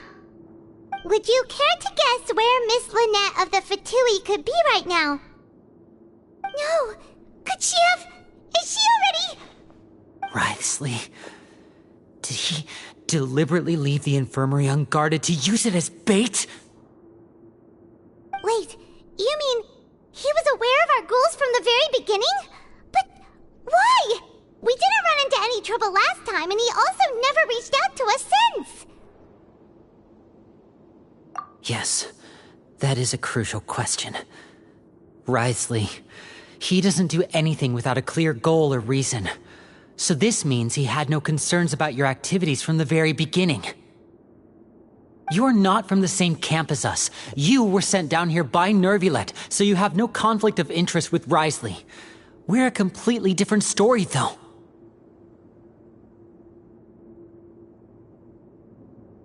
I'd like to know that, too. Why did he only go after her? Don't panic. Just think everything over. I have to stay calm. This is not like what happened last time. The situation's different now. Wait, you're right. Wait, but that means... the fact that Fremine was able to leave the grounds... could Wriothesley have let him go as well? But what does he gain by letting Fremine leave like that?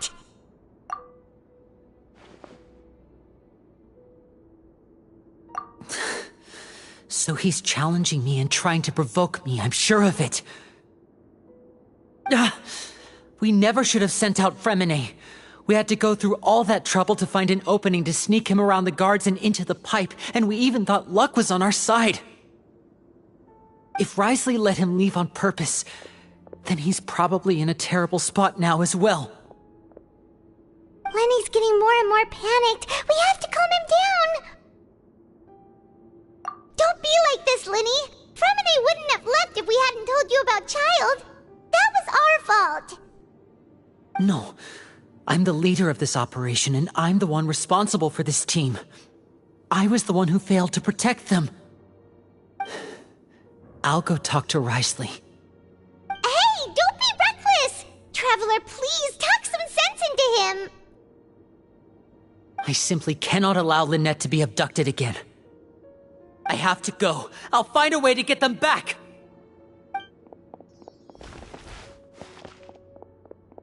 He's rushed out the door! After him!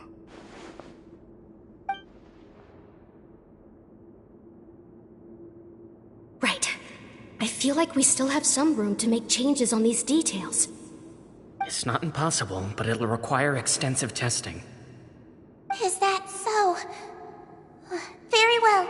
Then please be mindful of the time. Huh? Is someone? Pack everything up. Whoever's outside is eavesdropping. They'll probably come in once we stop talking. Someone! Please help! He's sick!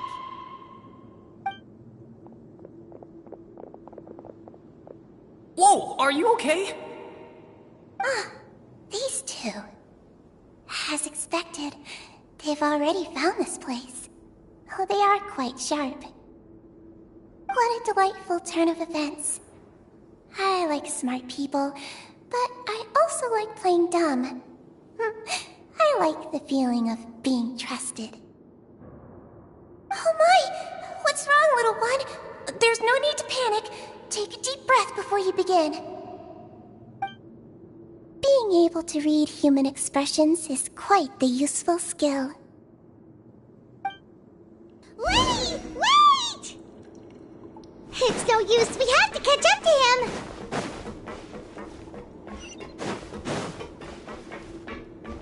He's already out of sight. How is he so fast? Let's go head him off at Risley's office.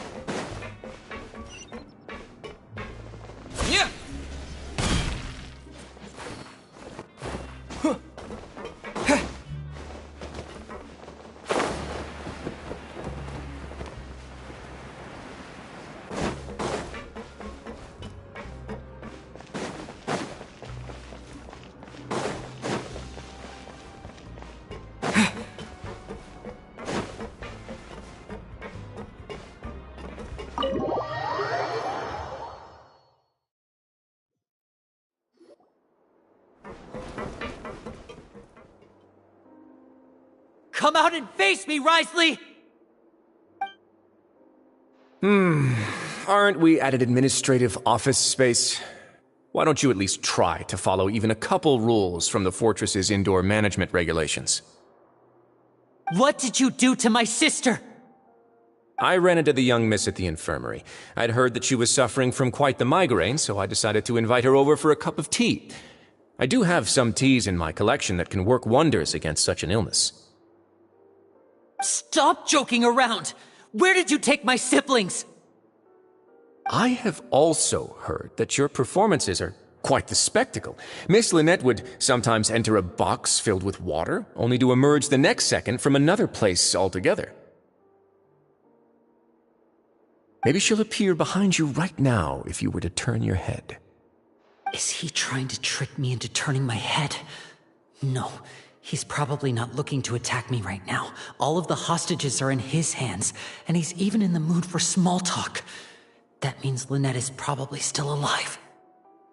You knew we were investigating the infirmary from the start, so you deliberately aroused the Traveler's suspicions and baited us into continuing our investigation, just so that you'd be able to kidnap Lynette. As for Fremine, no, you probably didn't even interfere with Child's escape. You let him go, so you could purge the Fatui members that we had planted into your ranks. There was no need to do so. The Fortress of Meripede is a pretty pleasant place. Most people enjoy their lives here. The only ones who act differently are those with personal agendas. It was quite easy to identify your colleagues. You removed our original members and spread the news of Child's escape so Father would assign our team to come down and investigate. Fremine has also fallen into your hands, right? If you're oh so omnipotent and so in control, why would you need hostages? One correction. Lynette is in my hands right now, but Fremine is not. He's not? What do you really want? Lenny! Oh, wonderful. Everyone is here, so I'll only need to say this once. Thank you so much for cooperating with me. Eager and to the point, I see. Alas, only Miss Lynette is currently having a cup of the fortress's finest tea. Although, as per your original plan, Mr. Fremine should also have returned to the fortress by now. But he has neither shown up within my gates, nor has he been taken into any kind of custody. So where do you think he may be right now? Wait, you can't mean... You locked him outside in the sea? I closed the fortress's gate to the outside world. That's all. Fremine's a star diver, so he should be fine, right? No, we're still here, so he definitely tried to find a way to come back for us. So we can't assume he might have made a break for the surface. But why would I do this, you may be asking? To have an audience with you, of course. My intel tells me that Mr. Linney is a great magician, so it's only natural for me to want to have some cards of my own when it comes to negotiating. Besides, I do recall you mentioning to Miss Lynette that you've always wanted to have a face-to-face meeting with the Lord of the Fortress of Meripede, regardless of whether it was in a personal or a professional capacity. Well, you got your wish. So, you've been keeping tabs on us before we even set foot in the fortress. Some of my folks just happened to hear a thing or two, that's all. In any case, I will be straight with you. I was willing to play dumb and turn a blind eye, so we had a pleasant few days playing games together here. But once you started focusing on the Forbidden Zone, all of that changed. Mr. Linney, the cards are stacked against you right now. Miss Lynette is in my hands, and Mr. Fremine is still slowly being pickled out there in the brine. You know just as well as I that he cannot last out there forever. You need do but one thing to guarantee their safety. I would like you to contact your superior, and ideally invite her over for a cup of tea with me. You want to see Father? But why should she bother giving you an audience? Well, if she cares for the well-being of her dearest children, she should have plenty of motivation to join me for a parents' evening. I've heard that the bonds between the members of the House of the Hearth are like the bonds of family. I don't see why she would refuse. Why did you think Father sent us to handle the Fortress of Meripede? This place is basically a no-man's land. It wouldn't be fitting for anyone as important as a harbinger like Father to come here in person. Oh, I see. So it's because she doesn't care for my place here. That's such a shame. After all, I've amassed quite the tea collection. I was looking forward to sharing it with her. Both Monsieur Neuvillette and Lady Farina have already received many samples as gifts. Was this the extent of your master plan to get to Father? No matter how much pressure you may put on me, I won't allow you to use us to blackmail her. You people really are difficult to get along with. All I'm asking for is a face-to-face conversation. Does she truly have no interest in the fortress's secret? Mr. Linney, you have one last chance to invite your father here. If you refuse...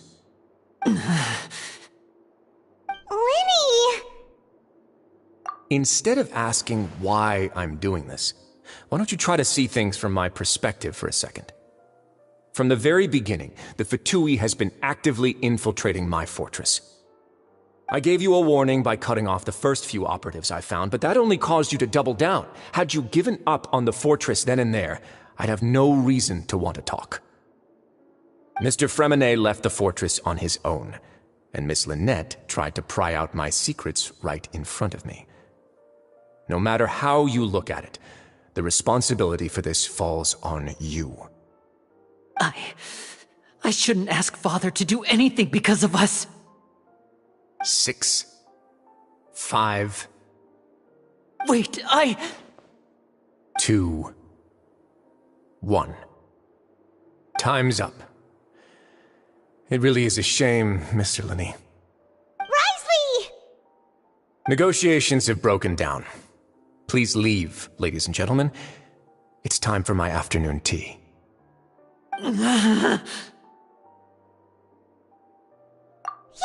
listen to the Traveler. If you can't talk to Linny, can you at least talk to us? You do realize that I'm only letting you go because of Neuvillette, yes? You're here helping him out, and I've already done my best to stay out of your way. But that doesn't mean you can just do whatever you want. The fortress may be small and remote, but it still has its own set of laws. Then how about this? Those who are capable deserve respect. You've spent quite some time investigating my home turf by now, so why don't you tell me a thing or two about what you found, I'll ask you 3 questions. Answer all of them correctly, and I'll agree to your request. Question 1. Regarding the hidden rules of the production zone, what is the truth behind the one about not being allowed to work for 3 days in a row?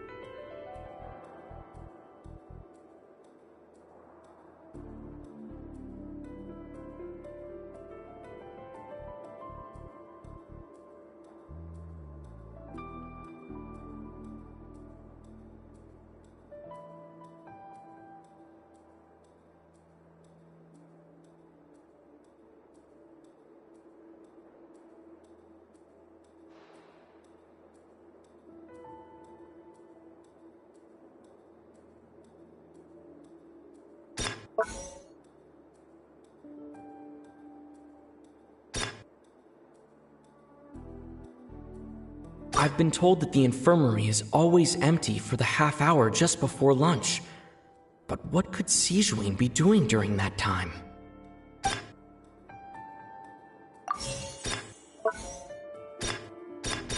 The research notes said that the Melusine race perceives the world very differently from humans. As a result,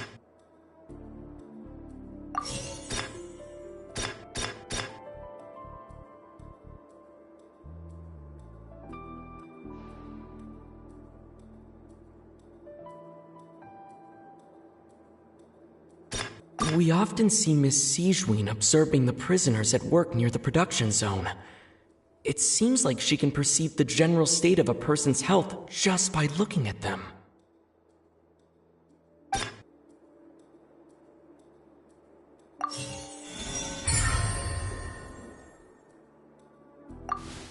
So that's what's going on. Paimon understands it now. Who would have guessed?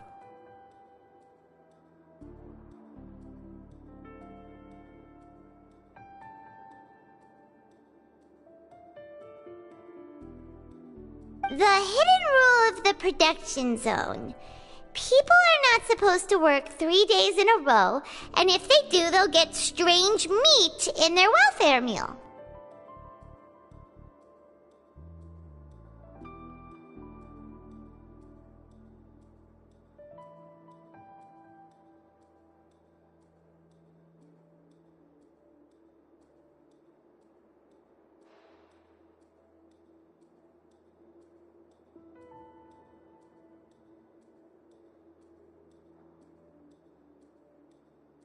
At first we thought this strange meat must have something to do with the people who disappeared.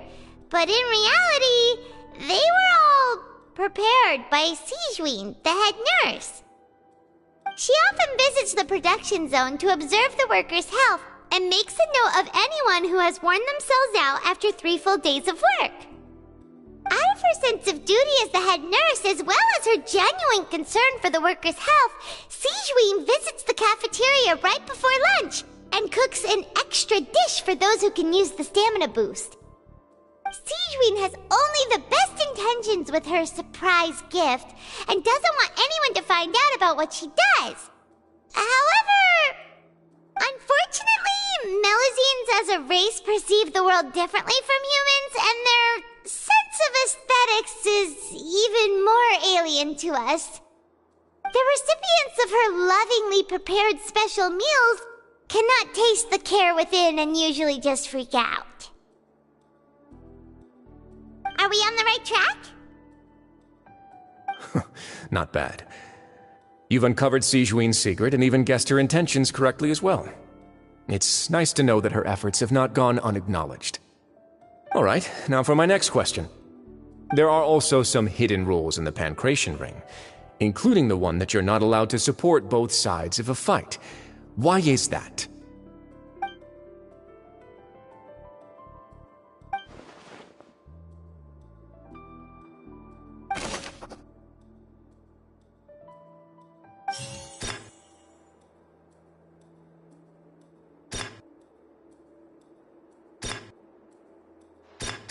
According to Collins, the Pancration tournament only took place because the Fanta company sponsored it.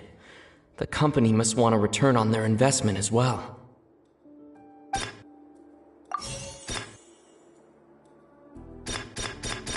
Fanta's internal report suggests that they're starting a new trial of an unnamed and unpackaged product.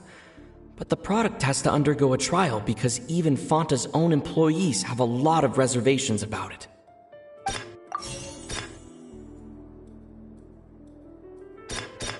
The Fanta promoter has been struggling because he doesn't recognize the real value of coupons. Meanwhile, the Duke believes that only idiots who don't understand the value of coupons will spend them on Fanta.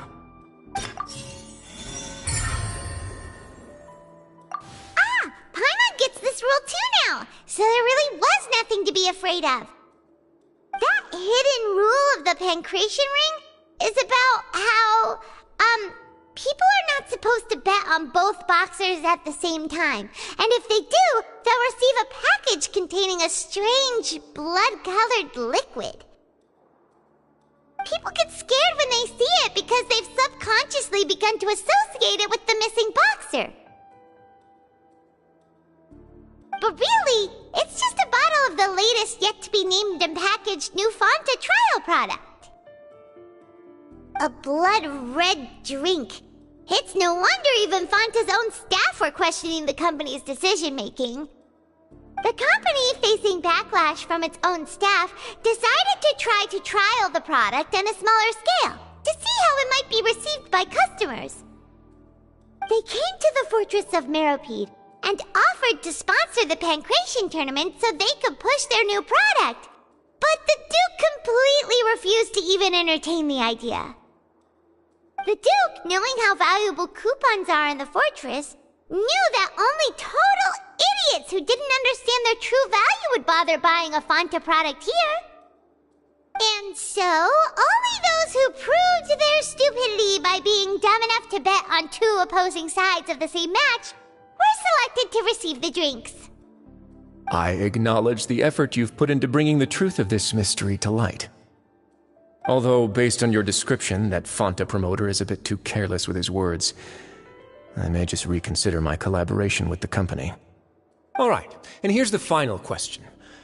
What's the secret behind our head nurse and all of her patients in the infirmary?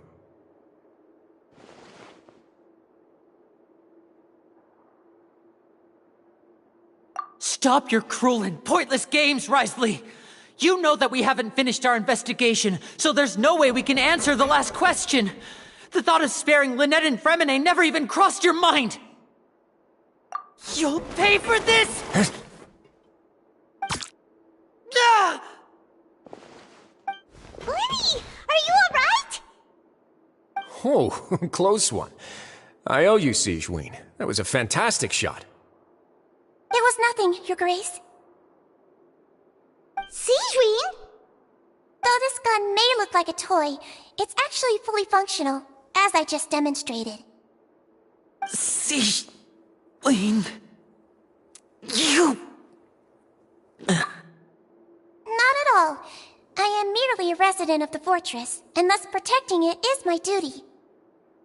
When Monsieur Nervulette asked me to come here, he told me that my job would be to take care of the well-being of everyone here.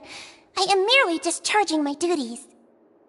But if you mean what you just said, then isn't Linny someone you should be looking after as well? Isn't he a resident here just like the rest of us? But I really am just doing what Monsieur Nervulette told me to do. Everything I did, I've done to protect them. Had I not, they would be in far more dire straits right now. His Grace knows it too, right? Your Grace? Mind proving my innocence to them? My dear Sigewinne, whatever shall I do with you? Would it have killed you to just wait another minute or two? Well, it's nearly time after all. The way you do things can be truly frustrating sometimes, Your Grace. I figured I should try to talk some sense into you. What are you talking about? What time? Take me if you want. Let them go. How touching. Can you just give me one more minute? Don't be like that, Your Grace. All right, everyone, calm down. 2 more visitors will be arriving any time now. I'll go get a cup of tea. Miss Sigewinne, I leave Miss Lynette in your care. You... What are you doing? I believe I hear footsteps.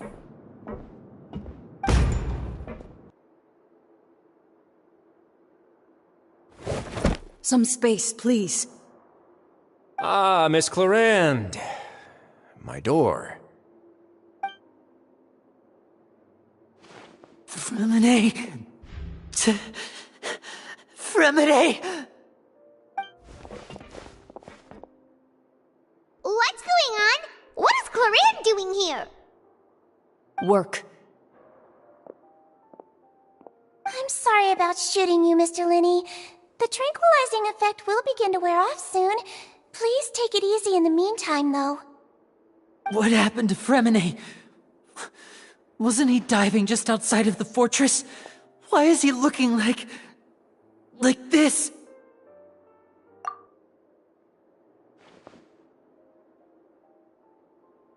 A flushed face, an accelerated pulse. He must have consumed primordial seawater. What did you say? Please, make some space. I'll need to give Mr. Fremine a more thorough checkup. Your Grace, I'll leave the rest to you. I'll talk to Clarande while you get Fremine to where he needs to be. Everything else can wait.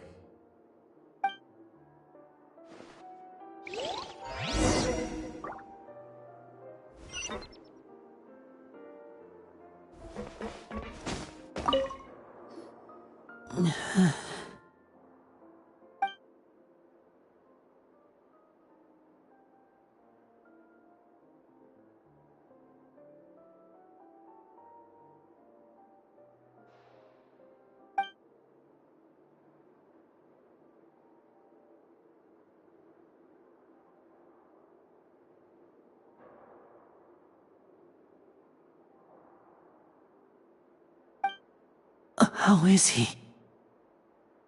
These symptoms are probably caused by an acute ingestion of a large amount of primordial seawater. Still, his condition is not critical. Of course, it would be best if he stayed for further observation. Let's leave him here for now, and move him to the infirmary once he's recovered a bit more. Sorry.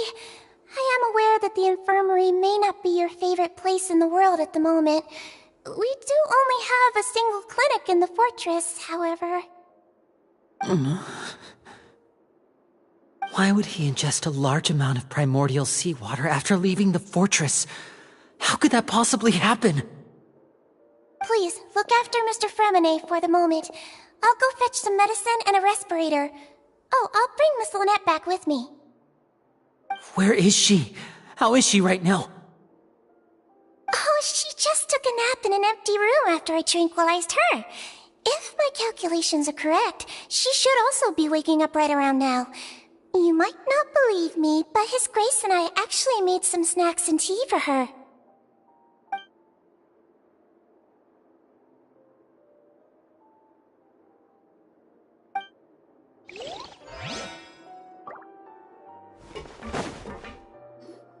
What's that look on your face? I thought I made good time on the way back. Oh, I'm just admiring your punctuality. Had you arrived just a few minutes later, Sigewinne may have been forced to shoot Mr. Linney again.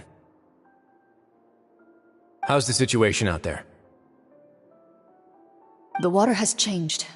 It's pretty much as expected. The concentration of primordial seawater has increased significantly. I was only out there a short time, so it wasn't too bad. But if one were to stay for any significant amount of time... well, you can see how that boy's doing. Where was he when you found him? The abandoned zone at the end of the pipes. A good distance into the water.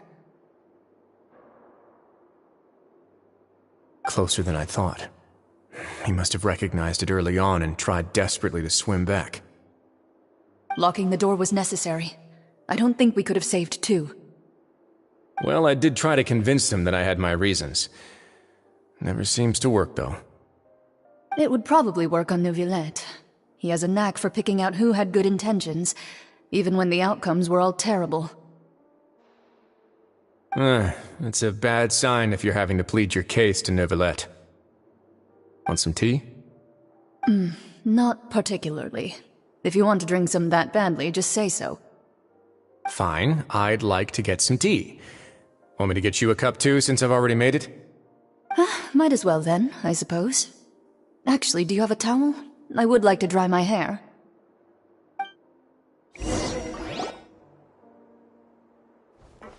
Linny, are you okay? I'll be fine.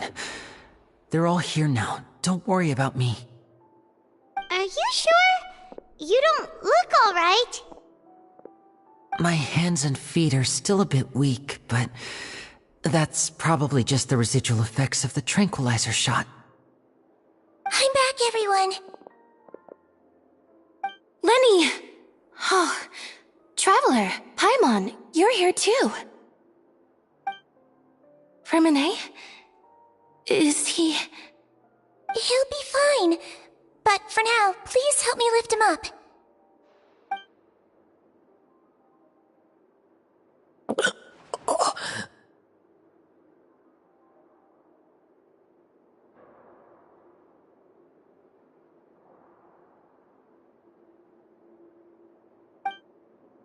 His breathing's beginning to slow down. Give me a hand and help me get him to the infirmary. Yeah, I'll take him from this side. Lynette, together? On it. Traveler, you seem pretty worried about him. Want to come with us? The Duke and Clarande are gone. probably went to get some tea. The Duke will explain the truth in just a bit. Miss Cloran will need a break, since she only just returned from rescuing Fremine out of the sea.